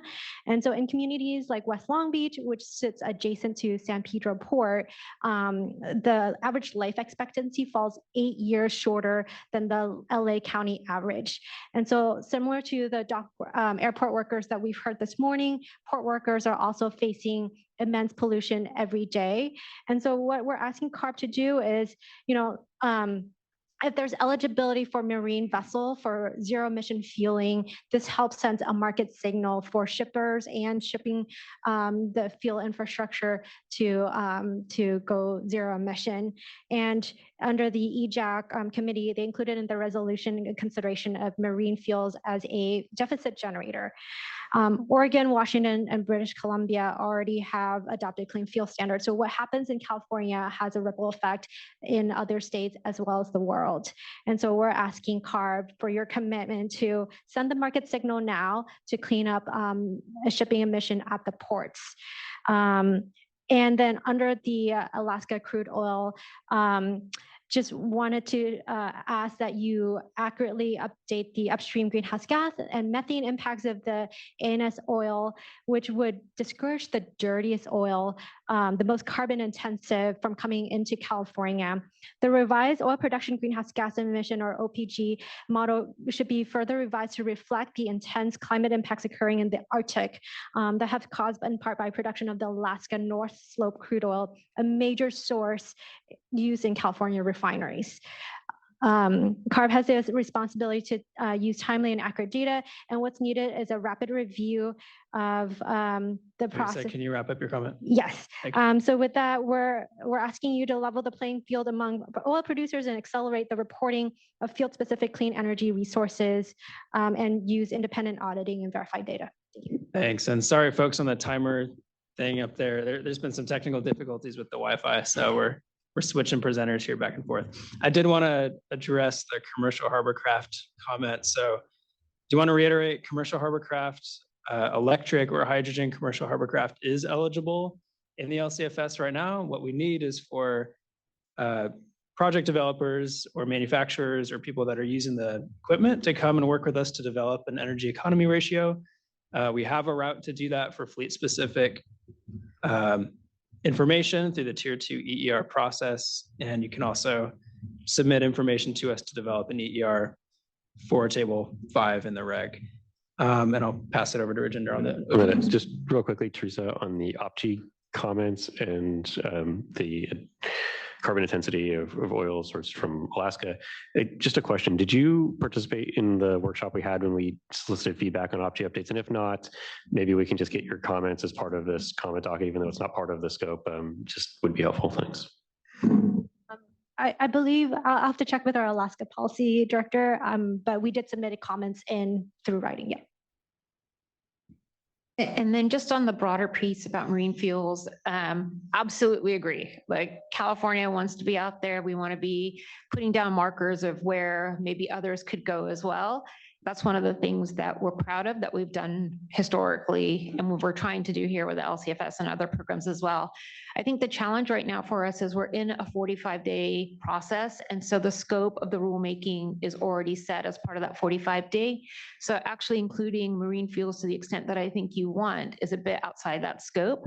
But we definitely want to keep talking to you about what future changes could be brought to the program or signals we could send outside of the rulemaking that we're interested in this, because I do believe there is some research that needs to happen and tech evaluations.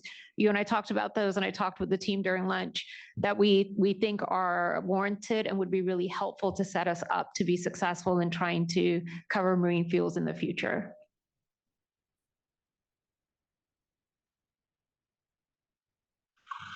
Good afternoon, Shelby Neal with Darling Ingredients. Darling, among other things, collects used cooking oil throughout the state of California. We also have a joint venture project that produces renewable diesel and sustainable aviation fuel. We'll have 250 million gallons of sustainable aviation fuel online by January 1, 2025. So as Jamie mentioned earlier, the number of us have been involved since the beginning. That includes me, and I just want to start by thanking CARB staff. I have never seen this much analytical information go into a rulemaking. It is truly impressive. So thank you for all the work you've put into this. Thank you for your patience, as well as the level of professionalism that you bring to the job every day. In terms of our comments, I'd really like to restrict those to our sustainable aviation fuel business. There are three things that that we've thought are pretty important from the beginning. One is just simply the implementation of the program. We've asked for implementation at some point in 2024 or by January 1, 2025. We think the market signals certainly could be enhanced for sustainable aviation fuel, and the sooner the process comes to a conclusion, the sooner those market signals can recover. Second, on the same line, ambition, something greater than a 5% step down would certainly be appreciated. Whether that's 7% or 9%, we can discuss, but certainly more than 5% is merited for SAF. And then finally, the aviation provision, we'd like to lend our support to that, and also moving that up to 2025. As mentioned, we'll have 250 million gallons of SAF online by 2025. So we do believe the fuel is available, it's in the marketplace. And these additional policy measures are needed to meet some of the goals that the governor has set out by 2030. I think one final point on specified source feedstocks, more colloquially known as waste feedstocks, we support the additional regulatory provisions that support tracking back to the source. We think anything that gives more support and social license to the sustainability profiles of those products is worth doing, even if it requires more time and effort on our part. So again, thank you to staff. We sincerely appreciate all the effort you brought to this process. Good afternoon, Christina Mohabir with California Environmental Voters. I just want to start by saying that we really appreciate the thorough presentation from staff, from the EJAC, and also the opportunity to comment today. The LCFS is absolutely critical to decarbonizing the transportation sector. We want the program to continue, and we want it to move forward with amendments that make sense, given what we've learned over the lifespan of the program.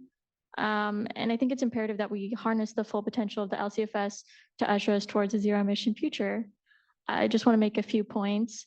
So as it stands, we believe that the market is oversaturated with credits that are depressing prices, distorting the market in general, and resulting in harm to communities and ecosystems, and how we would like to see this addressed. We believe that avoided methane crediting should be ended, given how dairy digesters have increased health and environmental impacts to nearby communities. We would also like to see a cap on the use of lipid biofuels, which have seen unrestricted growth due to this program.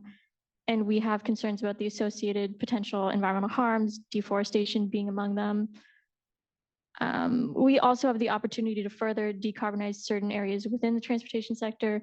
As it was just mentioned, ports are some of the most polluting facilities in the state, and we would like to see CARB act on the exception for zero emission fuels for ocean-going vessels.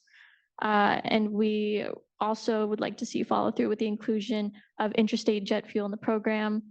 The LCFS can make the transition to electric technologies more affordable if we're setting the strongest possible targets for cars, trucks, ships, and planes. We think these changes are necessary to realize legitimate and substantial GHG reductions. Just thank you again to all the work that the staff is putting into this. Thank you for that. I have a follow-up question. Certainly a lot of that list that you mentioned is something that we hear from a group of advocates over and over again. And one of the goals of the staff presentation today was to share the data and analysis on why we believe we need alternatives to drop-in or liquid drop-in fuels so that we're not using diesel fuels. So I believe you were here all morning. If you weren't, I apologize. But it would be great if you could take a look at those materials, maybe spend some time with them, and consider, is it okay to keep using diesel fossil fuels in our ongoing combustion fleet? Or should we consider and actually follow through with giving a cleaner alternative that does deliver greenhouse gas benefits, that does deliver NOx and PM benefits? Because literally that's the choice we're facing as a public policy and public health and environmental agency here is we know where we need to go. It's the ZEB regulations. The package that we have in the 45-day is aligned with everything in the ZEB regulations. More infrastructure isn't going to get more trucks out. Those regulations are what's going to get those trucks out and successful implementation and deployment of that technology. We're here to make sure the fuels and the ZEV infrastructure is supported enough to get that fuel available and ready by that date. But we still have this significant amount of combustion fleet on the road through 2045. And what we're grappling with and what we're hearing being asked of us is to say, no, don't look at cleaner drop-in fuels for those combustion technologies, but instead just wait until everything can be electrified, which means we're locking in diesel right now. And as a public health agency, it's really hard to ask the staff to not make use of a tool that's available right now when we're asked all the time in many rulemakings to actually do more to make sure near-term harm is avoided to people in frontline communities. So what I'm asking you and any others in this room, if you feel free and would like to take us up on this, is put yourself in our position as a public health agency and consider the choices that we have and the reality that combustion engines are going to persist for decades in this state. So that's my ask. Thank you.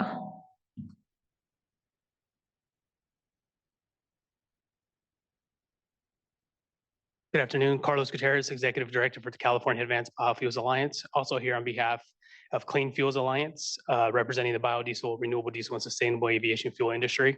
Thank you for the opportunity to provide comments on behalf of our members who grow, produce, distribute, and consume much of the lower carbon diesel substitutes and now, fuel over 60% of the California market. Over the past decade of the LCFS, our fuels have done much of the heavy lifting, generating over 45% of the credits, and has emerged as the lowest cost option for the state's heavy duty fleets to decarbonize while cleaning up local air quality and improving the public's health. Over the coming decades, our fuels will become an increasingly important solution to decarbonize the hard to electrify non-road, rail, marine, and aviation sectors. A wide variety of the agricultural and waste feedstocks can be used to supply this demand, and the future looks bright for new low CI crops. Our industry has relied heavily on the regulatory certainty and flexibility that has come from the highly successful fuel-neutral, market-based LCFS program. We support CARB's proposal for aggressive targets through 2045, but feel that some new concepts proposed, such as the provisions addressing sustainability, need more time and input from stakeholders to ensure efficient and cost-effective implementation. Our members stand ready to work with staff to provide real-world examples of how these provisions might impact the biofuel supply chain from the farmer to the consumer. If sustainability guardrails are to be added in this rulemaking, we recommend that it be risk-based and consider how existing certification programs can be integrated into the LCFS. That'll be laid out more in our written comments. Clean Fuels agrees that with CARB, that biofuels market is undergoing rapid change, and we will continue to rely on the LCFS to create a strong signal to the market to innovate and invest. The aggressive nature of the future targets will ensure that only the lowest CI fuels will fill the role, and we feel that there's no need for additional measures that may hinder the progress of the program. Again, I want to thank you for the opportunity to offer comments and, of course, for all your work and continued work. Thank you. Good afternoon, everyone. Hussein Tawatabai with Iwatani Corporation of America. Iwatani owns and operates multiple hydrogen stations across California and is a major player in the hydrogen mobility market. First, I want to thank CARB staff for all their efforts to make sure this program works the way it is supposed to work.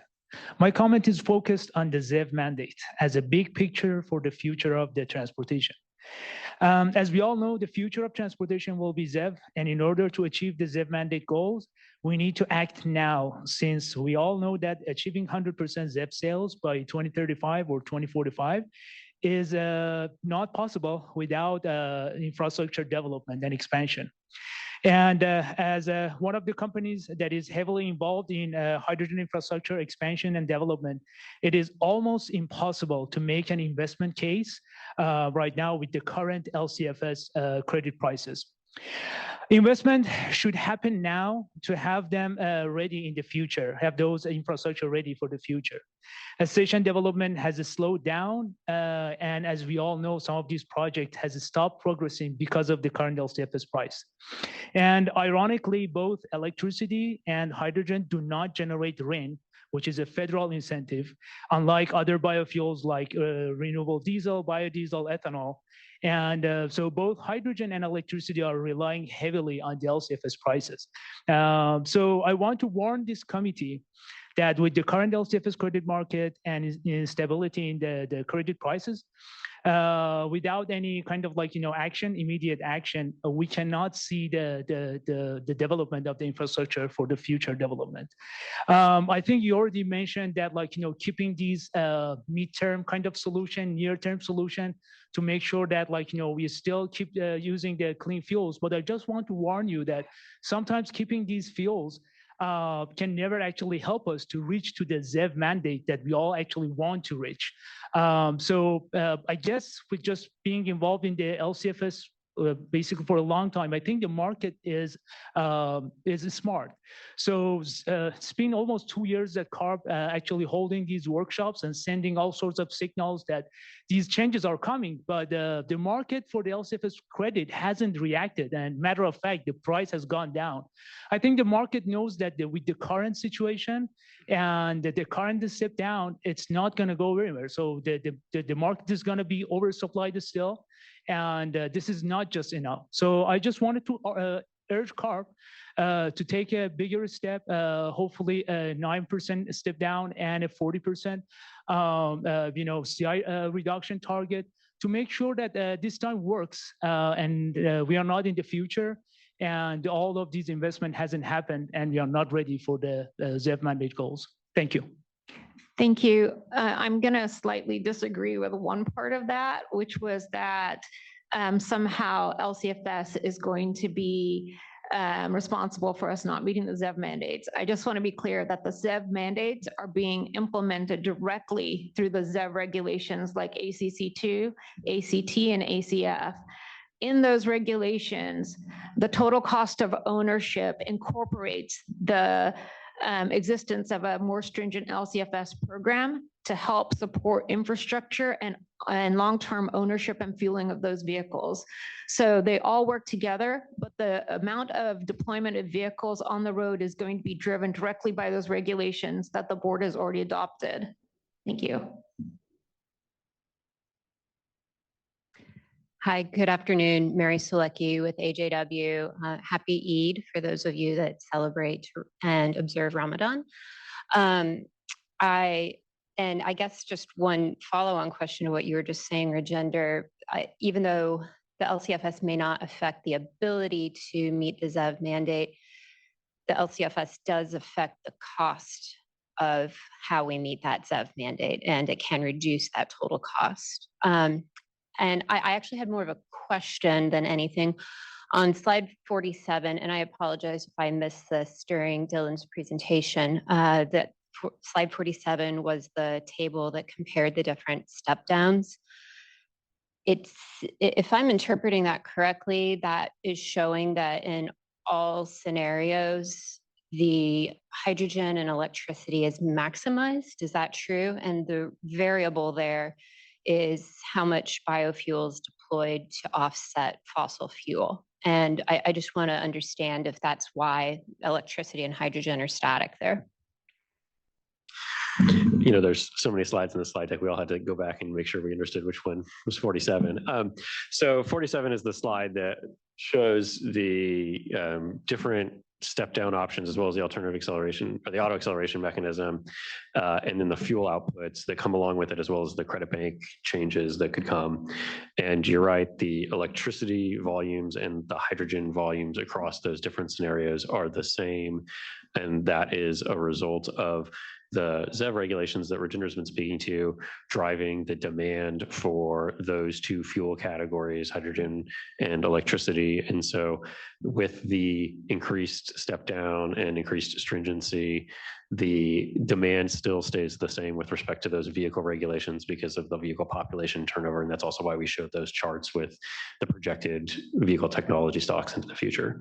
What changes in those scenarios are the biofuels, the amount of biofuels that enter into the system, and the pace and scale of drawdown on the bank as well in the program. Oh, and the amount of fossil fuel that you're still using too, that changes. Okay, great. Thank you for that clarification. So I think that's just worth underscoring and underlining that in all scenarios, we're talking about maximizing the utilization of electric vehicles and hydrogen. It's just the variable here that we're debating between scenarios is how much fossil fuel do we continue to burn? Okay, thank you. All right. I'm also going to stand because I'm back here, but thank you, Carb. I'm Noah Garcia with EVgo. EVgo is one of the largest owner-operators of public DC fast charging infrastructure in California and across the country. And I wanted to echo a lot of the points raised today by other stakeholders that LCFS is absolutely critical for achieving our state ZEV and climate goals and also supporting the build out of infrastructure we know we need to support those vehicles coming onto the road. I also wanted to underscore that LCFS credit revenue is really an essential OpEx incentive to support reliable operations and maintenance of EV charging infrastructure. So that's absolutely critical. Another point is I think we're thankful and tentatively interested in the near-term 2025 step down that CARB introduced today. I think we see that as a potential, one tool in the toolbox to help correct the imbalance that we're currently seeing in the credit market today, and really would help send a near-term signal to continue to invest in low carbon fuels, including electricity. And I think last but not least, just echoing a lot of points made today, I think we need to find a path soon. I know we've been engaged on this rulemaking for several years now, and I think we'd all benefit from just that near-term clarity from CARB coming out strong on a more robust regulation, because many other states are either contemplating new LCFS regulations or strengthening their own today.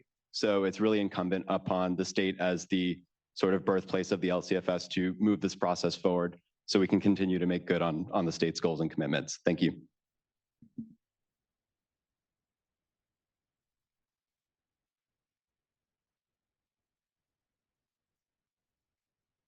Hi, Stefan Unash with Lifecycle Associates, and a very specific praise towards CARB in that I have dozens of fuel developers call me every week and they ask, how do I lower my carbon intensity?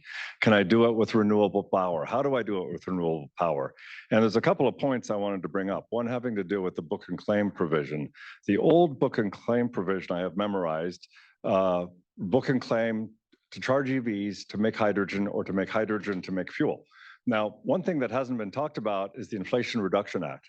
The Inflation Reduction Act has a new thing called EJACs, environmental attributes that have to be time of day dependent.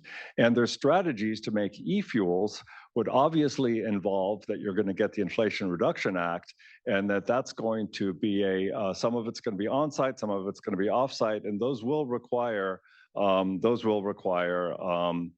some form of book and claim accounting. Also, to the point of using hydrogen, to make combustion fuels, that combustion fuels for airplanes, SAF, is e-fuels are a key route, as are FT fuels. I've worked with many biomass to FT fuel producers who have said, we're going to change to 100% SAF. They actually went to talk to CARB a few years ago about diesel, and now they're switching to 100% SAF. So hydrogen to e-fuels is an important part of the hard to decarbonize sector, aviation, which then brings up another hard to decarbonize sector. Ever since the 80s, I've been working on methanol. I've worked with CARB heavily. In fact, there's a CARB report in 2001 that looks at life cycle greenhouse gas, life cycle emissions from methanol. And in 2022, CARB had considered including methanol as a marine fuel. And what I heard today is only electric and hydrogen, but the opportunities for methanol are very important, because just like hydrogen, methanol is a carbon monoxide molecule with a couple of hydrogens glued onto it. When you burn that, there's no way to make particulate. Very important for ports and areas with high particulate emissions. And perhaps methanol could be included in the LCFS.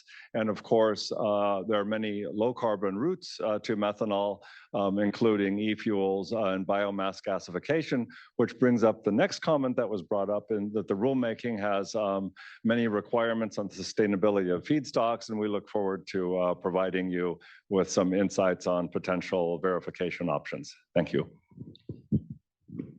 Good afternoon. My name is Matt Herman, and I'm here on behalf of the Iowa Soybean Association and the more than 40,000 Iowa soybean farmers that we represent. Iowa farmers are responsible for about 14% of U.S. soybean production, and we're second only to Illinois. And yes, we are pretty salty about being second to Illinois. First, I want to thank staff for their really excellent work. The presentation did a fantastic job of reminding all the stakeholders that you're administering an incredibly complex and multifaceted program, and you're achieving results beyond the expectations that were originally set out. So thank you for that. Second, I want to express strong opposition to the cap on vegetable oil-based biofuels. We agree with you, with CARB staff, that the cap would increase GHG emissions and criteria pollution in California, and that any cap on lipids may also potentially limit the supply of lipid-based SAF to the market, like that currently being produced by World Energy in Paramount, California. This is the very same SAF that the airport workers represented here today truly deserve and need. To that end, we agree that certification may be an appropriate guide rail if CARB determines that additional guide rails are deemed necessary. At this time, we would support CARB's further exploration of a certification as a way to increase production of ever more sustainable biomass. Without clear policy from CARB, it is going to be incredibly difficult for farmers to adopt secondary crops, such as winter oil seeds, double crop small grains with soybeans, and cover crops such as cereal rye, which not only help avoid nutrient loss and discharge, but can also provide feedstock for additional bioenergy production, all without expanding land use. As CARB continues to explore and potentially develop a certification program, we implore staff to interface with the climate smart ag industry to ensure that it is workable by the existing climate smart ag industry and the farmers who already have full-time jobs producing food, feed, and fiber. Iowa Soybean and our multi-state network of conservation agronomists and farmers are here, and we look forward to working with staff as you build this program out. Thank you. Hi, Todd Trollman, the CEO of Fuse, formerly Emission Control. Quick question, or not question, but a couple of quick comments on the EER adjustment to material handling equipment. This is a comment not necessarily about forklifts, but about the precedent that can be set by semi-arbitrarily adjusting an EER score. An energy economy ratio is not really meant to address population density of electric vehicles that have been deployed. And so if population deployment is a concern to CARB within a specific technology type, we think that should be adjusted or could be adjusted or addressed in future rulemakings. But the precedent that might be set by cutting or adjusting any EER score mid-flight without a scientific analysis behind that sets a really bad precedent when we look, at the 2022 scoping plan, and we see so much EV and hydrogen technologies being deployed in 2045. If 3 years from now, a EER score for a heavy-duty yard truck might be adjusted, you're really going to end up with discounted investment in that technology type because people are thinking that there may be much less credit generation as a result. So I think our ask on the EER question with material handling equipment is don't do that. And then if there is, again, just a specific current concern really around material handling equipment, again, we'll readdress that. Most of the material handling equipment is now going to be metered or need to be metered. 99% of material handling crediting moving forward after the amendment is processed is going to go away.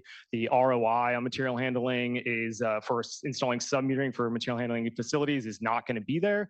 And so if it's a specific issue with material handling equipment, I'd say don't worry about the ER adjustment. It's going to take care of itself. If this is a market penetration question, it needs to be addressed in some other more scientifically based way.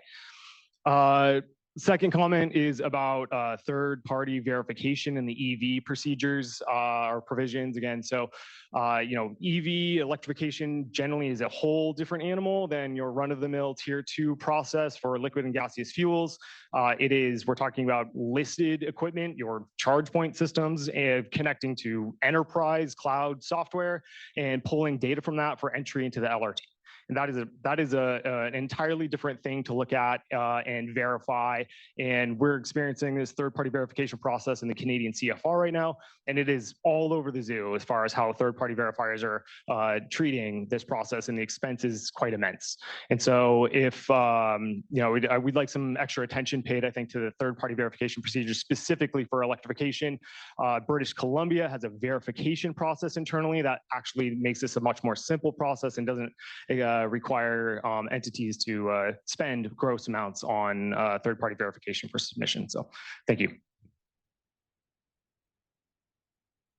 Todd, real fast before we move on to the next person. Thanks for the comments. I understand your concerns. The change that we're proposing on this, it wasn't arbitrary. It's something that's documented pretty clearly, I think, in the ISOR itself. I encourage you to go back and dig into that documentation, and happy to chat more if you want to talk about that. We had in the slides, forklifts have generated about $1 billion worth of credits over the past 11 years. We're glad that they've been displacing fossil alternatives, and we wanted to fine tune the amendments to be able to focus on the ones that need the most support going forward, some of the classes that are harder to electrify. And the changes also reflected collaboration with one of our sister divisions that is the lead on the regulation for forklifts. So it wasn't done in an arbitrary way or with some kind of narrow vision. We actually talked through the folks that are looking at the regulation for forklifts to make sure that we would continue to support the implementation of that reg. Yeah, use the data.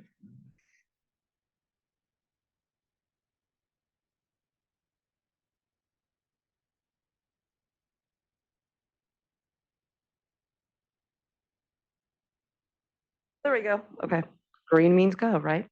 Okay. Good afternoon. Nicole Rice, California Renewable Transportation Alliance. We are a diverse coalition of renewable fuel providers, fleet operators, engine manufacturers, consumers, and utilities. I want to start off by saying, like others, we also support the low carbon fuel standard, and we appreciate today's discussion as well as staff's presentation highlighting the success of the program and the conservative approach staff has taken thus far to ensure that the program modifications will further the goals identified in the 2022 scoping plan. We believe that the low carbon fuel standard must remain fuel neutral, and it must continue to be driven by science, which is why we appreciate staff focusing on that perspective. I know a lot has been said today on a variety of different topics, so what I will do is align my comments with those of Mr. Bocadoro, Mr. Campbell, Mr. Wade, regarding the importance of California maintaining its leadership in methane emission reductions under SB 1383 and the role that dairy digester projects play in realizing those outcomes, and how we are beyond the point of needing to signal predictability and reliability to the market to ensure that vital biomethane related investments continue. To that point, we do appreciate today's focus on greater stringency. We support the CARB staff looking to going as far as 9% on a step down and looking at an intensity closer to 35% to 40%, which we encourage staff to continue to take a look at. We feel that these making these kind of movements will help the market to stabilize and return balance. And even though today's topic was not on these particular subjects, I did want to mention that we also support the balance that staff has struck on the book and claim and the deliverability requirements for biomethane under the proposed amendments. We think that the approach in that proposal enables RNG pathways to provide significant emission reductions in the near term, while remaining a source of energy to power zero emission platforms like electricity and hydrogen for the future. And I think that's it. So thank you. All right. Hello. Yep, keep going. Yeah. going this Can side? I just do a quick check too? I think we've taken care of one side of the room, so congratulations, right side wins. How many more folks do we still have that are looking to comment on this side? Okay, so we got 1, 2, 3, 4, like 5 or 6. Okay. So we have an hour and a half left, and I want to flag that the number of hands that have continued to go up on the virtual participation. So I think we're north of 50 now. Like we said when we first started this, we haven't had a lot of experience doing hybrid meetings. Wasn't sure how many folks in the room were going to comment. Having a great discussion. Really appreciate all the input. I'm going to ask if you all could get through your comments relatively quickly, like 2 minutes or so. That would be great, because I'm going to have to do the same for the folks online and try and get through as many as we can, because we do plan to end at 4. So take it away, and just help us get through the comments, and let's see how far we go. Hello, my name is Connie. I'm here on behalf of the Asian Pacific Environmental Network from Richmond to South Los Angeles. APEN brings together immigrant and refugee families and neighbors who live alongside the biggest oil refineries to fight for clean air and a healthy future. And I will try to keep my comments brief here, because we plan on submitting written comments. But the stakes are high for fence-line communities and all Californians at this moment in the climate crisis and in our energy transition. So we can, as environmental justice advocates, appreciate the rigor that you are asking for. And to that end, in this rulemaking, many community member-driven environmental justice organizations have made an effort to meet these high stakes for our communities by engaging more advocates, more data scientists, and more academics, reaching across differences between us to engage you. And I'm often left to wonder, though, what to make of the not infrequent straw man or slippery set of assumptions I might see on a slide, or plain mischaracterizations of our proposals. And we are glad to see the backup modeling inputs and data finally published online as of yesterday. And we hope that you will continue to follow up with these requests for additional modeling, so that we may engage with you in a rigorous manner. Last fall, our Richmond youth who grew up in the shadow of the Chevron Richmond refinery came to testify about their hopes for the end of oil, and pleaded with you, do not replace one polluting fuel refining process for another. And although your analysis says there will be no negative impacts on food prices or deforestation, the projections might indicate the contrary. As a Missouri girl who knows that not all farms are created equal, a sustainability certification would be pretty meaningless when the sheer volume of renewable diesel or biodiesel is at the core of the issue that remains unaddressed.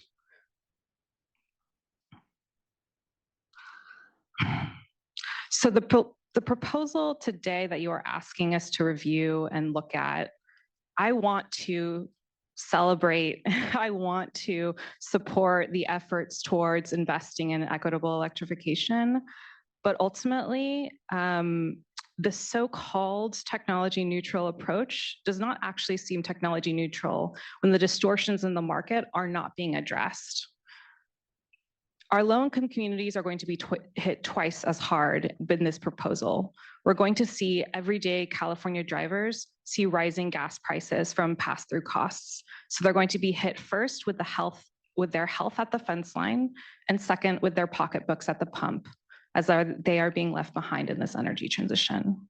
We hope that you will be open to engaging with stakeholders like environmental justice communities and advocates to develop additional interventions, including a cap on biofuels into the future. So I'm really glad that you said energy transition in that, because as you know, we are working on 2 reports with the Energy Commission on transitioning away from fossil fuels, and it being an equitable way that looks at how to do it affordably for all Californians. And one of the things that has to be part of that analysis is, do we have clean energy available that can be in place and cost effectively available, so that folks can move off of fossil fuels to that alternative energy? And that's what we're trying to do. We've got the ZEV regulations, we've got LCFS, you can see the investments that are going towards the implementation of those ZEV regulations there.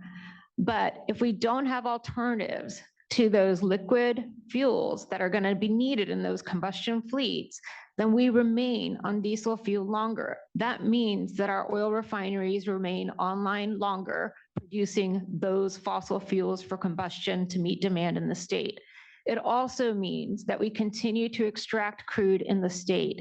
And I know we care about gas prices and absolutely care about impacts to low income and middle income households. But the reality is that our crude fields are getting harder and harder to get that oil extracted from those. And that means it costs more for energy and for cost pass-through to remain on fossil fuels as well. It's not like fossil fuel prices will remain static. They are going to continue to go up. They have continued to go up since I can remember having a driver's license. And so the alternative isn't that if we don't do this LCFS, that somehow there won't be impacts for fossil fuel prices at the pump. There will be, those will continue.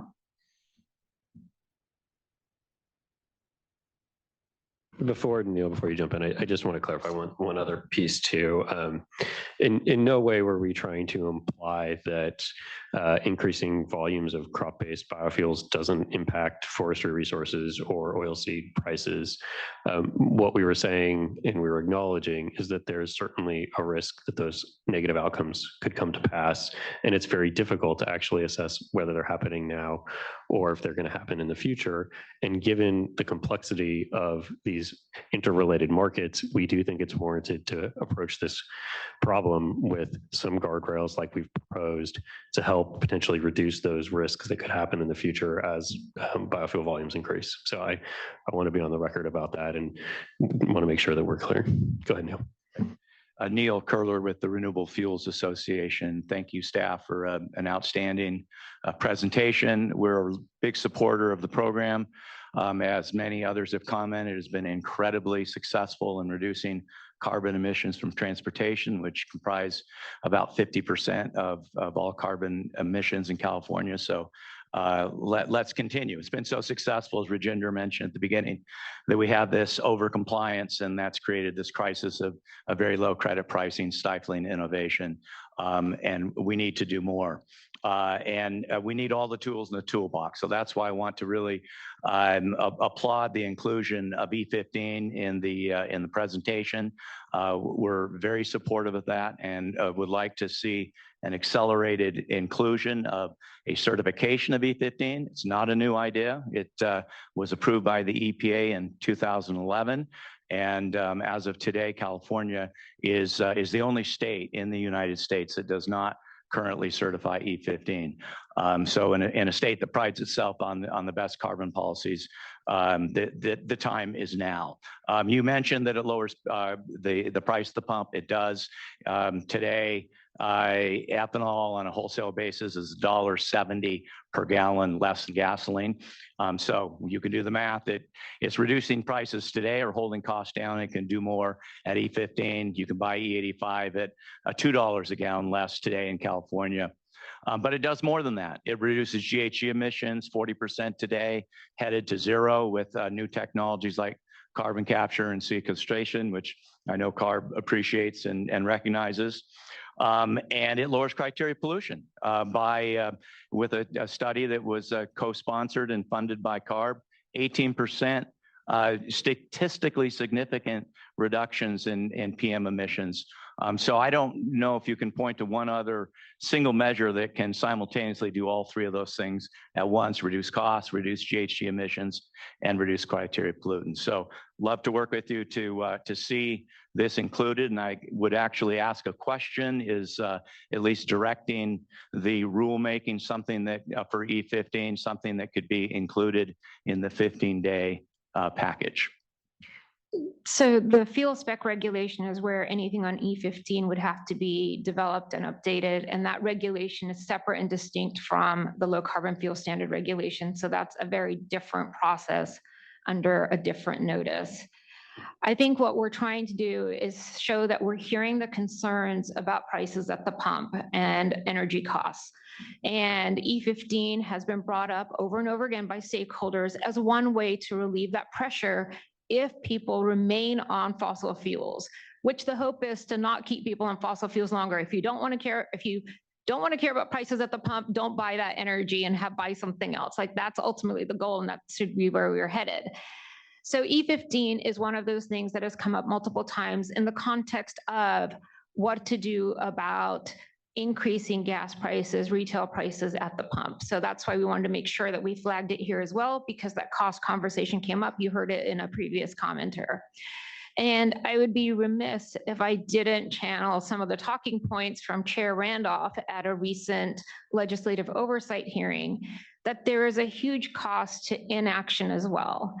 Insurance costs for property and health insurance are going to go up. There's data out there that shows that baked in climate impacts could wipe away decades of improvement on air pollution and air quality that have been made in the state. And so that cost of inaction is far, far greater than anything that is being put out there as talking points by the fossil industry on prices at the pump. Good afternoon, Kathy Van Osten. I represent United Airlines, and I've been working, coming over to CARB for a number of years, almost a decade, to chat about inclusion of, first it was alternative jet fuel and now SAF, into the low carbon fuel standard, which we did achieve back in, I think it was 2017. And we appreciate CARB's efforts on that. At that point, CARB voted on a LCFS plan that had an opt-in or an opt-out, I should say, for conventional jet fuel. And the reason for that was that it was a recognition of federal preemption through the FAA regulating anything that has to do with operations of aircraft from takeoff to landing, which jet fuel is an incremental part of that. And so at that point, conventional jet fuel was left out of the regulation. And the FAA reg has not changed since then. I understand there's perhaps some different thinking, but we do remain opposed to bringing in not only interstate conventional jet fuel that's used in California, but fuel that is used interstate. So I just wanted to get that on the record. We do feel that there are better ways to incentivize SAF. The market signals that need to be sent and that have been sent is that the airlines very much want SAF. We have very high demand for it. We are at probably less than a 1% usage in California, despite all of our efforts to try to obtain SAF. So we do have every airline, major commercial airline, I should say, has invested heavily into SAF.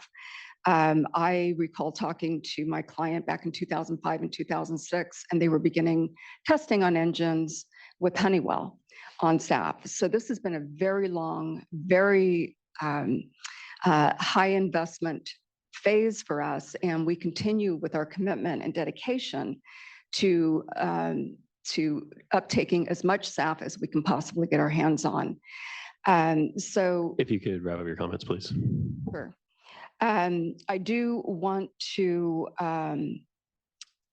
again, thank staff. I know that we've had good conversations with CARB staff and the board. We look forward to a continued partnership to try to send the strongest signals possible to bring SAF into California and actually have it produced in California as well. So with that, we thank you and look forward to working with you. Good afternoon, Phoebe Seen with Leadership Council for Justice and Accountability. Just as a first matter, when we heard that this workshop was going to be in April, we specifically asked staff to avoid Passover and Eid, yet here we are holding the workshop on Eid. Several proponents of the lavish subsidies and incentives for livestock methane claim that the math that makes livestock methane so clean and green is based on science and facts. Science and facts. That pithy phrase relies on a curated and complete set of facts. Here are just some of the facts the proponents conveniently leave out. The LCFS was apparently based on science in 2017, prior to the last set of amendments. The science of rotting manure didn't change between then and now, yet somehow the carbon intensity of livestock methane dropped from positive to deeply, deeply negative following the change in policy. Carbon negativity is not objective science. It is purely politics and policy. Livestock methane is gas. It burns just like conventional gas. It pollutes. Even if livestock fuel were clean, which it is not in the LCFS to displace fossil fuel, accounting for about 1% of the fuel in the program, yet between 15 and 20% of credits in the program. Livestock methane is in the LCFS to create the illusion of cleaner fuels through paper transactions. It simply exports livestock pollution to the transportation sector. The Ag Census and Valley Planning Commission agendas confirm what people living near dairies in the San Joaquin Valley knew. Dairies are getting bigger and bigger, faster than the trend prior to the change in the LCFS in the late teens. In the same towns and counties where almost all of the dairies that participate in the LCFS are located.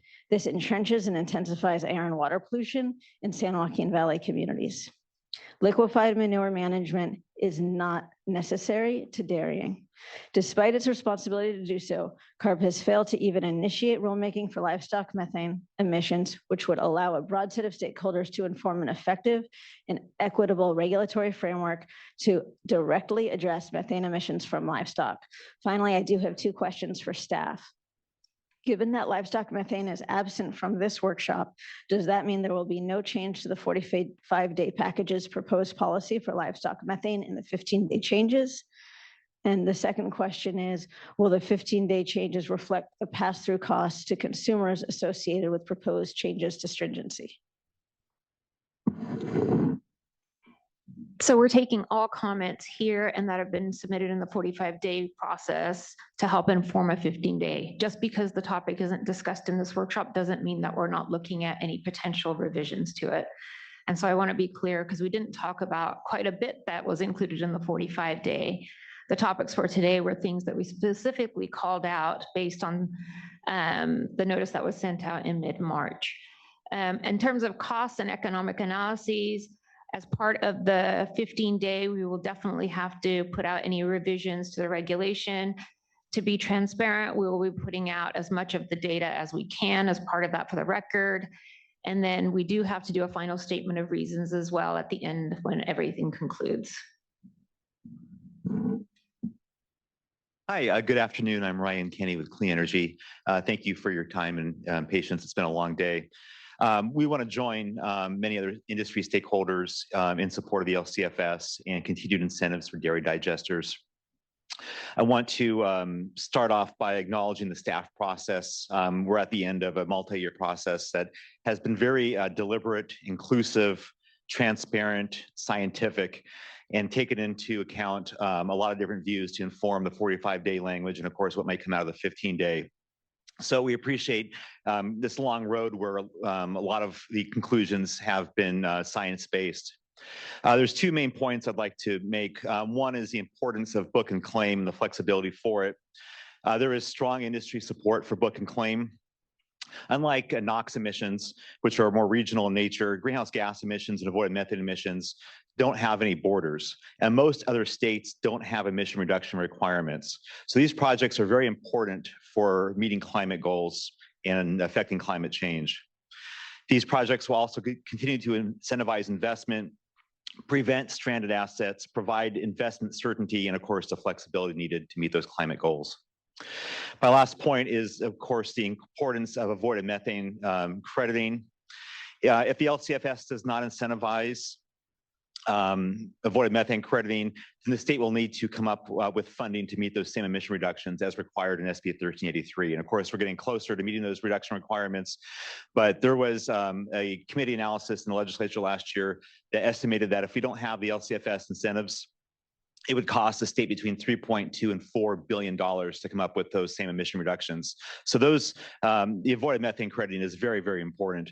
And of course, a lot of our industry is supportive of continued certainty around that and investment in those projects. Thank you.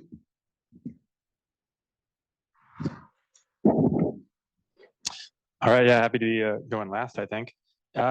Jack Symington with the Los Angeles Clean Tech Incubator, or LACI. Also speaking on behalf of the Transportation Electrification Partnership, which Lacey chairs and constitutes about 25 to 30 different public and private entities advancing electrification in Southern California. We are very supportive of the LCFS regulation. It is a critical tool to advance private investment in ZEV infrastructure and fuels and must continue to do so, especially as an ongoing source, not subject to appropriations.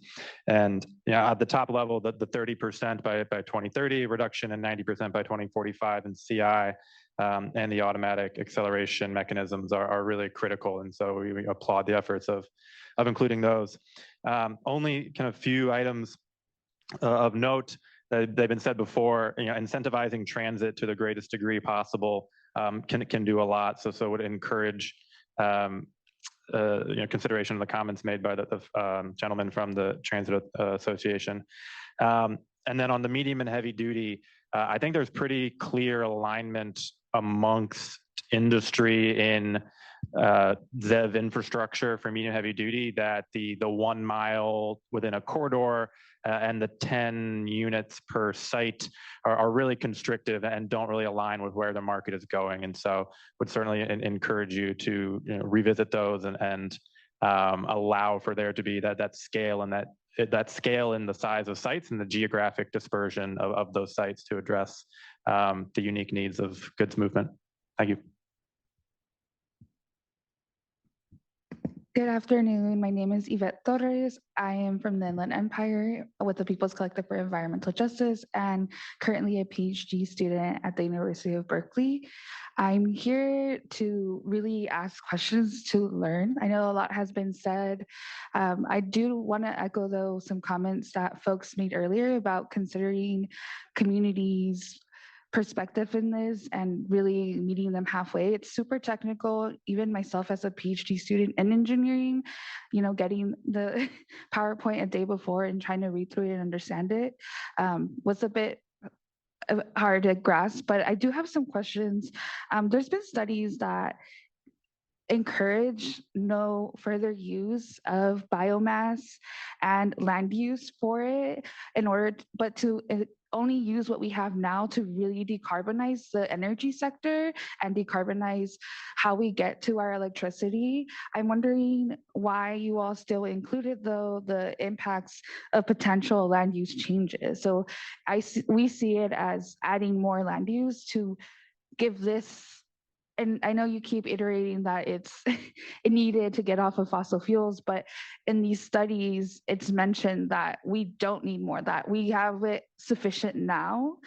So I'm just kind of wondering how these projections were looked at with compared to other studies that have mentioned not to keep adding in order to phase up and get to decarbonization. Because I do agree we should work with what we have now, but it's more about adding in electricity. And there's a lot of data, and I can send over these articles that do mention that. Yeah, I can start and then Matt can help fill in some of this. So there's a couple of things. One is when you're looking at electricity for EVs and electrifying buildings and getting off of fossil gas in all sectors, you don't want to continue to use gas plants, right? So you want to use something like solar and wind.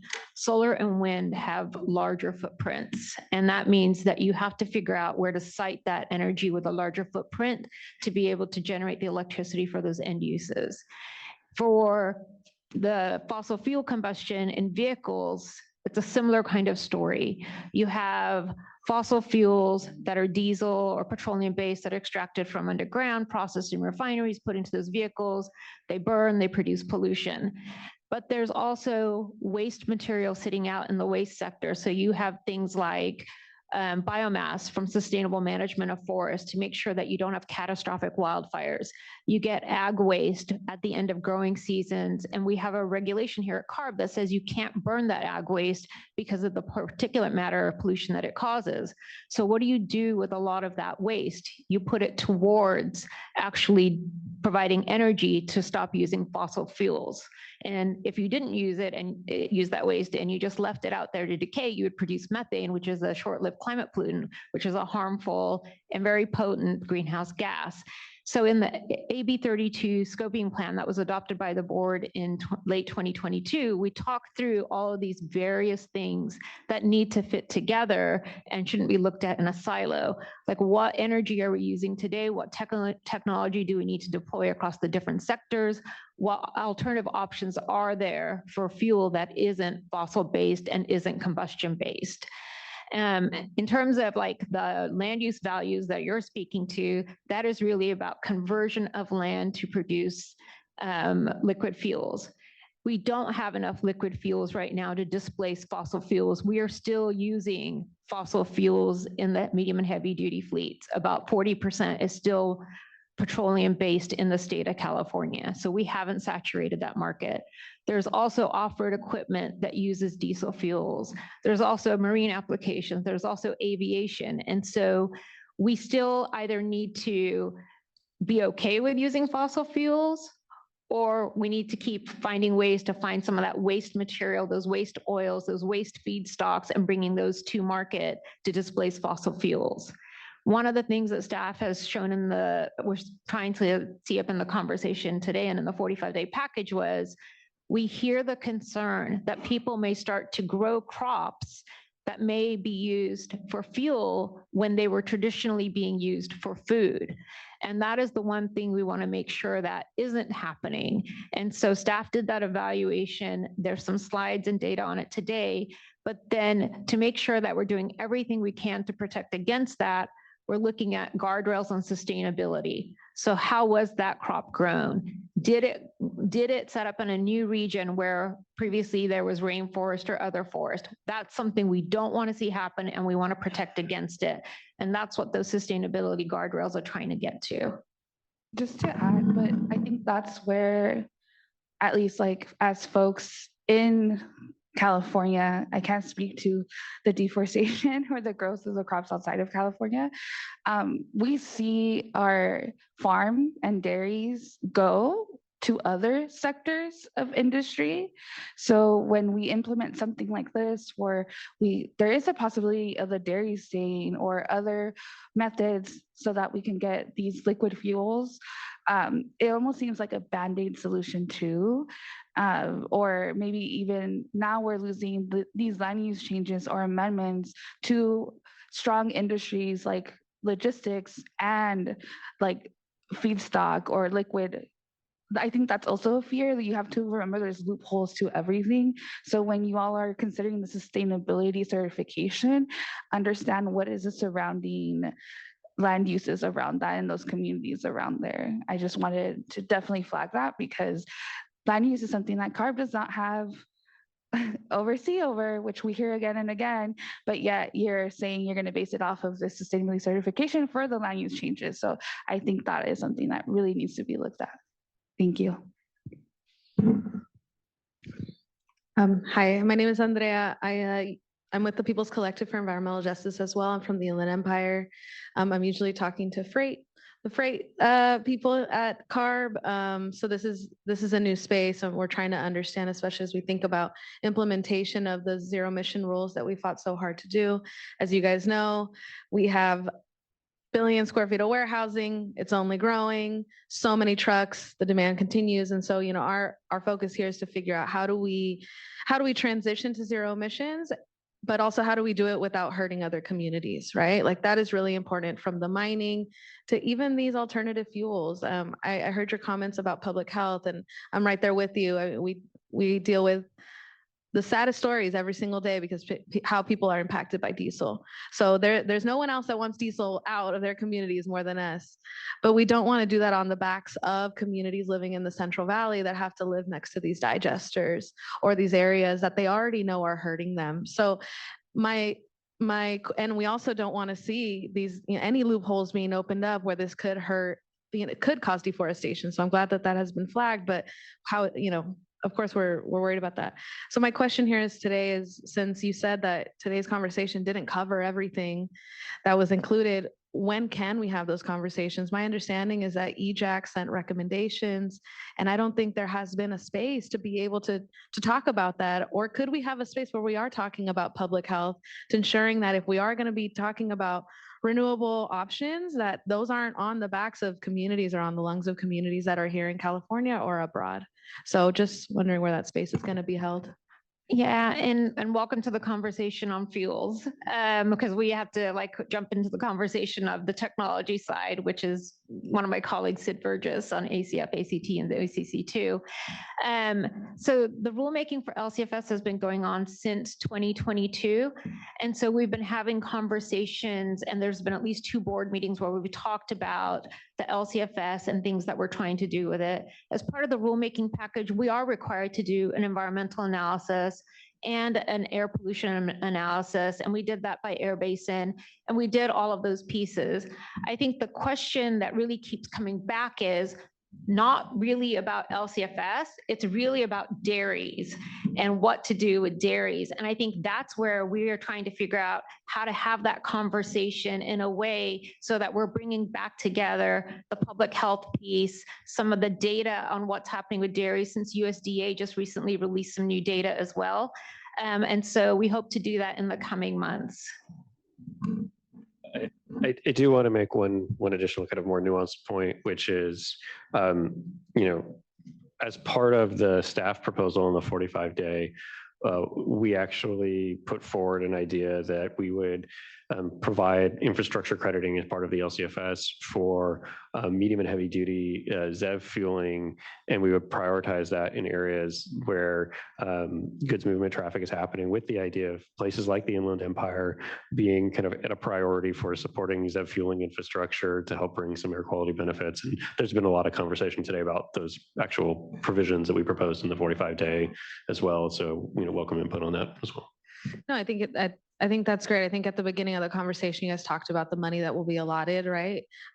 My understanding though is that's not the majority of where the money is going to go to, correct? That it's still going towards these other alternative fuels and not towards transportation infrastructure? No, that's not accurate. When you look at the output of between 2022 and 2045, as the fleets turn over because of the ZEV regulations, most of the credit is going to electrification across the different fleet sizes and hydrogen for fuel cells.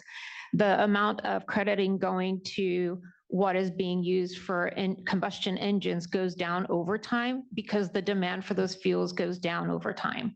Right, which reminded me of this point. I'll be the last one. So, we are worried about the 2030 goals though. And I know you did say what about if we don't take it out, that we're just going to wait for electrification. I think something that we've dealt with in the past is these bridge fuels being offered to us, and we have to guinea pig them in our communities, just like natural gas had been put in our communities, taking away the possibilities of other types of infrastructure coming in, clean infrastructure.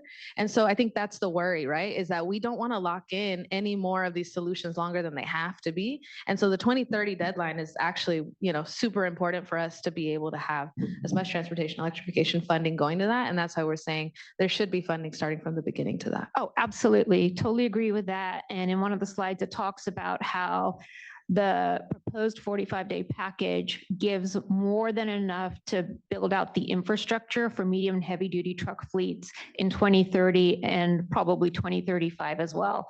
So that statistic about how we support the near-term targets for technology deployment is something that we were very careful to make sure we could speak to in the rulemaking package.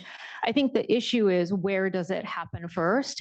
And that's why we're trying to figure out ways that those capacity upgrades and that infrastructure first happens in some of the non-attainment regions, some of the traditionally underserved regions of the state. Like, we can talk about state level money, but it really has to come back to where should it happen first. And we're trying to put that through some of the amendments in the 45-day package.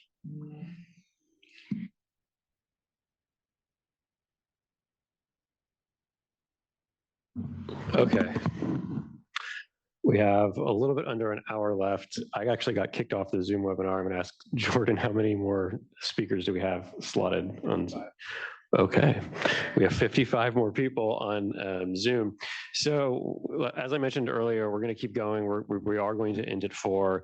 We're going to start from the top with respect to the Zoom commenters. My understanding is that is first come, first serve. So we are basically going to start from the top. We're going to have Bobby, who's on the Zoom webinar, unmute you, call your name, and then you can give your comments. And again, we're going to stick to 2 minutes here so that we can get through as many people as possible. And the last point that I'm going to make is that this is an informal workshop. We are collecting feedback. We have a comment docket open. So if we don't get to you for whatever reason, or you have additional ideas you want to give us and you didn't have time to give them today, please put them in the comment docket so that we can look at those. All right, Bobby, are you ready? Yes, I'm ready. I have 3 people I'm going to go ahead and queue up. I have Dan Ress, James Hendry, Joshua Wilson. Dan Ress, I'm going to unmute your line. You are allowed to speak. My name is Dan Ress, and I'm a senior attorney for the Center on Race, Poverty, and the Environment. Today, I'm addressing CARB board members with an urgent call to retake control of this program, which has gone off the rails to threaten climate, communities, and workers. We've been calling for major changes to the LCFS for years. We've heard board members speak in favor of our priorities, but your senior staff ignore your words. Those same senior staff ban their teams from meeting with former agency leaders that share our concerns, while going out for drinks with other former leaders that now make millions lobbying for regulated industries. To be clear, our gripe is with senior staff, not with career staff doing their best under misguided leadership. Our concerns, moreover, are with the LCFS program. It has only gotten worse since workshop started. Your senior staff's choice to spit on frontline communities and to ignore real-world climate impacts has won opposition from EJ, environmental, and labor groups, as well as academics. That leaves you leaning heavily on support from the very companies destroying our planet. And yet we see WISPA billboards across the state attacking you for this program. Surprise. They only supported you because they thought they had to. And without us, they don't have to anymore. You expect us to champion a program that is poisoning our communities and distracting us from meaningful climate action. But we won't. Now the program faces delays and possible collapse, yet your senior staff still won't listen to reason. It's time for you, as the true leaders of this agency, to stand up for climate, for communities, for workers, for science, to stand up for justice. It's time for you to wrest control of this program from your senior staff and make it work for the people of California, not the oil companies and agricultural conglomerates. I stand here today in coalition with other EJ advocates, environmentalists, unions, and academics, and we are all ready to help you right this wrong program whenever you're ready to stand with us. Thank you for that comment. Next.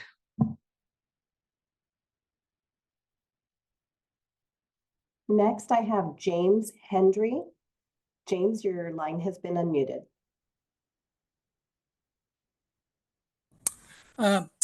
Thank you. My name is James Hendry. I'm with the San Francisco Public Utilities Commission. I basically just have more of a process question and a modeling question. On the process issues, the workshop today mainly focused on the target setting, biomethane, and sustainability issues. But the questions from a number of the commentators focused on a number of other issues, starting with the California Transportation Association, talking about the need for public transit and fixed guideway systems to be treated fairly in the assignment of credits, and SMUD, which also I know is very involved in the issue that we're concerned about on the third-party verification. So my question is, where will these issues be addressed? The presentation in terms of identifying next issues did not really identify any of these issues as necessarily being on the table. The mention of, there's no mention of a future workshop or anything doing with that. And I guess I'm concerned because although we can't submit written comments, we're kind of submitting them into a void. You know, CARB staff has had these comments, and it would be helpful to have gotten some feedback as to, you know, this issue is beyond the scope, or this issue is nice, but we need clarifying questions. And so I guess I have a process question where these other issues will be addressed. And then finally, on the modeling issue, I go back to page 47, which I guess of the slides, which says that, you know, the amount of electric vehicles is fixed due to the ZEV mandates. Well, that may not necessarily be true. One issue we've been very concerned about is the cost of electric third-party verification, which is $6 billion, which we think is probably several $billion higher. And if those costs were lower, then that would potentially spur more EV development. And there does not seem to be any modeling on these issues in the modeling as to what changes in the electric sector is being proposed, affecting costs and revenues would have on the final outcome, which I think also raises not only modeling issues, but also potentially environmental effects that should be considered. Thank you. Next, I have Joshua Wilson. Your line has been unmuted. Thank you. Good afternoon. I'm Joshua Wilson. I'm speaking on behalf of POET. POET is the world's largest producer of biofuel, primarily cornstarch ethanol and also corn kernel fiber ethanol. I'd like to first voice POET's strong support for the LCFS. POET has been a leading provider of low carbon fuel to California since the program's inception, and we feel the relationship has been symbiotic. As CARB has set more ambitious goals, POET has innovated to lower the carbon intensity of its fuels. And we see realistic scenarios under which bioethanol can be brought to California as a net zero carbon liquid fuel. And we believe that ethanol has an important role to play in decarbonizing the legacy fleet of combustion vehicles that will remain on the road, even as California works aggressively towards electrification. I just want to address two issues here today. The first is E15. We are encouraged to see that CARB staff is pointing to the potential of E15, which would lower California fuel prices while facilitating decarbonization and delivering improved public health outcomes. We urge CARB to complete the ongoing E15 approval process, which appears to us to be near the finish line.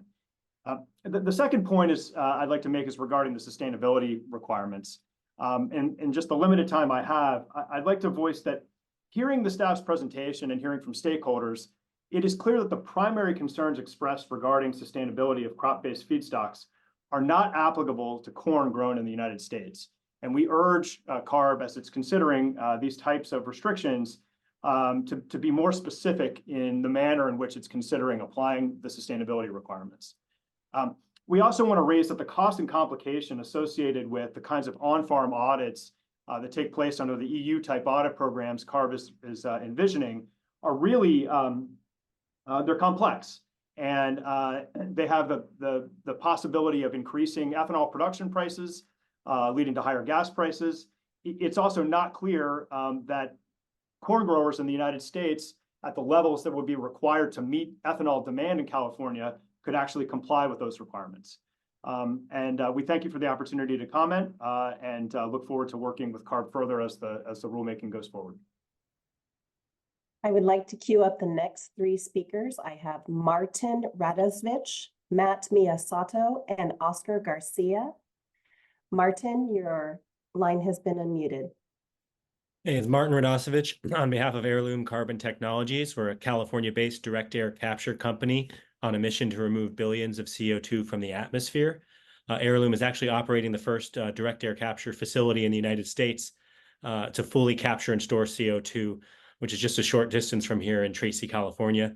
We want to make sure we commend CARB for its leadership in recognizing the importance of DAC as an eligible technology in LCFS. This has allowed for technologies like ours to develop and accelerate the deployment of permanent high-quality carbon removals that build with robust community benefit agreements.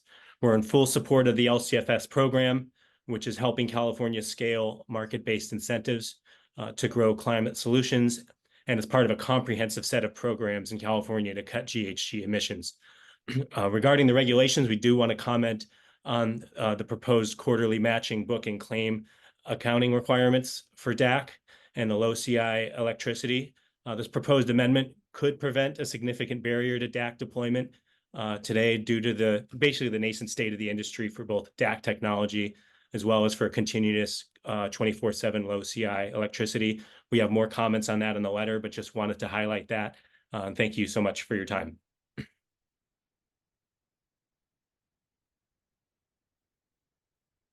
Next, we have Matt Miyasato. Your line has been unmuted. Hey, thank you. And thank you, CARB staff, for enduring the long day. Appreciate it. Matt Miyasato, Chief Public Policy Officer at First Element Fuel. We're the largest retail hydrogen station provider in California, which makes us the largest provider in North America. We submitted comments before, and I just want to touch on two of the major issues that we're concerned about is maintaining the light duty HRI program. The way it was initially designed, it was very successful. We had multiple stations in queue until the credits took a nosedive. And so we just think that the changes that are being in the ISOR are suggested will actually be detrimental to the program, especially if you have a 50% capacity cap. You're actually probably going to have more deliveries to that same DAC fueling station. So it may go against what you're trying to achieve there. So again, and then secondly, medium duty trucks typically will fill at your neighborhood refueling stations. So these light duty stations will actually be primed for medium duty trucks. And so having smaller stations really doesn't make that much sense. And then finally, for the heavy duty HRI, we just want to agree with some of the electric providers that we heard is that having the geographic restrictions really may make it more difficult to site these stations. So just looking forward to working with staff as we hammer out some of these details. Thanks. Oscar Garcia, your line has been unmuted. Hi, good afternoon. My name is Oscar Garcia and I represent Neste. Neste is the world's largest producer of renewable diesel and SAF. Neste is very proud of being an early supplier of renewable diesel in California. We started selling renewable diesel in the state in 2012 when many questioned the viability of the LCFS program. With this rulemaking, CARB has an opportunity to address the significant credit bank. The large credit bank has stalled investment in renewable energy, and the step down is an opportunity to more quickly address the large credit bank. Any hesitance to go higher than a 5% CI step down will only delay drawing down the bank as shown by ICF. As part of this workshop, we noticed that CARB only modeled the auto accelerated mechanism being triggered for the 5% step down. Does CARB have plans to evaluate the auto acceleration mechanism under a 7% and 9% step down? That was a question that we had. So continue on with our comments. The credit market has also indicated that higher CI reductions are possible under this rulemaking. Credit prices have gone up since CARB indicated in February that it is reevaluating the CI reduction targets. Neste therefore requests a 12% CI step down and that the auto acceleration mechanism be first triggered in 2026 and not 2027. Neste also agrees with CARB that arbitrary caps on renewable diesel will only lead to higher emissions and increases in fossil fuel usage. Neste trusts the science that shows that fossil fuels are less sustainable than renewable fuels, and we believe that CARB should continue to phase out fossil fuels. And so I'll end with thank you to staff for your outstanding work on this rulemaking thus far. And we see prompt board approval as vital to sending the right market signals to continue driving investments in renewable energy. Thank you. Thanks, Oscar. This is Jordan. Just to quickly respond to your comment, we ran the auto adjustment mechanism scenario with the 5% because we got a lot of feedback from Neste and other companies that the AAM might get triggered in that situation. We didn't think that was needed for the 7 to 9% step downs because we don't think the market would react in that way. Thanks. Okay, thank you. Our next three speakers I would like to queue up are Scott Geralt, Abigail Contreras, Alexa Kombelik. Scott, your line has been unmuted. You can speak. Good afternoon, and thank you for your time. My name is Scott Geralt, and I serve as the chief economist of the American Soybean Association that represents all U.S. soybean farmers on domestic and international policy issues. I would like to address soybean market interactions with California's low carbon fuel standard. I appreciate CARB's great work on presenting soybean markets today, especially the recognition of the many factors that affect vegetable oil markets. Like vegetable oils, the whole bean market has many international factors. China is the largest soybean customer in the world and buys about 60% of the internationally traded soybeans. China's soy demand faces many challenges at the moment, including a declining population, a sluggish economy, and an effort to downsize its hog herd to achieve profitability. This means that China's rate of growth in soybean imports is likely to be slower in the future. Meanwhile, Brazil is the predominant soybean producer in the world. Since the trade war disrupted U.S. soybean trade with China, China has never fully returned to the U.S. and continually relies more on Brazil for much of its soy. This change allows U.S. soy to be utilized at higher rates at home in the U.S. without increasing area, since the world demand for our soy has fallen. Soybean planted area is expected to remain below 2021 and 2022 levels this year, which is before domestic use of soy started increasing. On a different note, I am concerned that the proposed sustainability certification will be cost prohibitive for much of U.S. soy. The domestic supply chain is not set up for identity preservation on a large scale, and the proposed audits include multiple guardrails unrelated to carbon intensity or deforestation. Adding these costs to some types of fuel and not in others, such as petroleum fuels, electric batteries, and waste feedstocks, would be an unsystematic approach that would reduce the supply curves of selected biofuels without a basis in carbon intensity. Thank you for your time, and I look forward to the opportunity to engage on the proposal. Next, we have Abigail Contreras. Your line has been unmuted. My name is Shannon Broom. I've hijacked Abigail's computer for the day. I am here on behalf of Highly Innovative Fuels, and I'm going to save you guys some time and just we'll submit detailed comments for the record. And we did submit detailed comments in February. But the main thing I want to raise is that 2 years ago, going back in time, y'all suggested that at a workshop that you were going to include methanol as an opt-in fuel for hovercraft. And we have commented on that many times, and it's not showing up. And I'm just trying to understand, we think it's a huge opportunity. It's incentivizes production of clean fuels for the future, as you guys note in your presentation.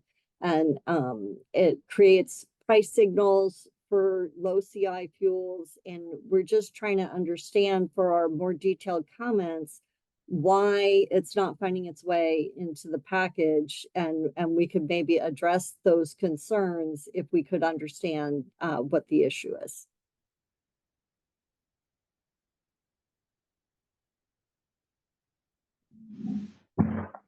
Hey, Shannon, this is Matt Botel.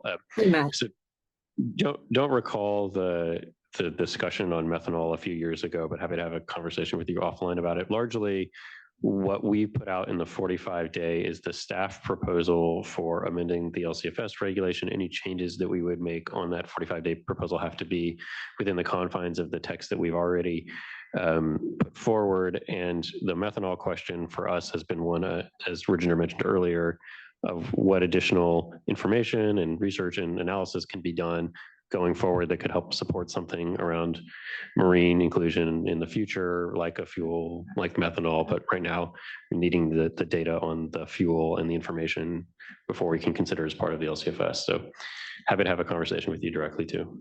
Okay, it just seems like a huge opportunity y'all are leaving on the table. So we'll follow up with you. Thank you. Next, we have Alexa Kombelik. Alexa, your line has been unmuted. Hi there, I'm Alexa Kombelik with the American Soybean Association, the trade association representing our nation's 500,000 soybean growers. Thank you all for taking the time today to hear from so many stakeholders. First off, I just want to thank CARB for acknowledging that a vegetable oil feedstock cap would increase fossil diesel use in its presentation. ASA has long held the belief that soy-based biofuels are an important transitional tool as we seek to lower carbon emissions today. Additionally, we're glad that CARB reaffirmed the importance of chain of custody tracing for waste feedstocks with such a dramatic increase in imported used cooking oil. Ensuring the validity of these feedstocks is more important than ever. I want to take a moment to focus on CARB's proposed sustainability concept. ASA is concerned with the overly burdensome approach that CARB is considering in terms of reporting and traceability of soybeans. While several items in the proposal reflect international programs already in place. Those programs are limited in scope and likely not scalable commodity-wide. As proposed, the audit process is likely to be costly for our growers. Looking at the Soybean Sustainability Assurance Protocol, or SSAP RED for comparison, that audit process costs a minimum of about $1,500 per farm, and that doesn't include adoption of additional on-farm requirements or other needs throughout the value chain, but rather just that baseline cost. So we urge CARB to take the time to fully understand the potential unintended consequences of the proposal. A costly audit will potentially limit crop-based feedstocks greater than a proposed cap, and as CARB already stated, this could lead to more fossil diesel being consumed. We'll expand upon this further and look to identify workable alternatives in our comments, and thank you for your time. I'd like to queue up the next 3 speakers. I have Ashley Vega, Colin Murphy, and Connie Lofston. Ashley, your line has been unmuted.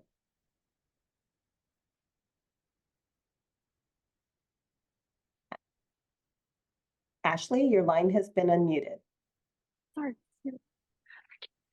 Sorry. Okay, I'm ready. My name is Ashley Vega. I'm the Tulare County Policy Leadership Council. I work with various communities in the county, including the community of Pixley. Residents often volunteer their own time to advocate for better living conditions in their community, and they have unanimously decided to boycott this workshop because CARB staff has refused to acknowledge the very real concerns and lived experiences of communities next to factory farm gas infrastructure and industrial-sized dairies. Despite efforts of community to obtain CARB support in addressing the impact of factory farm gas, CARB has chosen to exclude community concerns from conversation. I remind staff that your actions are discriminatory and significantly impact frontline communities like Pixley and Granada.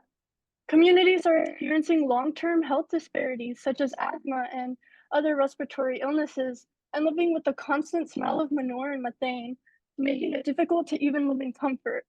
There are no benefits of these industries being in their communities, but rather further exploitation and degradation.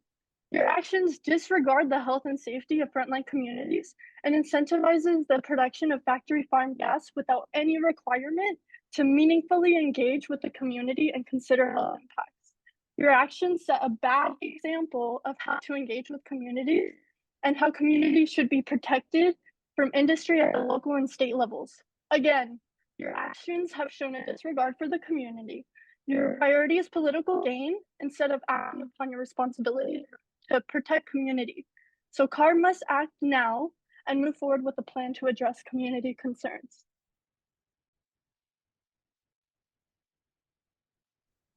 Colin Murphy, your line has been unmuted.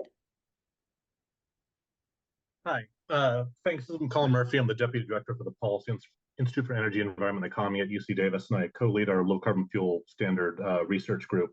So thank you to staff for putting forward a very detailed and empirically driven set of comments. Especially really appreciate the CATS outputs as well as the air quality analysis spreadsheets that were posted with the supplementary material. This is a level of depth and quantitative focus that we really appreciate and look forward to being able to really dig into those as we move forward. I also really want to echo one of the things Rajinder said earlier when we're talking about costs, and I think it is very important for us to consider the gas price impacts of the LCFS and some of the proposed changes, but it's important to consider that in the context of the existing energy economy, where the cost of gasoline has been going up regardless of state policy for a number of years and is likely to continue to do so. And so I think a lot of some of the concerns there are taken out of context. I also want to say that the modeling that we've done at UC Davis, along with our colleagues at other UC institutions, confirm a lot of the conclusions that staff put forward, that the LCFS does support the electrification of California's fleet, and that a significant fraction of ongoing revenue is likely to go. In fact, the majority of revenue in the future is likely to go toward electric vehicles. Where I think there are still some problems is the analysis around renewable diesel and the liquid biofuels. We put forward in our comments, as well as in the paper that we published in February of this year, that there's been a fundamental shift in market dynamics to where renewable diesel has become the fuel that sets the marginal compliance cost and therefore the credit price. And staff's own analysis today shows that there's enough renewable diesel at the national level to supply all of California's demand. In that case, in the reality that you are acknowledging, the proposed changes, including a higher step down, are not going to increase the credit price, not when this fuel has shown the ability to come in at the credit prices we're seeing now. So we'll submit detailed comments in writing, but I think that a little more attention and a little more understanding that the previous modeling isn't terribly reflective is necessary. Thanks. Connie Loston, your line has been unmuted. You can go ahead and speak.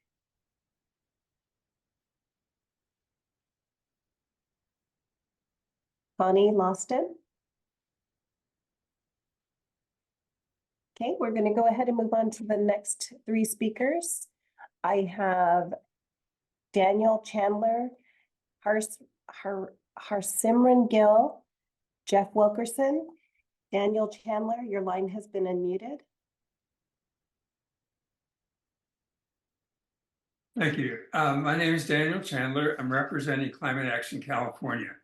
First, I would like to thank staff for their presentations, particularly for highlighting the path to more support of zero-emission vehicles. In March, Climate Action California submitted a formal legally binding petition to the Air Resources Board requesting that livestock methane and other air pollutants be regulated as required by SB 1383. One of the points we make is that regulating agricultural methane will also solve the avoided emissions credits controversy in LCFS. When dairy methane is regulated, dairy digester biomethane would get approximately the same credit scores as landfill methane, which is already regulated. Of course, that's not the main point. Livestock methane makes up 65% of all California methane emissions, yet it is essentially the only unregulated source. Regulation can be implemented without creating stranded assets. One element that we did not include in our petition is the broader insidious effects of methane offsets, which is essentially what the LFS avoided emissions credits are. A dairy farmer somewhere in the United States can convert manure to biomethane, and by the most tenuous of logic, that can be considered an offset for a California refinery. This is an incredibly dangerous precedent to set, and one which Danny Cullenward and Elizabeth Gruber's research has pointed out already threatens to turn the Inflation Reduction Act hydrogen incentives into a travesty.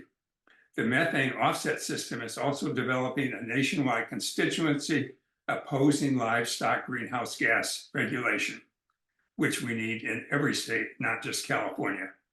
Thank you for considering our views. Thanks, Dan. And I just, a point of clarification for folks here in the room and for those on Zoom, CARB did receive a petition from Climate Action Network that requested, among a number of things, that we regulate dairy methane going forward. And we have worked with Climate Action Network and agreed that CARB would respond to that petition in writing by May 30th. This is independent of the low carbon fuel standard. It's a separate process. And so that petition is available on our website, as well as a separate comment docket for that petition as feedback comes in on it. So thanks, Dan, for your comment. Bobby, you can go to the next person. Next, we have Harsimran Gill. Harsimran, your line has been unmuted.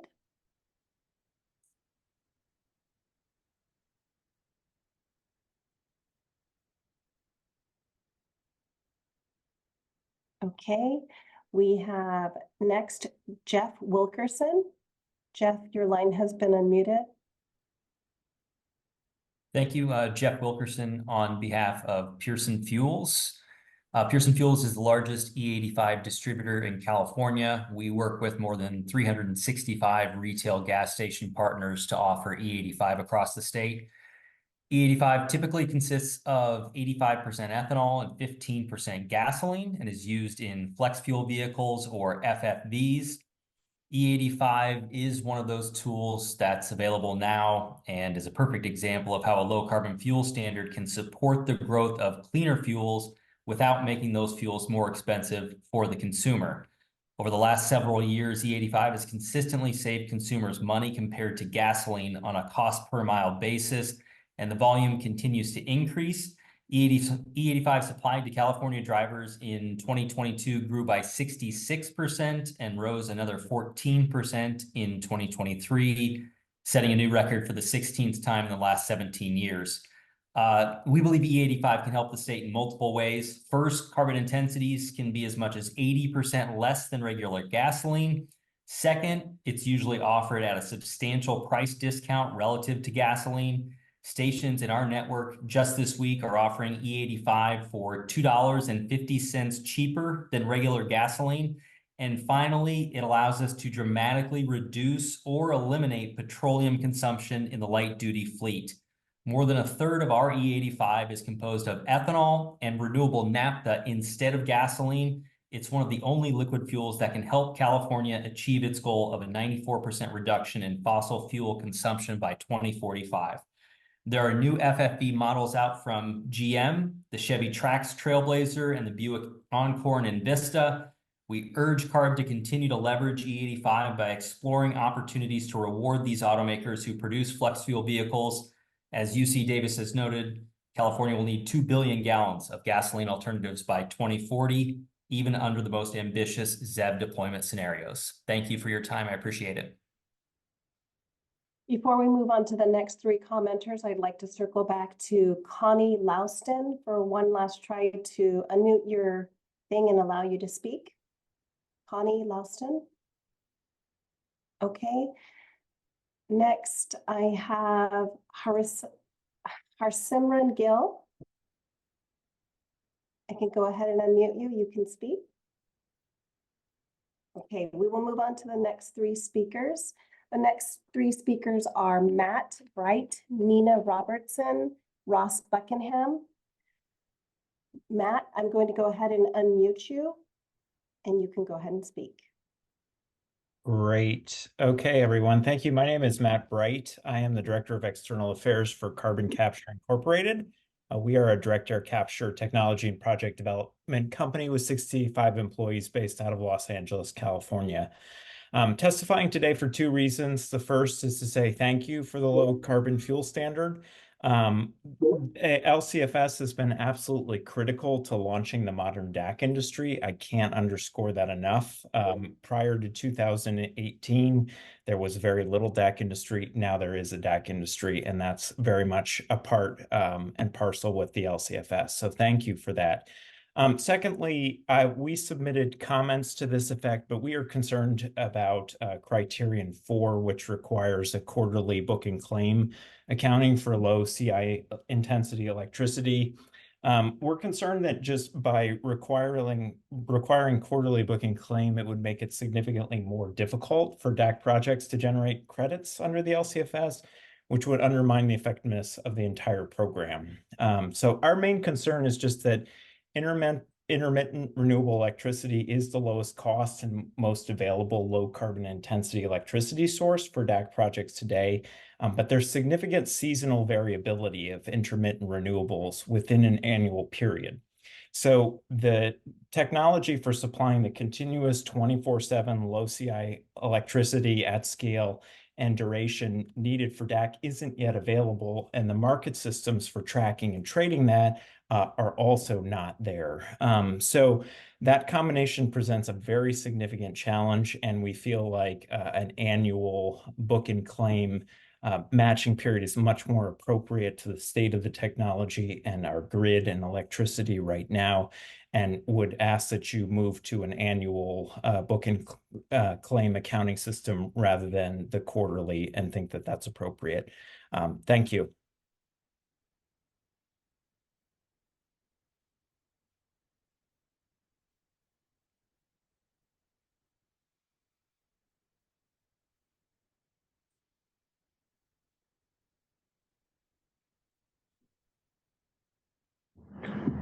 Bobby, are you there?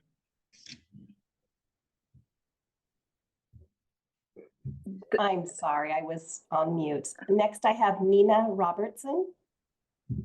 Thank you. My name is Nina Robertson, and I'm a senior attorney with Earth Justice. In the 24 hours staff has given us to see its modeling, both in the eyesore and in the 15-day change scenarios, we've reviewed what you're proposing, and our conclusion is that it does not respond to the direction provided by the board in September and will not solve fundamental problems with the program that EJ and environmental groups have identified and that many scientists have identified for years. First, under what you propose, the LCFS will continue to be a pro-combustion program that undermines zero emission solutions. CARB is the agency charged with protecting our air quality, and the LCFS is one of its subsidy programs. So why is CARB continuing to subsidize without constraints the combustion fuels that we need to phase out in order to meet our air quality goals? Second, staff's proposal does nothing to end the harms and distortions caused by avoided methane crediting. The use of avoided methane to greenwash dirty hydrogen kneecaps the production of green hydrogen in California, which is directly counter to California's green hydrogen goals. Staff has done nothing to address this perverse effect that we have pointed out on numerous occasions, nor has it addressed the harms caused to communities that live near the dairies and SMR facilities that the program rewards. This flies in the face of what board member Pacheco Warner said in September. She said, quote, "I really want all of us to think about in our meeting the challenge to save the planet in 2045. When we look back, we can truly say that we are proud of what we did and that no community was sacrificed to make this happen. And I think if we use that as our North Star, we can come up with really good solutions that continue to see our industries as partners, but also challenge them to build on the most innovative practices that yield the most public health benefit. This proposal is sacrificing," unquote. This proposal is sacrificing communities, and it is undermining innovative zero-emission solutions that can provide the most public health benefit. Finally, the LCFS is supposed to be a transportation program, yet by 2045, the highest credit generator will be from direct air capture. That has nothing to do with transportation. This was not disclosed in the eyesore, which is highly concerning to us. This prolongs the use of dirty fuels by offsetting them with DAC projects that almost certainly will be out of state.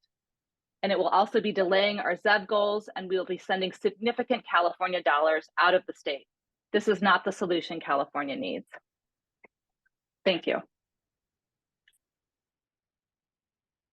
Next, I have Ross Buckingham. Ross, your line has been unmuted.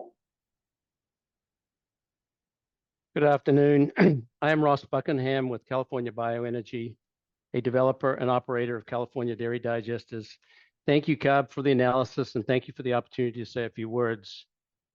The Intergovernmental Panel on Climate Change reported that it's a scientific fact that the warming of our global system is due to human activity. They also report that methane in our atmosphere has grown 3 times faster than carbon dioxide, contributing 30% of global warming to date. This month, we will celebrate Earth Day. I say celebrate despite 2023 having the highest average global temperature since pre-industrial times, that we're experiencing more frequent and extreme weather events. We're seeing rising sea levels and shrinking ice caps, and the acidifying oceans are impacting our coral reefs and marine systems. But we can celebrate Earth Day because despite the climate crisis, we have proven solutions, one of which is that aggressively reducing methane emissions can transform its global warming effect into a global cooling effect. Since agriculture is the largest source of global methane emissions, farmers therefore present the largest opportunity to deliver this climate cooling effect. It is simply not a solution to produce less food. For example, global dairy production will increase 50% by 2030 over the next few years to meet demand, which grows unabated despite the marketing of supposed non-dairy alternatives. CARB recognized this and pioneered and incentivized simple but effective technology called digesters to capture dairy methane and convert it into a renewable fuel while also supporting affordable dairy production. As a result, California dairy is well on its way to reducing its methane emissions by a whopping 40% by 2030, as documented in a recent UC Davis report. Over 100 digesters are currently operational. And I see my time's up. Thank you. I'd like to queue up the next 3 speakers or commenters. I have Stephen Rosenblum, Brent Newell, and Amelia Keys. Stephen, your line has been unmuted. Hi, I appreciate your attention at this late part of the day here. My name is Stephen Rosenblum. I'm from Climate Action California, just as Dan Chandler. I wanted to make some high-level comments, and we'll be sending you details in writing in the comment period. The goal of the LCFS should eventually be full electrification. Along that path, the mantra should be to detoxify and decarbonize our fuel supply. As part of that idea, the DOE Earthshot on clean fuels and alternative sources of carbon products, which was held the last 2 days ago, pointed out that carbon conversion in our economy is only 30% efficient. That means that 70% of it goes to waste and probably winds up as CO2 in the atmosphere. You must look at that metric as well as we pursue our decarbonization goals. I'd like to put myself also in agreement with Kevin Hamilton's comments earlier. Does it make sense that an RNG fueled truck is better for the climate than a BEV fueled truck? Keeping in mind that the RNG truck emits carbon dioxide when it runs. Finally, on biofuels, we need to have certification that oil wastes are not disguised as virgin oil and are fakes. GMO crops are necessary for growing corn and soy and necessitate the use of environmentally unsound Roundup. This is another consequence of biofuels. Also, consider using the EU Globiome model instead of the one that CARB uses for indirect land use conversion, which values renewable diesel from soy at 182.9 grams CO2 equivalent per megajoule, which is much worse than fossil diesel. Thank you. So I just want to quickly jump in because I think 2 speakers have spoken about the petition to regulate dairies. And I hope both of the folks that were speaking are still on. There was a line in the petition that really stood out for some of us here, and that was that somehow in some cultures, cows are held as sacred, and now is not the time to continue that, or something along those lines. But it was definitely about cows being held sacred in some cultures.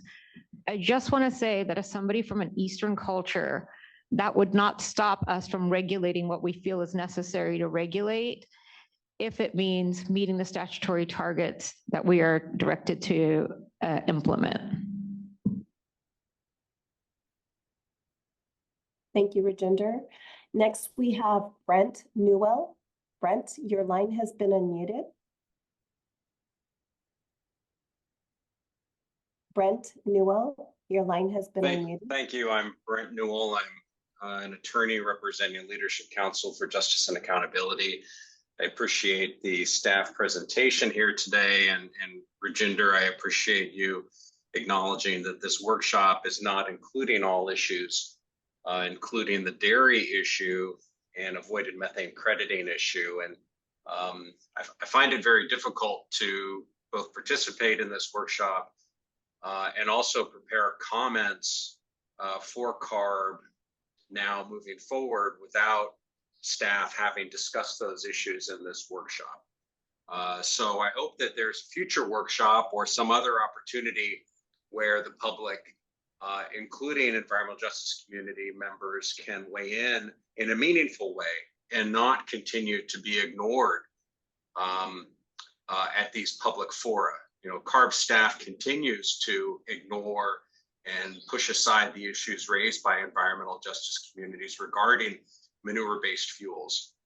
And I'd like to briefly address the SB 1383 issues that are looming large above this. You know, proponents of retaining avoided methane crediting point to SB 1383 and the need to reduce methane as a policy basis for continuing using these fuels in the LCFS.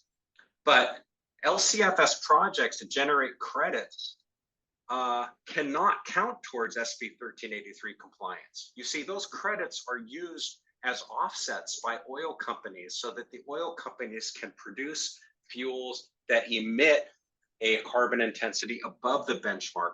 They can't also count towards methane reductions for the SB 1383 target. Math does not work that way.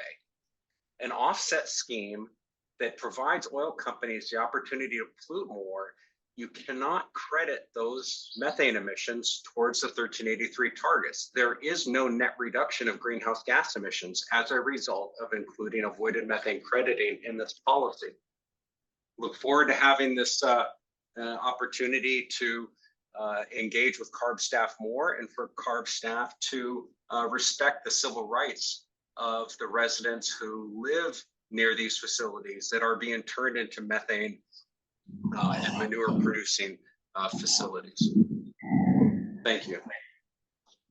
Thanks, Brent. I feel like I should clarify that when we do our tracking towards our targets, we use our AB 32 inventory, which pulls from a variety of sources of data, mainly the mandatory reporting regulation, which is third-party verification. There is no double crediting, double counting within our tracking of progress towards our targets. Look, I respect that, but just because you keep two sets of books doesn't mean that there isn't double counting here. You have an AB 32 inventory, yet you are allowing oil companies to emit more pollution because they buy offsets from dairy facilities that are allegedly reducing their methane. There is more pollution coming from oil companies because of this policy. But for this policy, oil companies would not be able to buy these credits. So the emissions in the inventory for the refineries represent the actual emissions from the smokestack at the refineries. There is no offsetting or deduction for what's coming out of those smokestacks. We're talking about emissions from fuels here in the transportation system. Same thing. It's what's put into the rack under the mandatory reporting regulation. It's subject to testing for carbon content. And then that is actually the same basis for BOE, for taxes. It's no longer BOE, but for state taxes. We do not take a deduction off of actual emissions that go into the atmosphere as we count progress towards our accounting. And maybe, Brent, we should just have a call separate from this so we can walk you through the inventory. I understand the inventory. I also understand how pollution trading schemes work. And what's happening here is that alleged methane reductions are being sold as offsets to oil companies, and there are more emissions from transportation fuels as a result of those credits. Avoided methane crediting is generating massive amounts of junk credits because of the negative carbon intensity that is given them because of avoided methane crediting. If you eliminate that policy, then you reduce significantly the amount of junk credits that oil companies would be using for their alleged compliance. The fact that this is a loosely designed offset scheme has been verified by the former manager of the LCFS program in comments on the record on the eyesore. I'm not just making this stuff up. You can't disregard what I am saying as if I don't understand what is happening in the low carbon fuel standard. That is not true. You need to stop misrepresenting what is happening here in the inventory, and CARB has a duty under SB 1383 to adopt regulations to reduce methane. It is not acceptable for CARB staff to continue to ignore its statutory duty and treat these emissions as a source of offsets for oil companies. So Brent, there was no disrespect intended. I just wanted to clarify so that everybody understood and did not leave with the misimpression that somehow there is double counting in our inventory. Bobby, let's go to the next commenter. Absolutely. Our next commenter is Amelia Keys. Amelia, your line has been unmuted. Thank you. My name is Amelia Keys, and I'm an attorney at Communities for a Better Environment, an organization representing California communities that are heavily impacted by fossil fuel pollution. As we see a tremendous supply of renewable diesel expected in this program, I want to urge CARB to consider the harmful impacts of biofuels at both the local and global levels. The SAP proposal doesn't adequately address either set of impacts. At the local level, many California biofuels are being produced at oil refineries in refinery communities. EJ organizations like mine have direct experience with these refinery biofuel conversions, and we have been warning regulators that the difference in criteria pollutant emissions between petroleum refining and biofuel refining is small and in some cases can increase local air pollution. Biofuel conversions also create new health and safety risks. The Martinez refinery in the Bay Area, for example, has had alarming increases in flaring incidents and safety emergencies since it started to produce biofuels, and it's currently being investigated by federal and state authorities for the unusual rate of dangerous incidents. As to global impacts, the proposed sustainability guardrails are not enough. For one, the proposal will not deal with the most important harmful feedstock in the program, which is soybean oil. Also, sustainability certifications are not an adequate solution. As written comments by Biofuel Watch have explained, certification programs have been tried before, and in practice, they have failed to address deforestation. To thoroughly address these local and global problems, we need a cap on lipid biofuels. A cap can be feasibly implemented and developed within this rulemaking process if CARB takes these problems seriously. Finally, I want to urge CARB to consider that the composition of the vehicle fleet that's expected through 2045 is based on what we think is feasible looking at it from today. It does not show the progress that we could make with a clearer and more ambitious focus on investing in electrification. Thank you.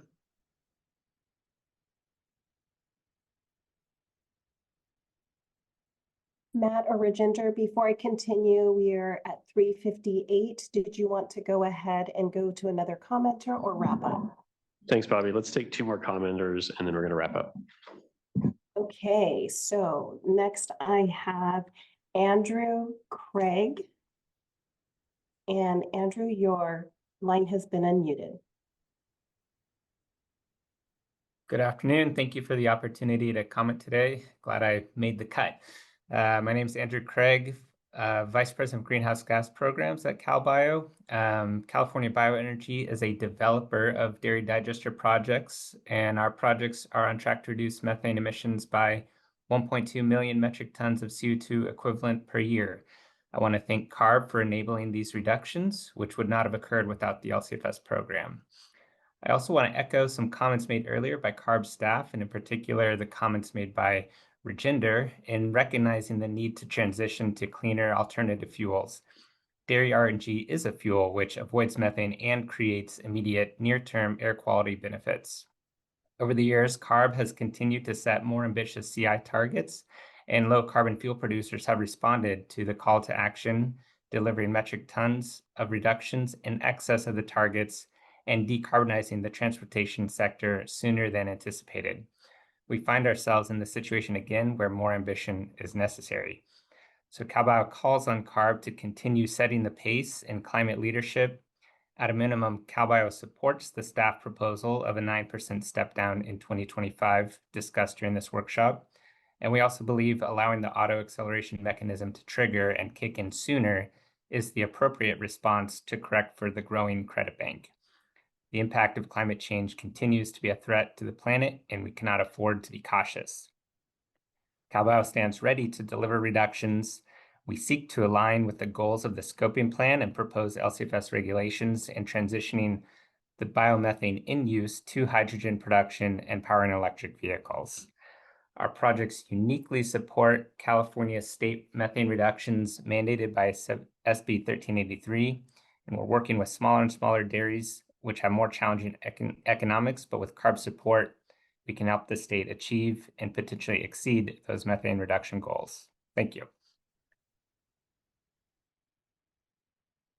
Next, we have Katie Donahue Duran. Katie, your line has been unmuted. Good afternoon. My name is Katie Donahue Duran, and I'm a public affairs manager with Neste.